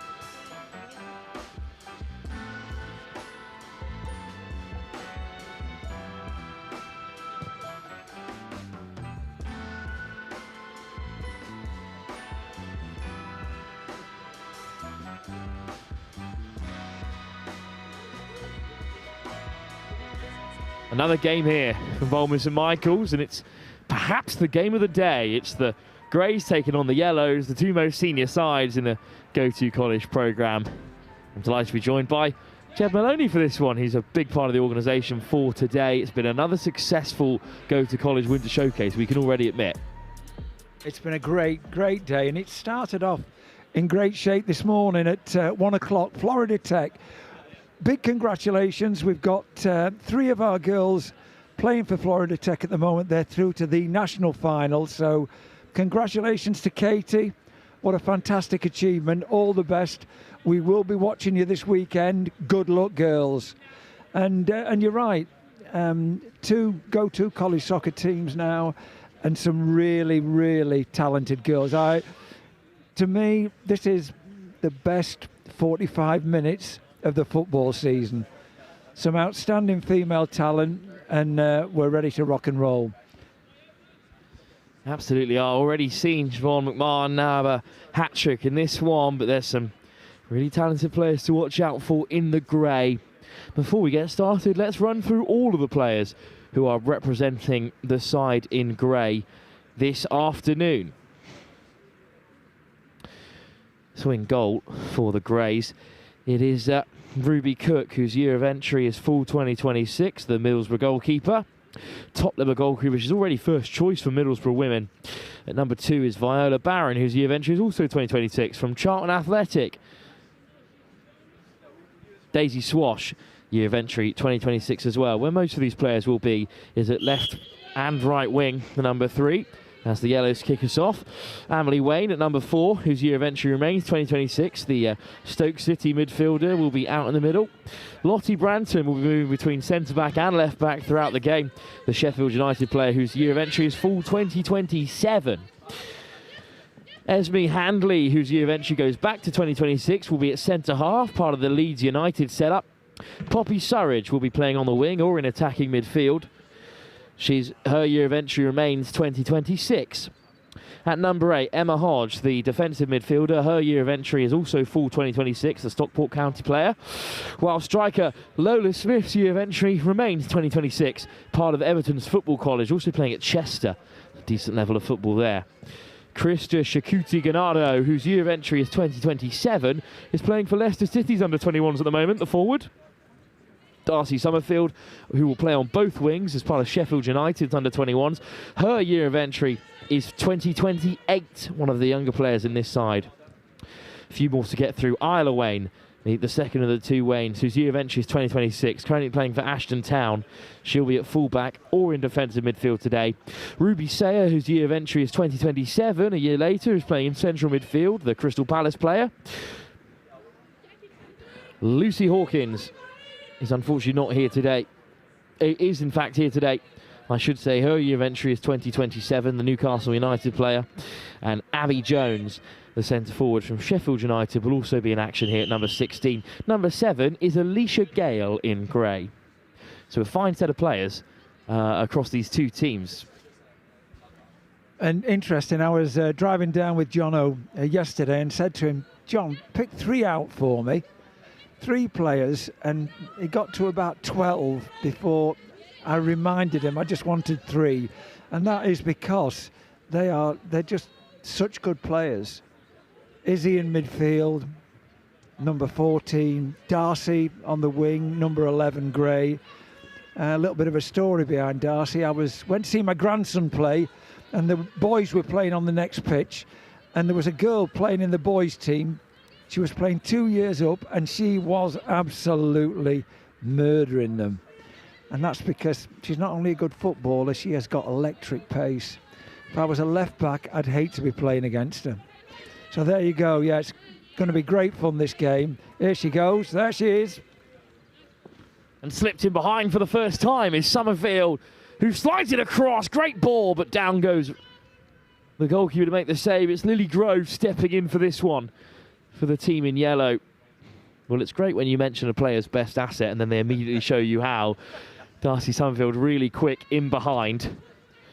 Cleared into the path of Stewart.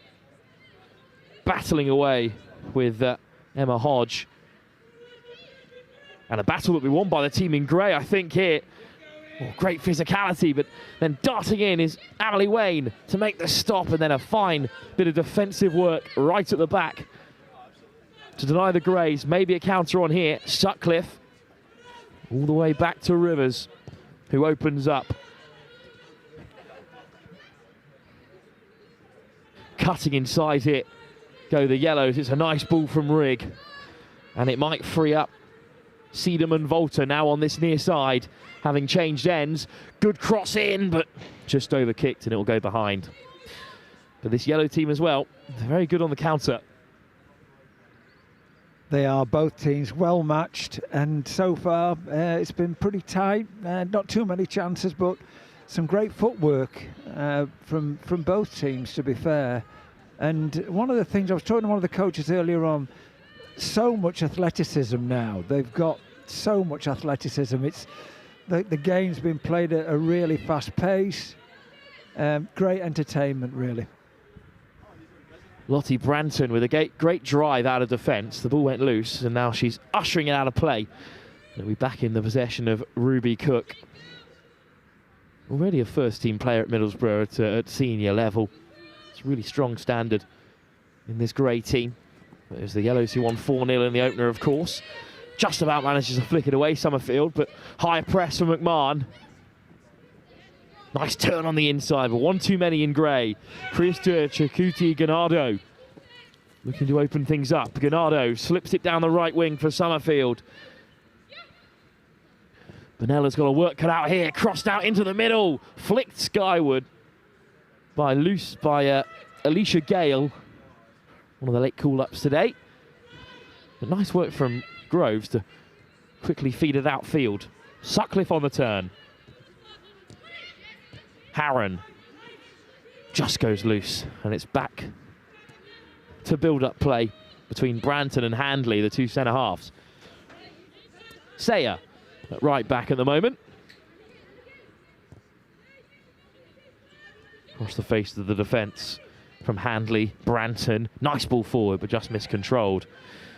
Look how quickly the Yellows look to turn defence into attack, but fantastic work at full-back. It's Daisy Swash who wins it. It'll be a throw to the Yellows. Most of the centre-halves in the go-to college setup are all so happy just to run with the ball forward. A lot of them can play both centre-half and in central midfield. It must be a coaching point the go-to college get across a fair bit, that centre-halves are expected to play with the ball at their feet nowadays. Well, and to carry over the halfway line, I've always been a great believer in when centre-backs are attacking. Here we go. Well, just a moment here, because it's a slotted home. What a finish that is. It broke in midfield, and Alicia Gale found herself with a little bit of space, and then it's rolled in off the far post. Well, we're just talking about centre-halves playing out in defence, and this time, after some great pressure from the Greys, it has led to a goal. Although I should say this really isn't the fault of the centre-half. It was a lovely ball slipped in behind once they'd pushed forward, and a great finish from Gale. It was, and it was a great finish. Started with a centre-half as well, so there you go. But I am a great believer in centre-halves bringing the ball over the halfway line, because generally speaking, they won't get picked up by the opposition. Some say it's risky. I don't know. It makes sense to me. Got to find the overlaps, and we've seen a couple of good long balls as well. It's chipped forward. Nice hold-up play by Lola Smith, who's a physical figure at striker. Slip forward for Somerville. This time, Jasmine Bonella is comfortably across. Harron, really tidy in the centre of the park. Sutcliffe, plenty of options racing forward. Just undercooked on the way through to Rigg. And maybe a bit of space for the Greys. Harron across to shut it down. We're going to put McMahon in behind. Well read by Branton. Christy Shakuti-Ganardo. Sayer leaves it for Esme Handley. And now on the turn, Wayne, the defensive midfielder, does well to recycle the ball. Gray staying patient now, looking for some movement really. Branton Back to Cook. And Cook goes long. Cut out well by Bonella. Flicked over the top from Summerfield. And again, back to Cook. It's pretty mature football at the moment from this Grey side. It is pretty mature, and again, centre-backs playing a part in it. It's interesting, though.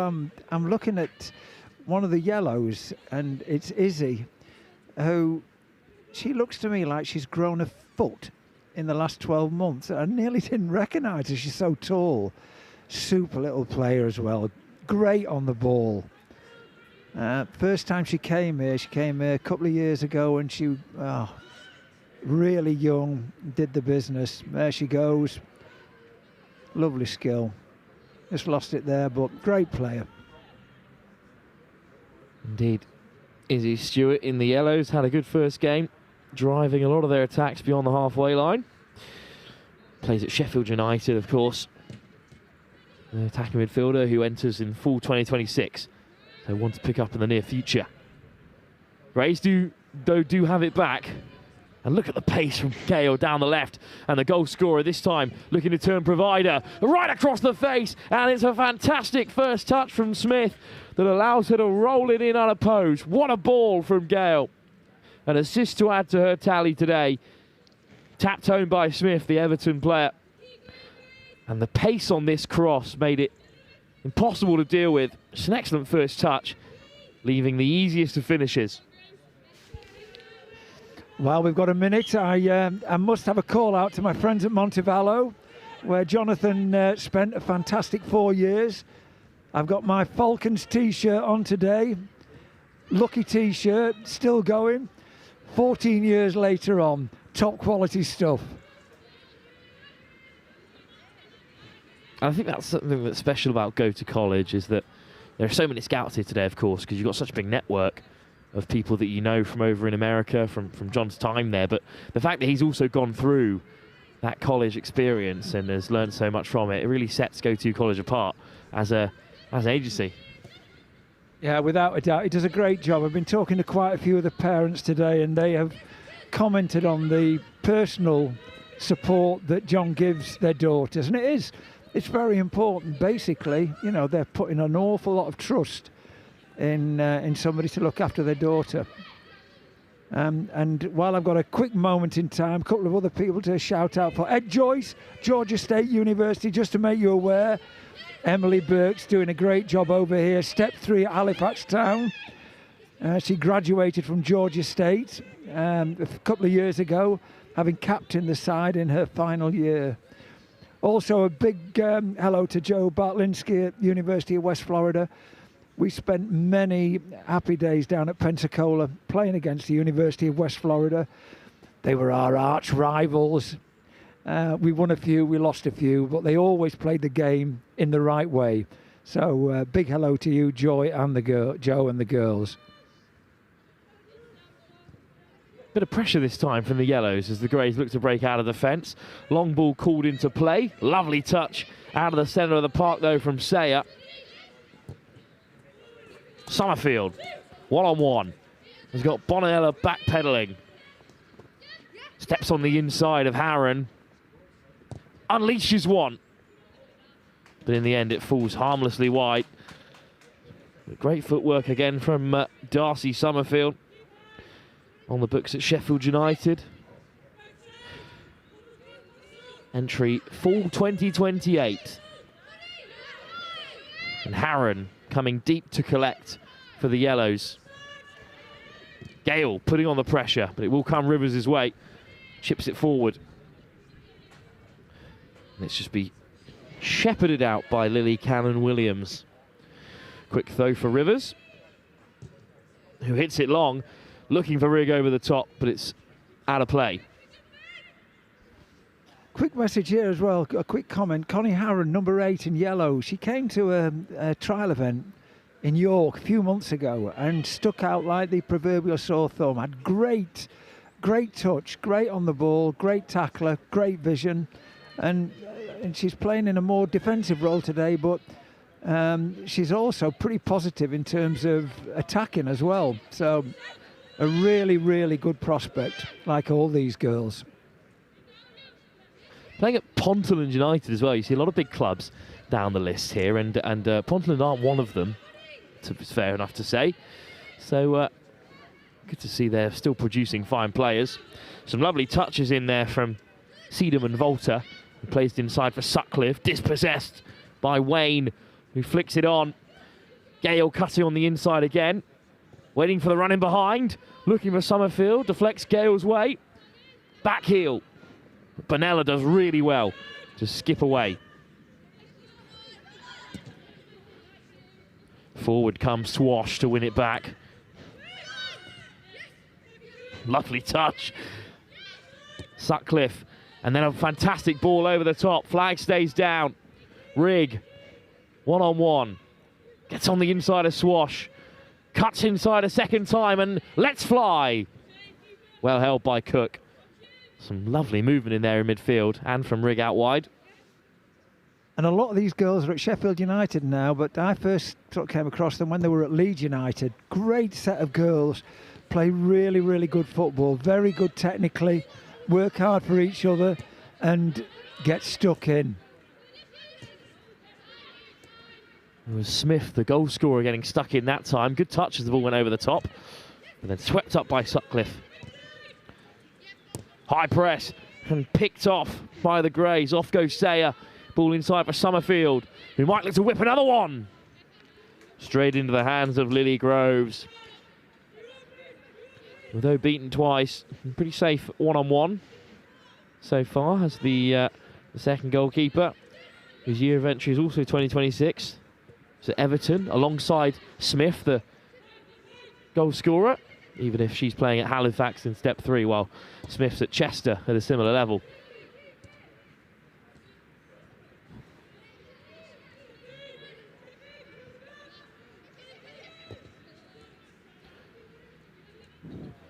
Flicked on really well. It's fast play from Krista Chikuti Ganado. Over the top it goes. Deflected behind, could have gone anywhere. Krista Chikuti Ganado, whose year of entry is 2027, also at Leicester City. The forward, got a 4.0 GPA, of course. Looking to study history or political science, not one of the sporting subjects that you associate with so many of these players. Corner now for the Greys. Lola Smith, the obvious target. In swinger. And it's beyond Smith. It's a lovely touch back into the area. Smith with her back to goal. Fired in. Down goes the goalkeeper. And in the end, it's loose for Smith, who can stick it in. Lucy Hawkins kept that chance alive and hit it towards goal. It was a good first save from Groves, but no one there to flick it away. And it's a poacher's finish for Lola Smith. It's a good save. Just couldn't wrap it up. It's still pretty wet turf from this morning. It is, and going back to what you were just saying there about different subjects, we have one girl here today who's got astrophysics down as her choice of subject. So it just goes to show what a wide range of subjects the girls can take. You know, it's not just sports science, but really anything that takes their fancy. Because, of course, not just athletes, but student athletes is the thing that rings truest.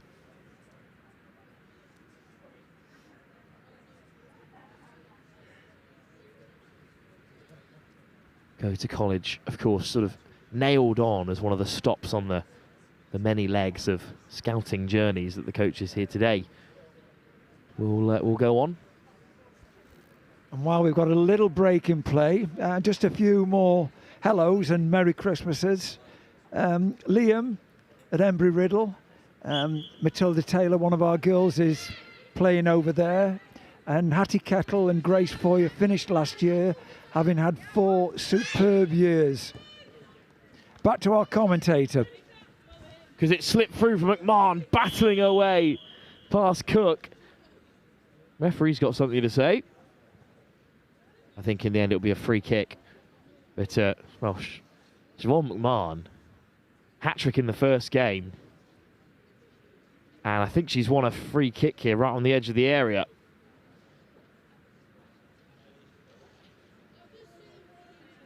Well, that's an interesting call indeed. Good spot, Jen. Indirect free kick. Let's see what they can conjure up here. I wouldn't half imagine McMahon would like to get on the end of it. Looks like she's going to tee it up for Connie Harron.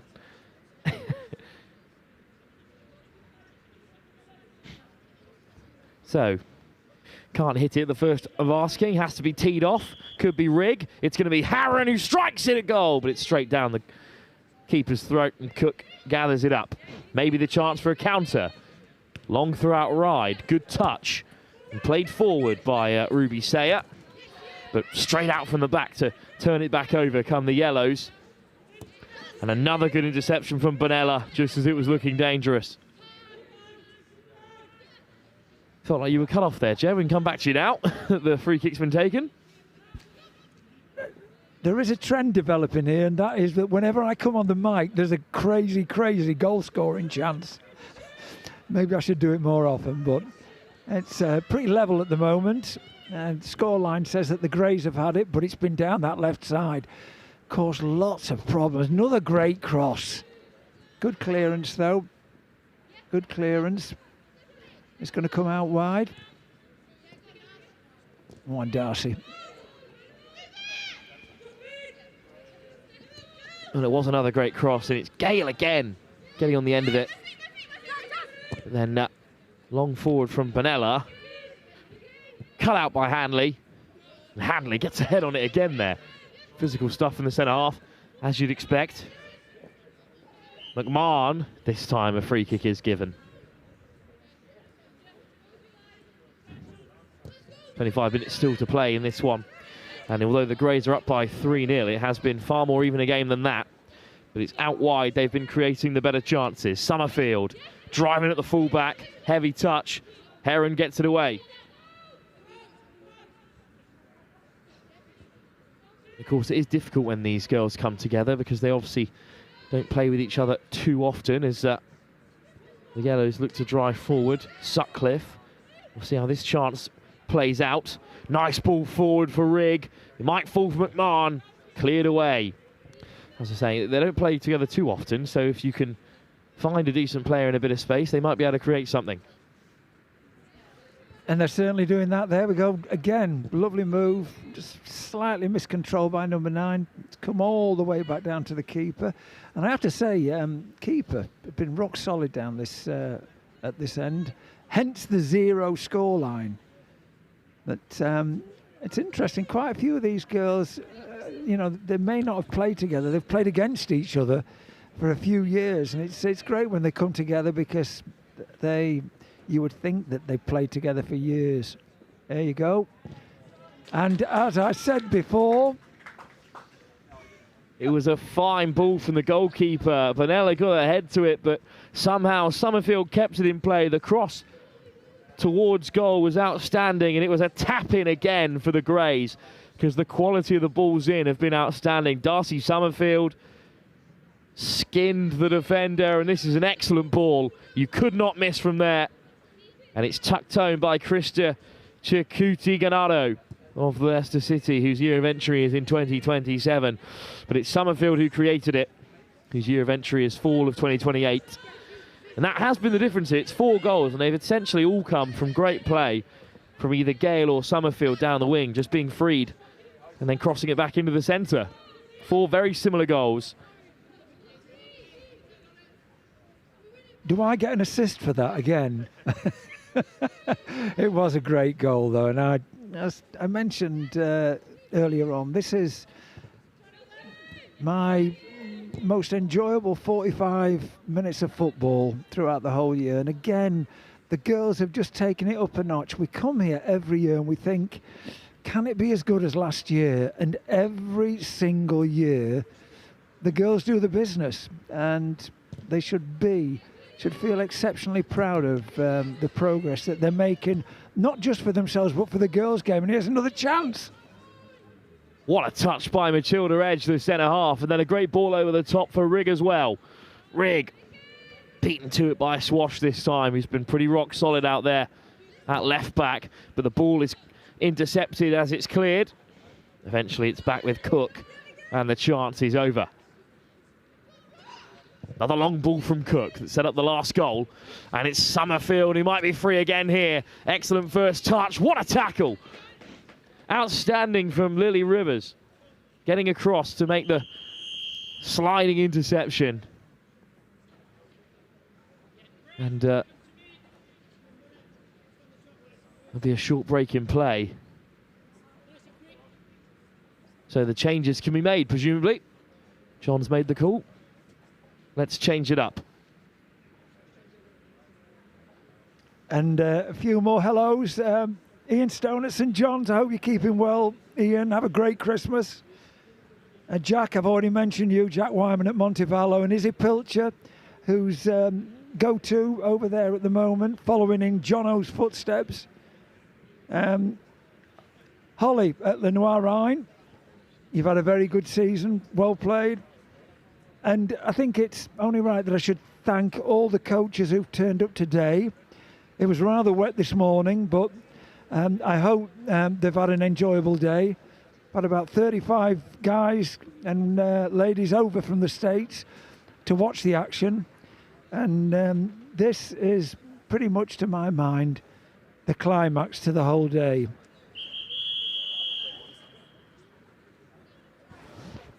So no scheduled half-time, but just a moment for John and his crew to catch up with the players mid-game. We will start with a throw-in down in the right-hand corner for the Greys, following an excellent slide tackle from Lily Rivers. Of course, these games aren't about the result, so there's a moment to make changes. Then why not take it and get everyone as much time under the lights in front of the coaches as you can get. Will be a throw-in, though, will be for the Greys, and it will be Isla Wayne over to take it.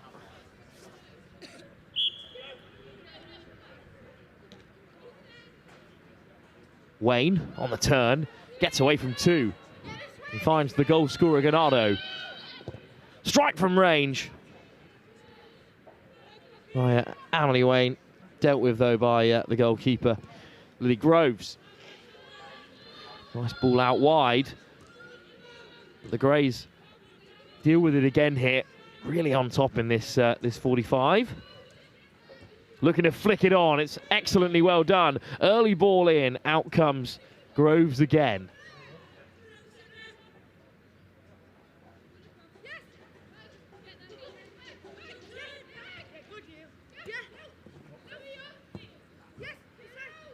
Comfortably inside from Cannon Williams. Edge. Good distribution at centre half. Sutcliffe looking to tap it on, but it's swept up by Wayne. First time ball from Hawkins. Looking for Smith.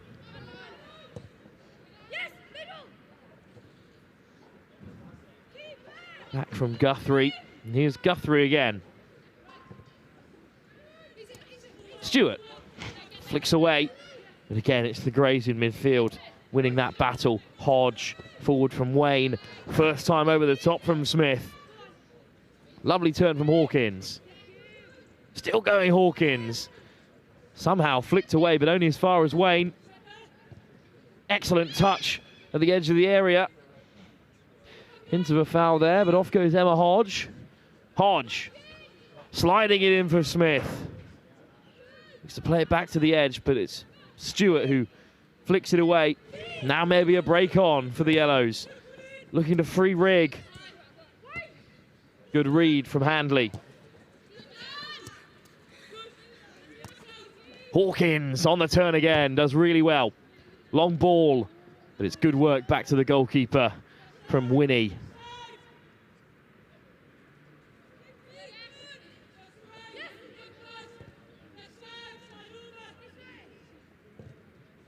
Groves, Winnie. Haven't seen as much of her in this game. She was marauding down the right wing in the previous.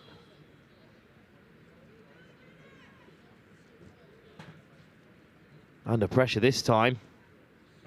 Good work from Summerfield, now on the left.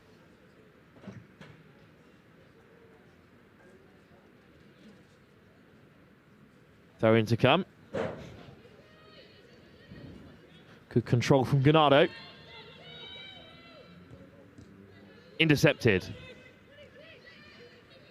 Harron loses out though. Good recovery again from the Greys. Wide ball cut out by the versatile Cannon Smith. Nice ball forward. And it's Rigg after it. And can she keep it in play? It's just beyond her. But a lovely ball from Izzy Stewart. Now the Greys will build from the base again. Sayer, who shifted into centre half. Cook. Handley. Another good ball across from her. And a bit of space opening up in behind. Summerfield, the ball is just beyond her.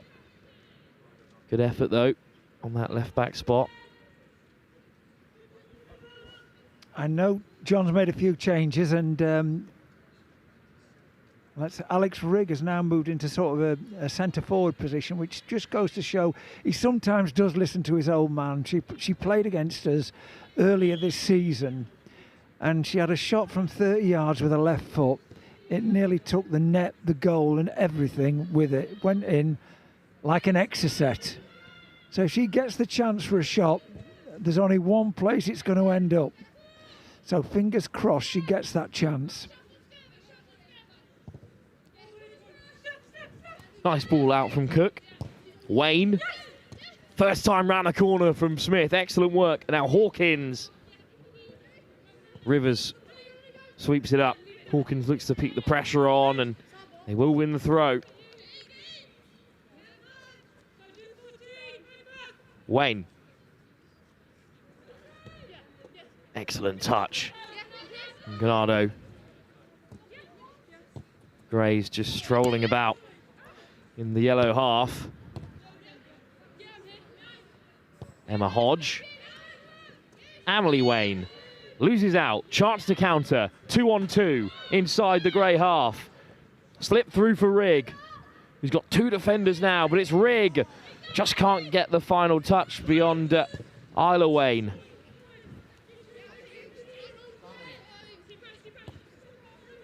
Chance for the Yellows to counter when they do win it back. And now the Greys press into their own half. Wayne with another interception. Emily Wayne that time. Hawkins. 15 minutes to go here. Not much sign of life in the Yellows. When they do break, they do look dangerous. Handley. Summerfield slides it through. Lovely ball. To the byline, but will be a goal kick for Groves instead. A last quick comment from me before I have to go back to other duties. Just a big Merry Christmas, Happy New Year to all our followers over in the States, all our coaches, all our players. Have a great, great Christmas, and here's to a healthy and happy 2026. Thanks very much, Kev, for joining us. Yeah, Maloli, of course, his son John has got all of this happening for us here at Old Mere St Michael's as the sun shines down for the very first time. What a moment. Enjoyed that sunshine for just a second. The rain has well and truly passed. Now here's Rigg racing through a number of players. Great work from Alex Rigg. So impressive in the first game and has been the brightest spark for the Yellows in this one. This is their last appearance, the Yellows, because the Greys will take on this girl kicks up next. Our final game of the day in just over 10 minutes time. A touch from Stewart. Cannon Williams does well. It's good interplay here, but there's not a lot of space to operate in. Cleared away again. Rivers. Simple touch from Sayer. Handley. Good ball forward. Summerfield. Great pace from Summerfield, looking to get on the outside of Winnie, but She's quick as well, and Winnie has won that battle.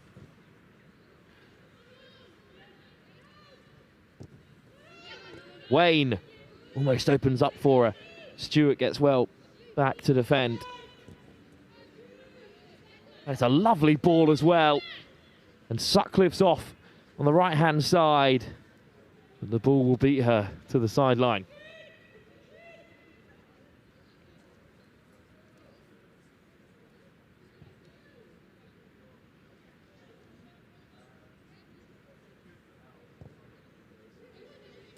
Cut out by Winnie. Page. Intercepted, but only as far as the goalkeeper, Lily Groves, who's well out of her goal. Nice touch from Rivers.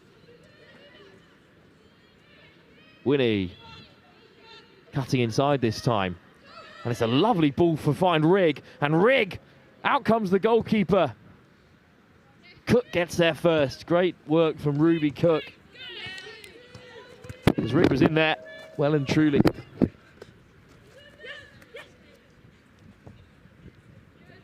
Stewart, lovely turn. Wonderful footwork and control from Stewart. Rivers. Long ball over the top, needs someone to run in behind.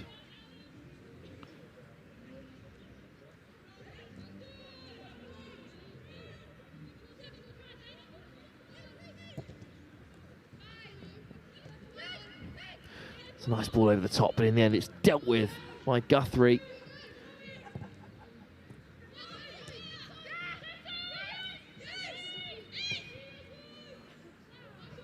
Oh, and this time the flag's up. Would have been a great chance for Harron. He slots it away for good measure.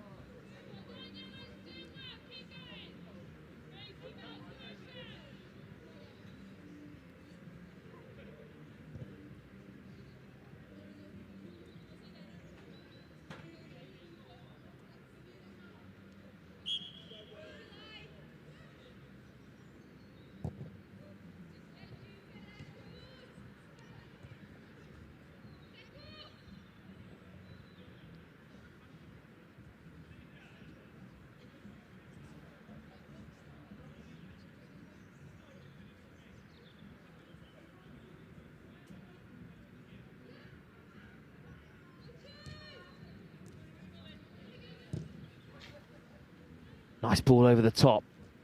Summerfield can't keep it in play. The linesman's flag is up.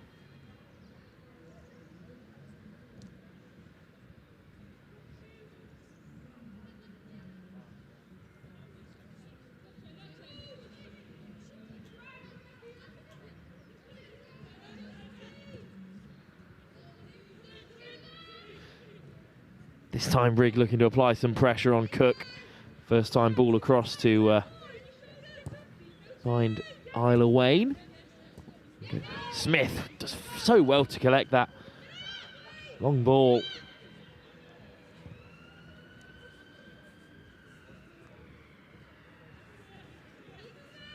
Handley. The sun is really bright now as it begins to set on the left-hand side of your screen. Really lighting up the turf, but you can barely see on this side of the ground. Long ball over the top. Great run in behind from Summerfield, but it will fall instead for Hawkin. Across come the Yellows to cut it out. Good read from Lily Rivers.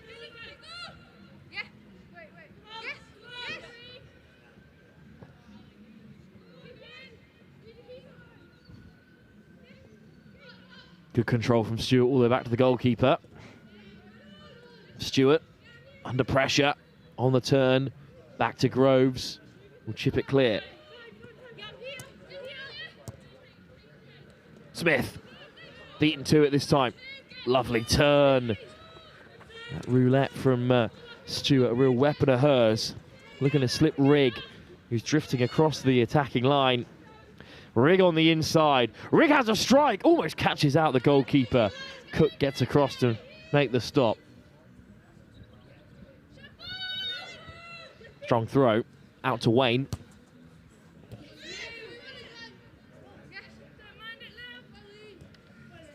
Good work from Cannon Williams, but concedes the throw.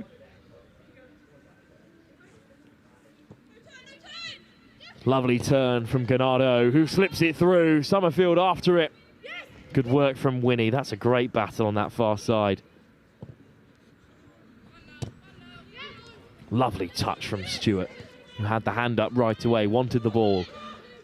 Long ball again, looking to free Rigg.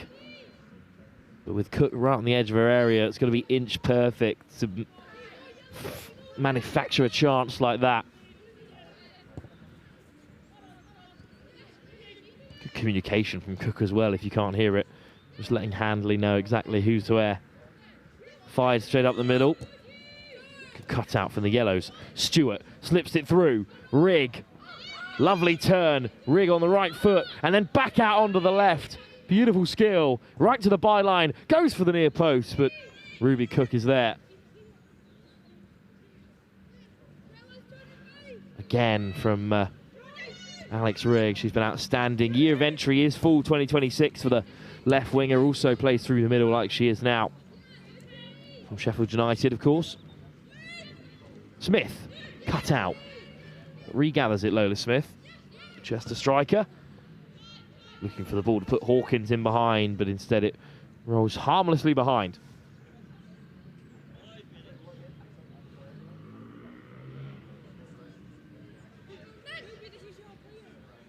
Just 5 minutes to go in our penultimate game of the Go to College Winter Showcase. Can the Yellows create a goal-scoring opportunity? It's been nicked by Stewart, who does so well to keep a hold of possession. Edge, lovely ball out wide. Sutcliffe has a fullback on the overlap and finds her too. Gets to the byline, and again it's Cook out of her goal to make the stop.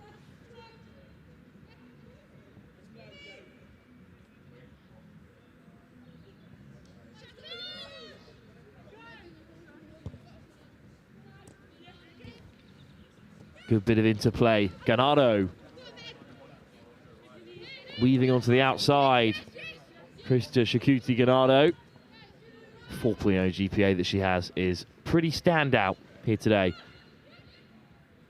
And now Ganardo floats into the area.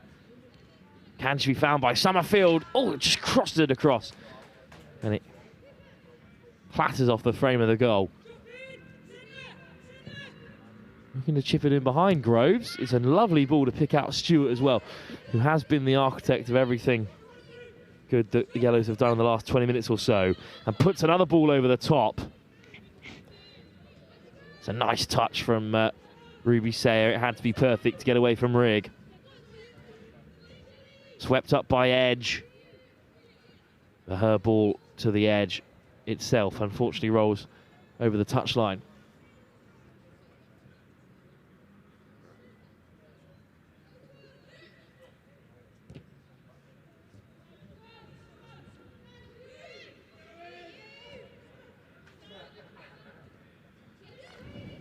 Ganardo, lovely turn to open up a bit of space.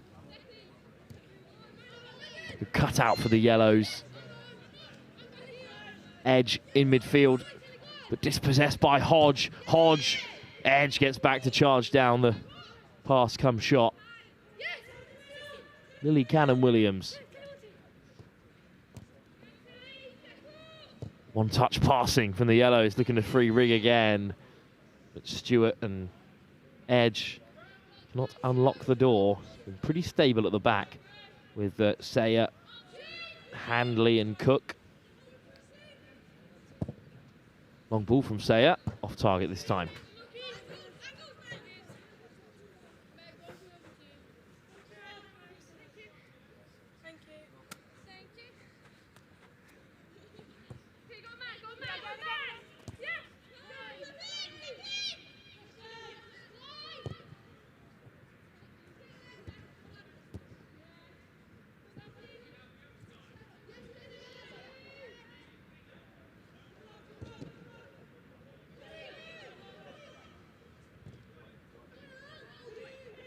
Well, now a chance might be opening for Rigg, but the linesman's flag is up again. Such a shame for Rigg, who might finally have been through on goal.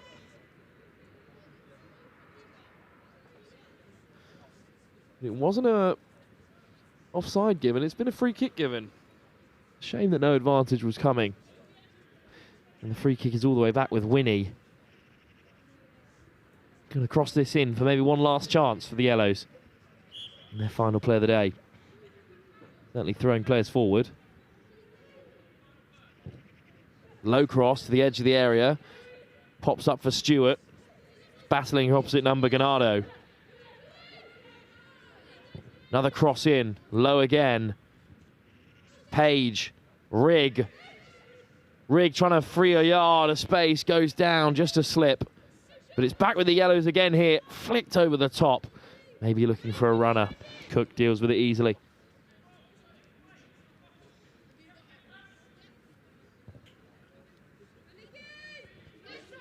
Player. Comfortable at the base of midfield. Hodge. Cook. Backpedaling. And they have time for one last chance. After the two wingers, Gale and Summerfield, really tore through this game. And then it was locked up by Handley and Sayer in this last 20 or so.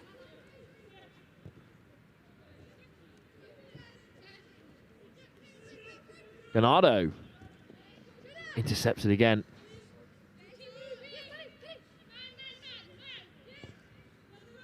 All the way back to Lily Groves.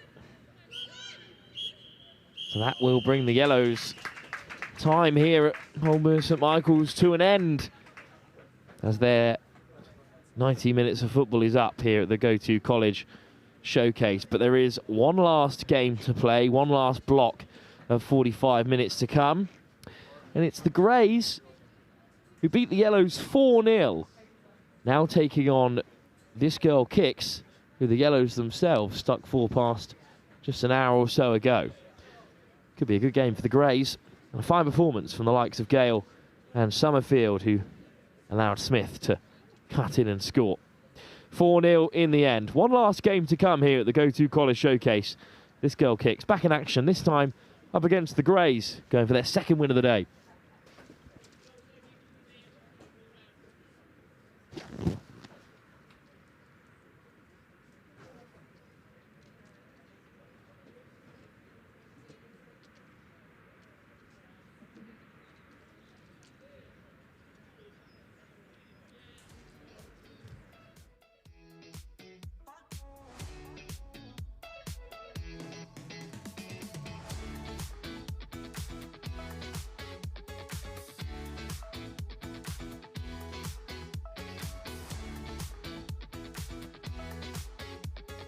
From a player and obviously parent and guardian point of view, it's about them coming and finding out more information about the student athlete route to America, and it's great for us to see them play as well. We want to put them in an environment where they can relax and show us exactly what they're about, and they've certainly done that today.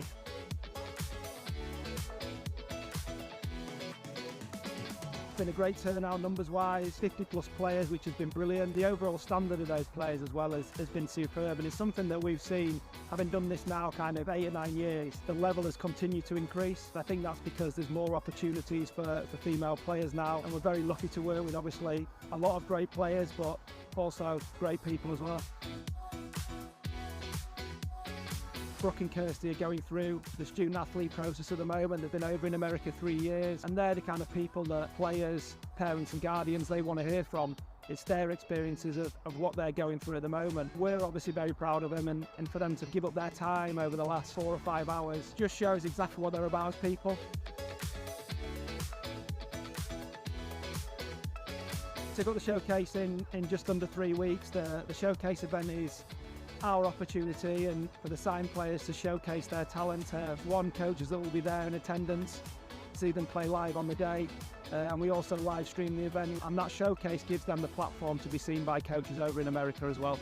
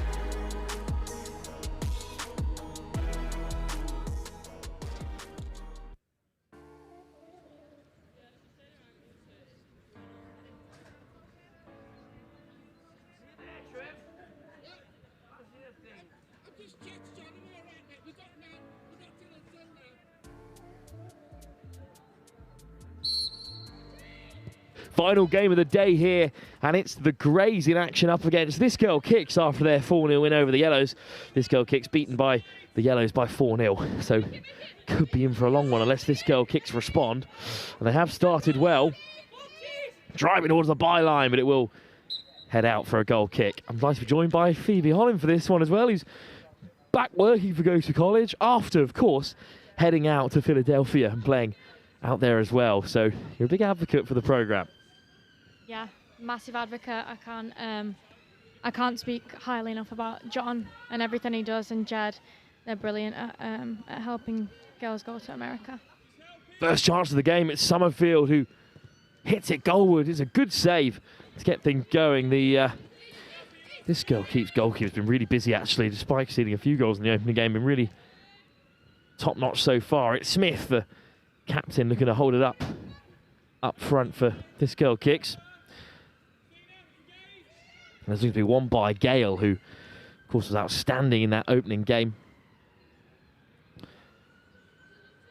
But Phoebe, you'll remember winter showcases just like this. It must be an interesting feeling coming back here. There must be some memories about this sort of day out, even if it wasn't exactly here. Yeah, it's definitely a full circle moment. I played in this this exact showcase 4 years ago, so no, definitely a full circle moment. But I get where the girls are coming from. It's definitely nerve-wracking having all these coaches watch you, but exciting as well. We've actually seen some great performances, but it's Smith handing it off.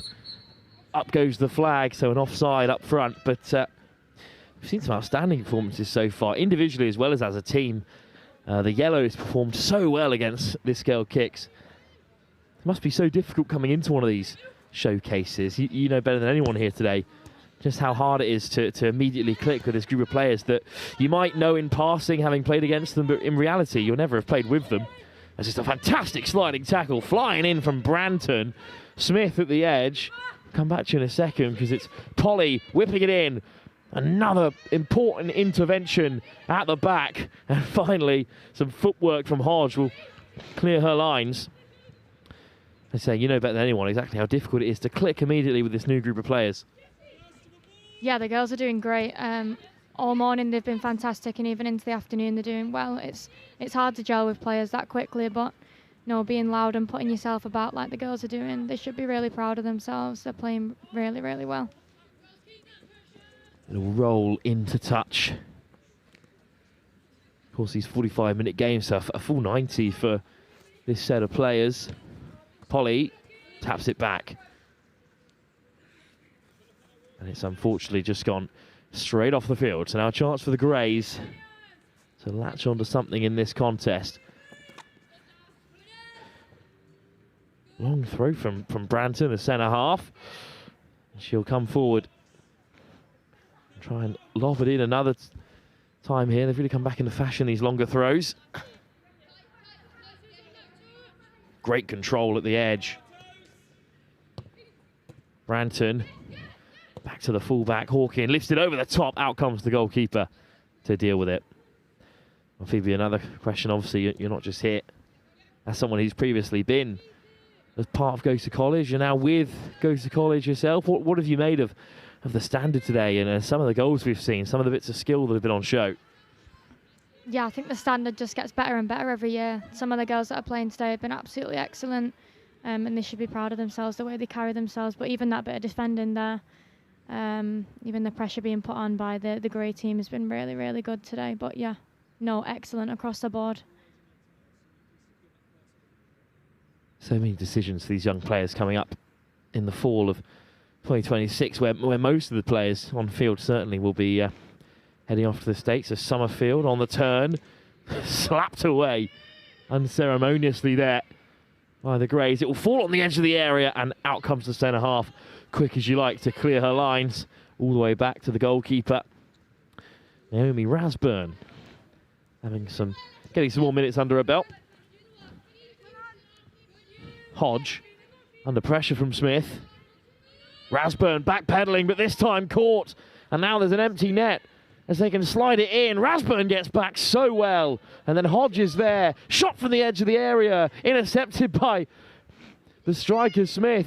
It's another battle around the fringes there for Handley. It will eventually be cleared. Oh, Phoebe, a bit of madness there, but great recovery from the goalkeeper. The goalkeeper's done really well there to recover from that mistake. That's really, really good piece of goalkeeping there to react so quickly. It's interesting. You've seen a lot from Naomi Rathbone. She does like to back pedal. She lets the ball come to her so that she can get a good connection with it. Just didn't spot the girl to college forward racing down on goal, but recovered so well. And it's been nicked away by Ruby Sayer. Moved into midfield after starting at centre half. Lovely footwork, driving out of defence from Branton. Sayer all the way across to the fullback who's free. Gale playing a little bit deeper in this game after starring on the wing in the last. And across comes Sayer again. Such a destructive presence in midfield. But this girl kicks do get away. And it slipped through for Smith. And Smith off the crossbar. Can't get any closer than that. It's a really good passage of play there from this girl kicks. They've just brought down the goal to college midfield. A couple of tackles in there, unlucky not to come out with the ball. Goal to college were, but no, great attack. Hopefully, goal to college can resurrect an attack on this next play. I think it says a lot about the standard today that this Go to College grey side could put 4 past the Yellows, and yet they're under real pressure here from this girl kicks, who themselves conceded 4 to the Yellow team just 45 minutes ago. I mean, not much has changed as Pioli looking to dance her way through. How do you account for that sort of change in fortunes? Yeah, it shows good work ethic and no, it shows some good skills that they can go from losing and then to creating chances just like that one right over the bar. Another good effort, and from this angle here especially, fantastic shape on the shot as well. Well, Phoebe, a chance to reflect on sort of your journey as a personal story about Go to College and what it can offer young players. Obviously, you've returned from your American adventure. And, where are you with your footballing career? And how did your time out there help you realise exactly what you wanted from the sport? Yeah, going to America really made me as not just a person, but as a player as well. I think I needed it in my footballing journey.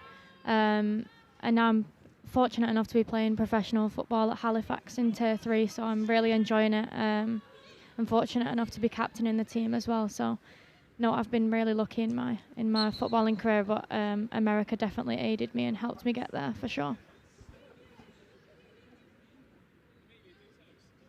It will be a throw down the line from the Go to College Greys. Cut out again by Gale. Pretty industrious at fullback, having swung in some outstanding crosses for the opening 2 goals against the Yellows. Promising position that it's been taken in midfield, trying to feed Hawk in there, Sayer. High press from the Greys, lovely work on the turn. Here's Smith, runners in behind, it's a fine ball. And now it's a 3-on-3. But fantastic work from Hodge to get across and make the stop. Cut out again by the Greys, who are having to work hard here to find any space. Nice little run from Branton out from centre half. Looking for his Swash, who swapped with Gale on the edge. A fantastic sliding tackle. A little round of applause from yourself, Phoebe. You can appreciate some good defence. Yeah, I love defending like that. I love tough defending, throwing yourself into a tackle. There's nothing better. Honestly, I prefer it than scoring a goal. Making a tackle like that, I love it. Very old school mindset. Don't mind it at all. It's going to be Gale with a throw. Won by the Greys. Good work from Swash on that near side. And Swash has it under control. Flicked away by Gale, who charges it down as well. Still going here, Alicia Gale. And it comes back to the Greys in a promising position. Good strong hand to it from the goalkeeper. And it's swept away. Swash back with it, the right back. Swings it in. The header might still fall for Go to College. Just about gets a touch on it. Now the break might be on for this girl kicks. Plenty of time in midfield. Ball over the top. Important header from Branton. And it's back with Gale again. Smith. The Everton and Chester striker gets it away for Swash. Nice ball outside of the boot. Summerfield after it. But the goalkeeper's there. Not that easy to tell the goalkeeper apart from the rest of the forward line. She snuck in front of Summerfield there. Swash interception in a good area. And charges down the kick. Now it's a 3-on-2, but it's fine defending. Smith back with it, takes the strike. Cleanly collected. Chances are coming here for Go to College as the game rolls on. Yeah, I've been really impressed with Swash on the left-hand side. I think she's put some great pressure on that full-back over there, and she's causing some problems, so looks really bright, but hopefully they can get on the board soon. Daisy Swash entering full 2026. Can play on the left or on the right at Thornbury. Has also played at left back as well as left wing. Versatility, really important in the college game. Yeah, so important. I can't stress how important it is. I went over as a right back and ended up playing the majority of my college career at centre back and right wing. So being versatile is so good, especially in the college game. It's good that your coach can depend on you for a couple of positions, not just one. You gave me 10 guesses. I don't think I would have settled on centre back and right wing, but such is the game over in the States. It's not too dissimilar from today, where you arrive on day one with all these players who you've not played with before, and it isn't long until you're expected to form a team. So these kind of showcases, they're not just for the coaches, they're good opportunities for the players as well. Yeah, of course they are. Good opportunity to try different positions and showcase yourself in them different positions. So, like you said, good that these girls are getting to play multiple positions today, because it really does showcase them in more ways than one. Saw one of the girls, Smith, earlier, who was down as a centre-half, played most of the game in midfield, scored twice, so they put her up front for the final game of the day. Such is the way. Bit of pressure on the goalkeeper, forced to clear it a little uncomfortably. Isla Wayne trying to dart through, has a strike off target. Much better from the Greys in the last few minutes or so. Final game of the day, of course. The rain has gone. We've seen every season across our time here at Bournemouth St Michael's. But, well, what is the next stage for these girls after the showcase, of course? And when do you expect to hear from the coaches that have been here today or that might be tuning in for this one? Yeah, you know, it can vary. I think I remember after I played in the Winter Showcase, I heard back from a few other coaches that were there in attendance, so that was nice. But yeah, I'm sure that recruiting will pick up in the next couple of months before the 2026 season kicks off.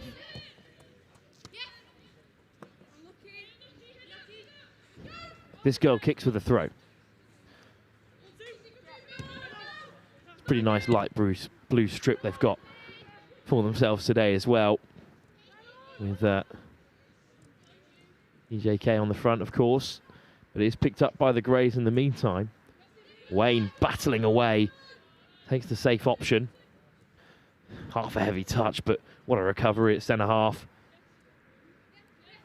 Hodge.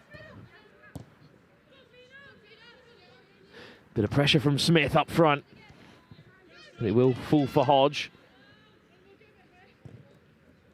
Good clearance. And Wayne picks it up in midfield. Lovely turn. Sliding in comes Forster. And it's swept up again by this girl kicks. The momentum swinging this way and that. Gayo with a bit of time and space puts the ball in behind, searching for Summerfield. Goalkeeper's right on the edge. And rolls it out. And the end-to-end end of the day here at Go to College continues. The Winter Showcase, another ball over the top. There's three more in blue in behind here. Smith awaiting in the centre. Hodge gets across. Back to the edge of the area. Swung into the middle. Brave keeping from Rasburn to get in front of the striker. Rasburn pumps it long. Lovely touch from Smith, but just not in the right area. Pressure on from Summerfield.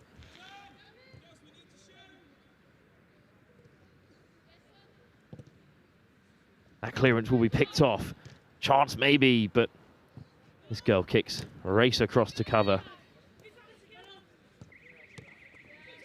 Nicked away. Well, we are at the end of a fairly long schedule. These players still fresh. Got to string some passes together in that midfield. In a game like this where we're still level, you know, you don't have an awful lot of time to get into the game. What would you be saying as skipper to this group of players? So they need a little bit more composure. Yeah, to be honest, I'd just be telling them to keep the head, to keep the calm, and the chances will come. I mean, it's been really end-to-end, but staying solid at the back and then hoping that your forwards are going to get on the end of one up top. Certainly got a real outlet in Lola Smith, who has the physical profile that is not often found at this age group. As a striker, still on the books at Everton while she plays at Chester. And she nicks it back again here. Just putting in the one arm, the fend off. Should fall for Gale. Heads it on. That left side has looked dangerous so far. This could be a chance for this girl. Kicks to break. Instead it's nicked back the other way. Good work from Daisy Swash. The possession changing hands so frequently here. Both sides looking for that miracle pass.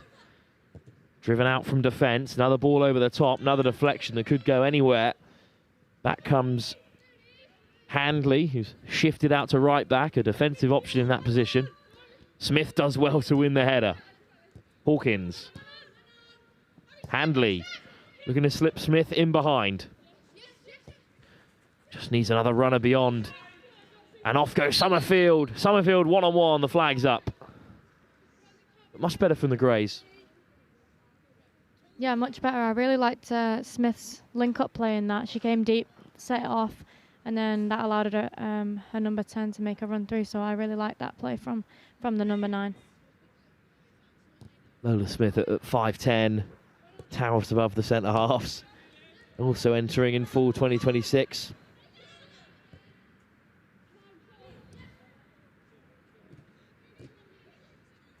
Good touch just to keep it in play.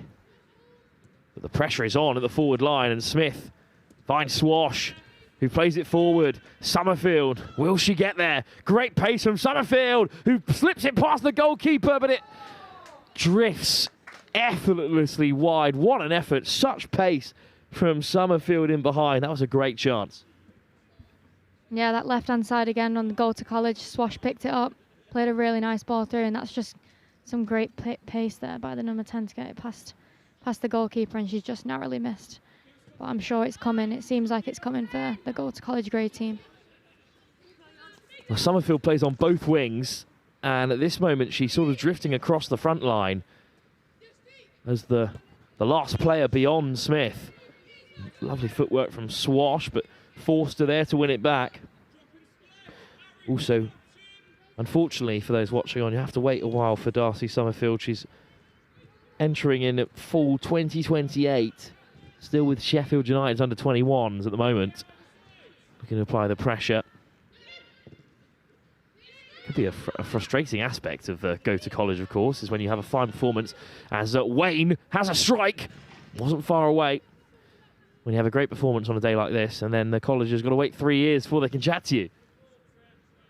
Yeah, but it's good to start planting the seeds. I wish I would have started my recruiting journey earlier than I did. I think I decided I wanted to go in the December of 2020, and I went out in the July, so not much time at all. But no, they're in the right place, and the more showcases, the better, so that they're able to show coaches what they're really capable of. Difficult time to make that call. Not that there was anything interesting going on internationally at that stage in 2020. Nice ball out of defence again. Some good interplay. The pressure being piled on. That's a nice ball that might open things up here. Slip forward from Smith, but the flag is up.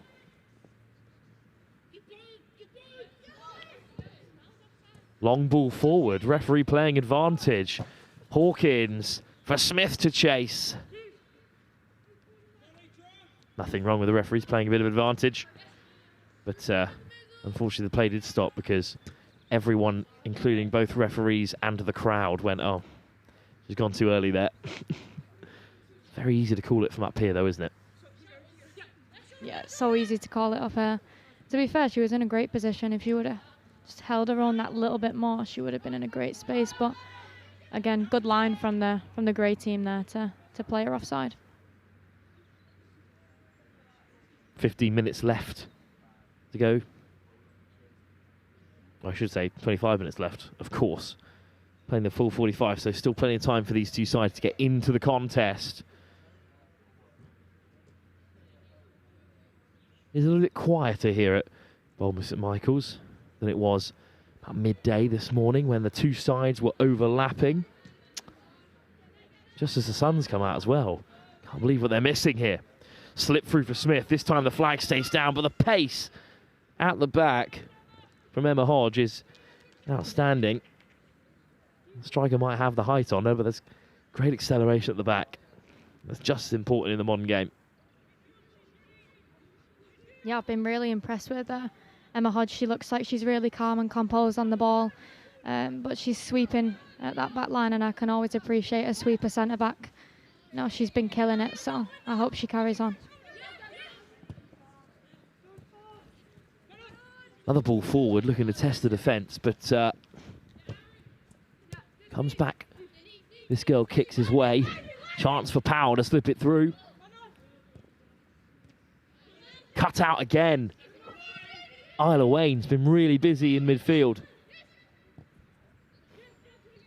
Entering in at full 2026. But fullback and in defensive midfield. The Ashton Town player.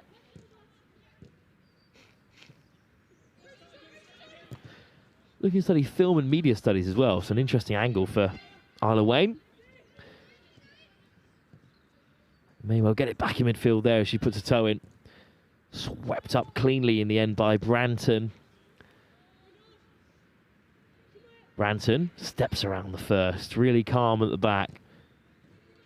And in the end they win the throw. And here come some changes, I believe, for both sides. Sort of quasi half-time that we've experienced in the last two games.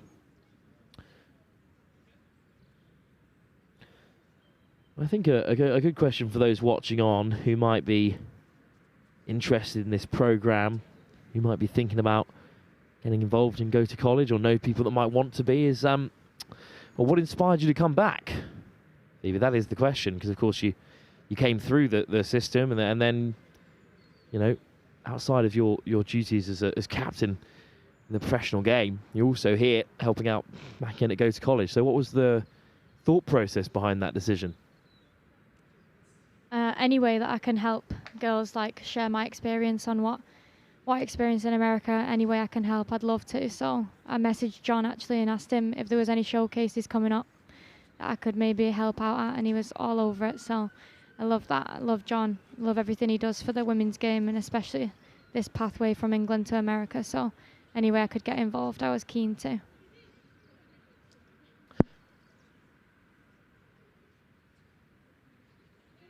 Says a lot about the man and about Go to College as well. As a throw-in is soon to come here. There's a real battle in this midfield. And some defensive-minded players in there that are causing real problems and pushing players like Swash forward who look to apply the pressure. We'll see what the changes that have been made for both sides will do to this second half of the fixture as Hodge has been pushed a little bit further forward. Powell. There's a player outside and looks to slip it through. Excellent first touch and now a chance. One-on-one with the goalkeeper. It's fantastic last-ditch defending. It's Handley at the back. He makes a great block. But that was a real chance. Yeah, really good chance there from this girl Kicks. They keep pushing, keep getting in behind that back line, but no, really good from the left winger there to break the line. Not only break the line, but and cut across and get a shot off, but great defending from the Go to College grey team. This girl kicks back with it. Here's Powell on the turn. Has to skip around Gale. He's moved to this right wing from left back. Such a versatile player. Forster. Happy to retreat for now. Goes cross field. Plenty of players looking to pile on the pressure, but that's a good touch to evade it for now. Still going. But it's Powell on the switch.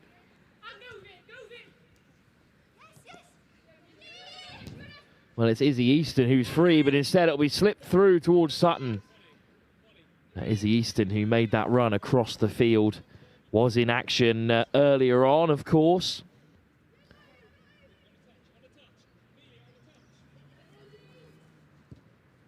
Well, thanks very much for Phoebe for joining us as well, who's back to her duties as we approach the halfway mark in this one.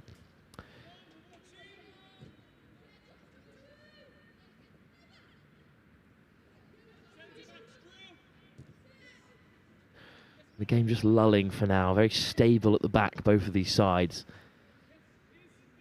That's causing real problems for the forward lines, who as of yet unable to break through. It's a nice bit of interplay. It's Easton again looking to overlap the winger.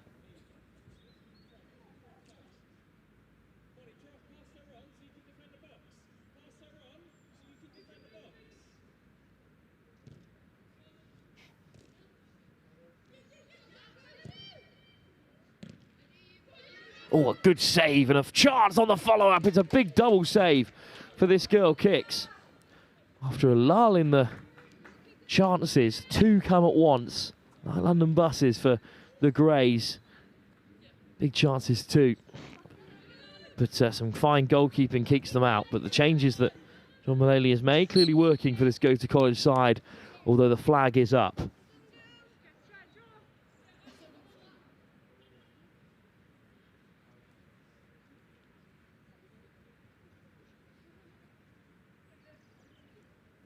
So it will be a free kick, and they'll be happy to slow things down, this girl Kicks, after conceding two great chances, but two big saves. Two great goalkeepers in their squad. Kept in play by Hawkins really well, who flicks it over the top for Gale. One more for Smith, who holds it up well. Gale on the turn. Looks to wind one goalwards, but it's always bending away from that left post. Chances are there, though, for the Greys. And there'll be more chances as the game goes on, as these women approach 90 minutes played. At the moment, about 75 or so. Well, it falls for Smith, kindly. And all the possession now is in this girl Kicks half. Sutton does well, but not well enough to get it away from Handley. Long ball forward. This might catch them out. The keeper comes from deep, and it's fine work from Rasburn coming off her line. In fact, Lily Groves was was one of the changes. Appreciate that almost completely invisible under the sunlight on that far side.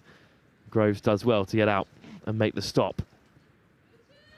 High knee in there from Branton, not chagrining any of these tackles, and Branton back up to put the pressure on. But here's Forster, another lovely ball over the top. Bit of space in behind. Powell's in the middle. In comes the cross. Hodge gets a touch. Lovely turn out wide.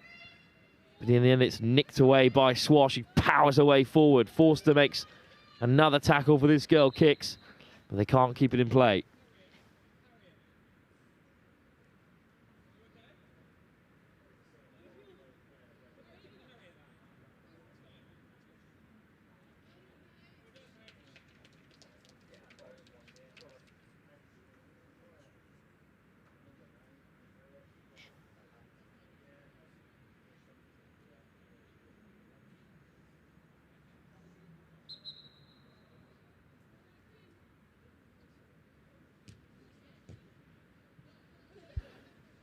Good touch in the centre of the park for this girl Kicks. Powell popping up on the left wing. Hodge wins it back in midfield. Great collision. And look at the pace from Summerfield, causing real problems at the back.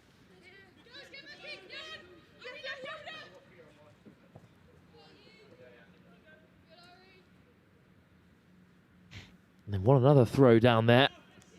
So forward comes Hawkins, who shifted to right back. But instead it's a throw the other way.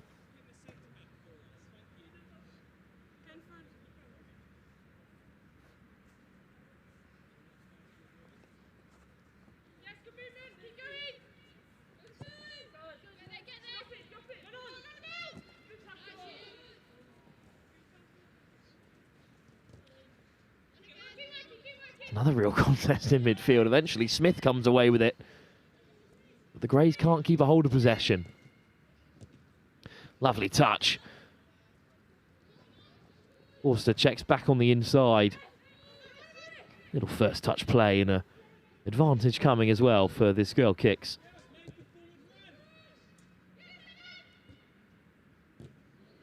Cut out by Branton. Still 0-0, almost 32 minutes into this one. It's been really close between the two sides. Might come here though. Maganado, goal scorer in the last game.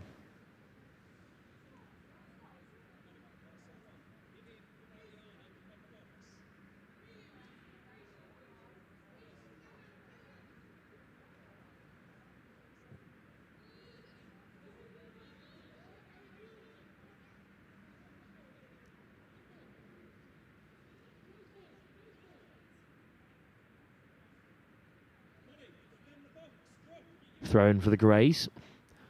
They've bundled their way into this position. Can they use it? Swash. Whips it in. What a touch by Gale on the turn. Would have been outstanding, but it's over the bar.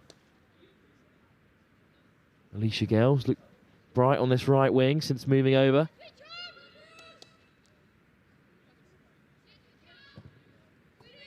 Powell.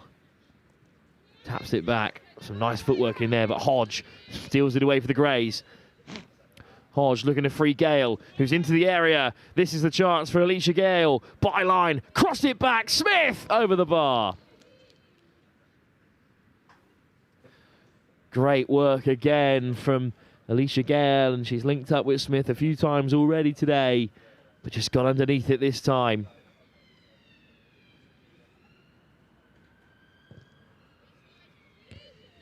Oh, header won by Hodge, and now Smith puts on the pressure. Smith, one-on-one. This time, what a save! And it's cleared off the line.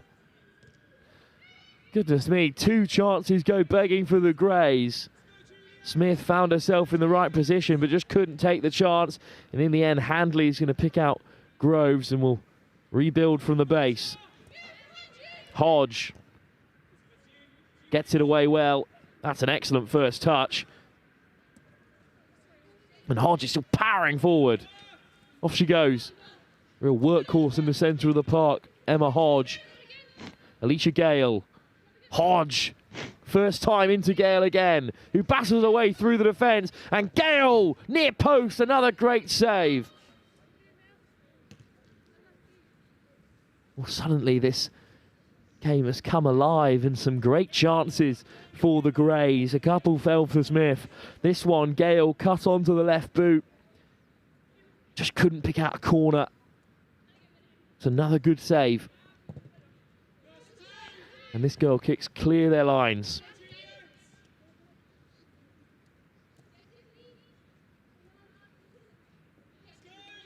Good footwork from Branton. Back to the goalkeeper. Wayne. Flicked over the top. And that's a one-on-one, but of course, across comes Handley again. He's been so strong at the back for the Greys across her 2 games so far. Centre half from Leeds United. Enters in the fall of 2026. Has been outstanding. Comes to anywhere across the back line.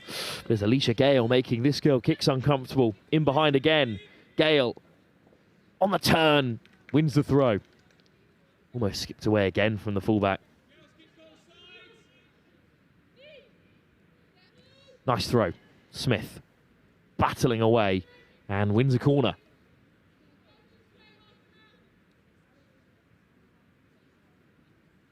After 8 goals in our opening 2 games this afternoon, we expected something similar here, but has not come to be. Instead, it will be a corner. Be taken by Alicia Gale on her left boot, in swinger. Smith, the obvious target again, runs towards the near post, but it's dealt with by this girl Kicks. Will be a throw though for the Greys.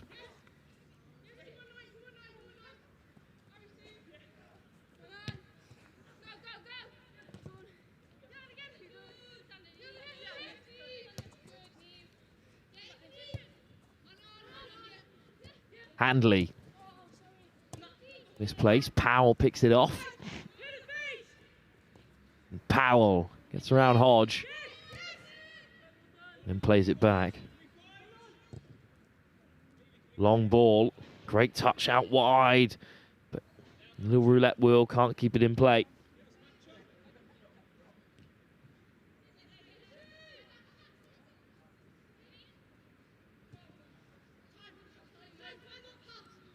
Maybe a chance here for this girl Kicks. Long ball over the top. Flag stays down for now. Can it be kept in play? Just about. Whipped in first time. Powell at the back post. Strong header away. Hodge. Skips around the first defender. Maybe now a chance to break. Here's Gale. Plenty of options, Gale. Dances around a few. Gale, slide tackle from Forster. But how well does Handley do getting across there to make the tackle? One of the this girl Kicks girls goes down a little bit uncomfortably there, but it's fine defence again from Handley. Well, about 8 minutes left to go in this one, and we've now been joined by John Maloney. John, thanks for coming and joining us for this one. We've heard from a couple of members of the team so far today. How do you think yet another winter showcase has gone for Go to College? Yeah, thanks very much, Wilf. It's been just been an amazing day. I can't really express how proud I am of the players when they come together, a group of players who've never really played together before, and the way they just perform, the attitudes just continue just to be amazing. It never ceases to amaze me just what they can do, both on and off the pitch. So extremely proud of them today.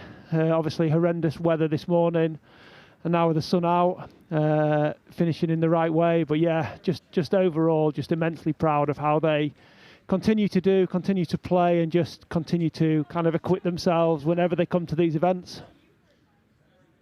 And the stand-on show's been excellent, of course. We've seen likes of Ganado, Summerfield, Gale in this block of fixtures, the likes of Stewart and Irish Under-19 international Siobhan McMahon, who were all unbelievable.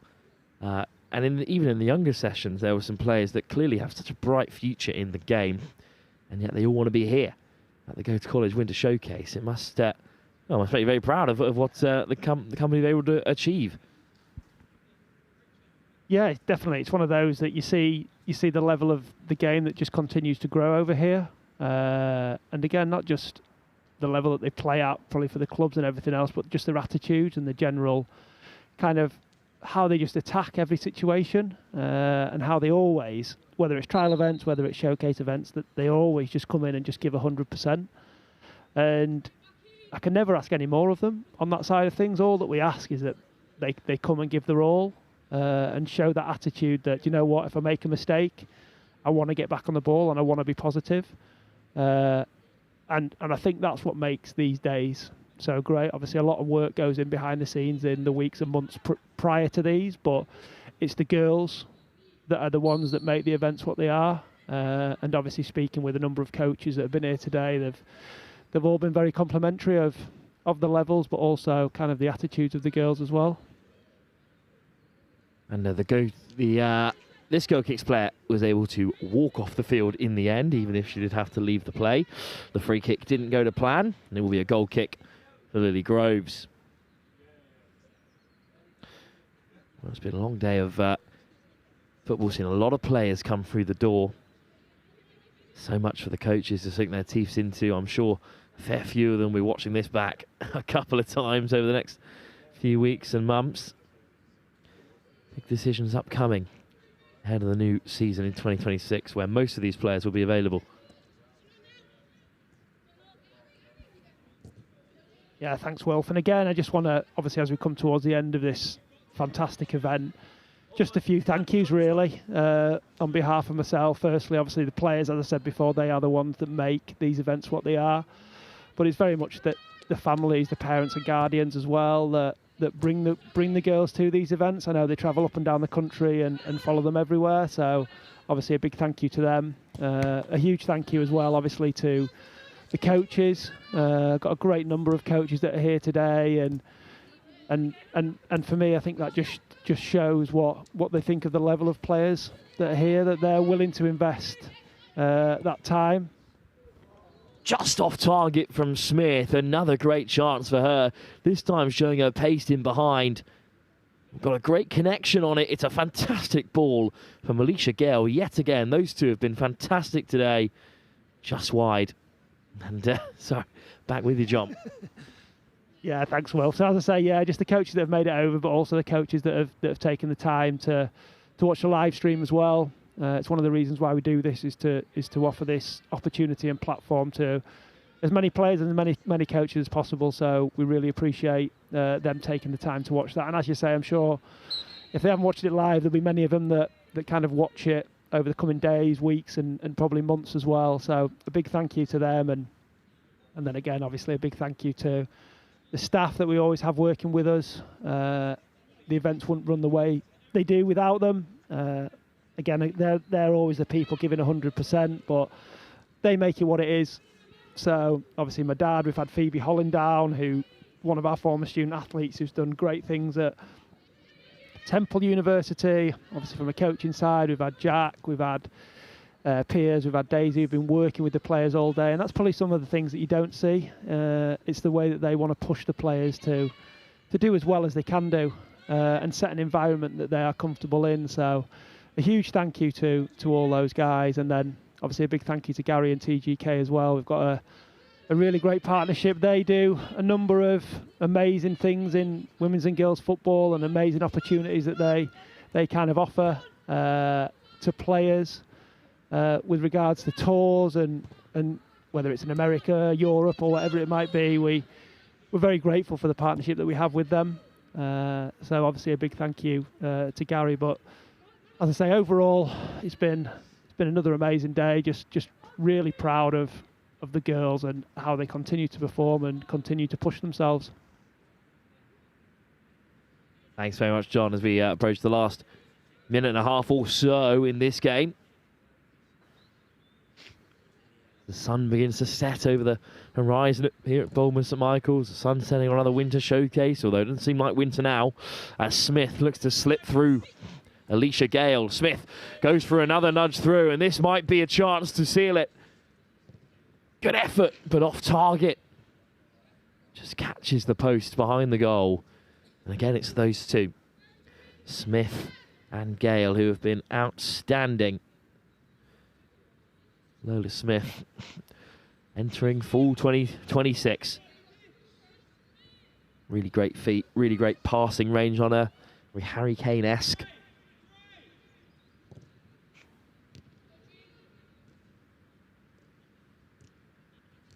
Nice touch.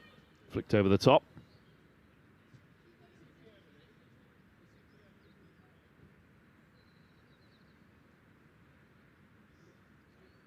Throw in then for the Greys. Maybe one last chance then to fashion out an opportunity. Over the top. That's an excellent touch, but good cover. Go to College. And then Christy Chikuti Ganado loses out. Another throw, though, for the Greys.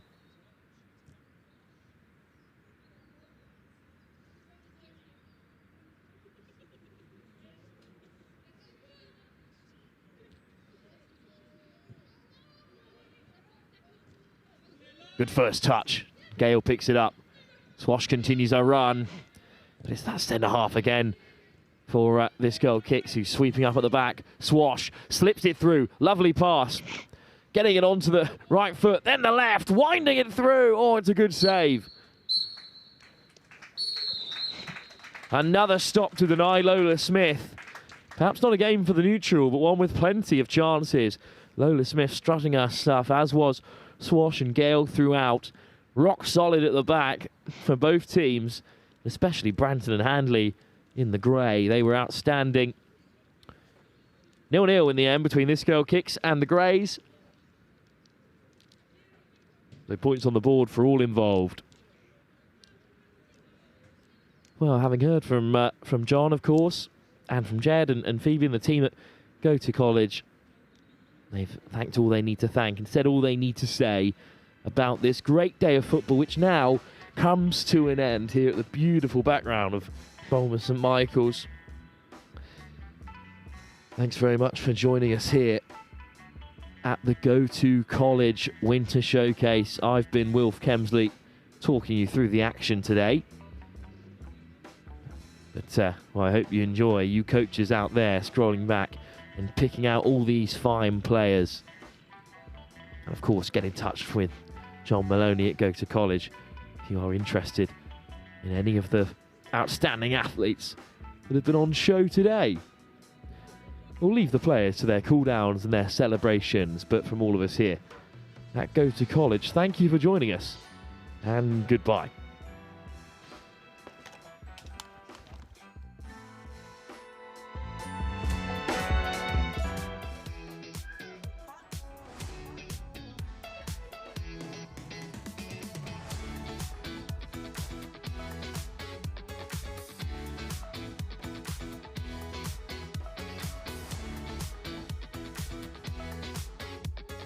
From a player and obviously parent and guardian point of view, it's about them coming and finding out more information about the student athlete route to America, and it's great for us to see them play as well. We want to put them in an environment where they can relax and show us exactly what they're about, and they've certainly done that today.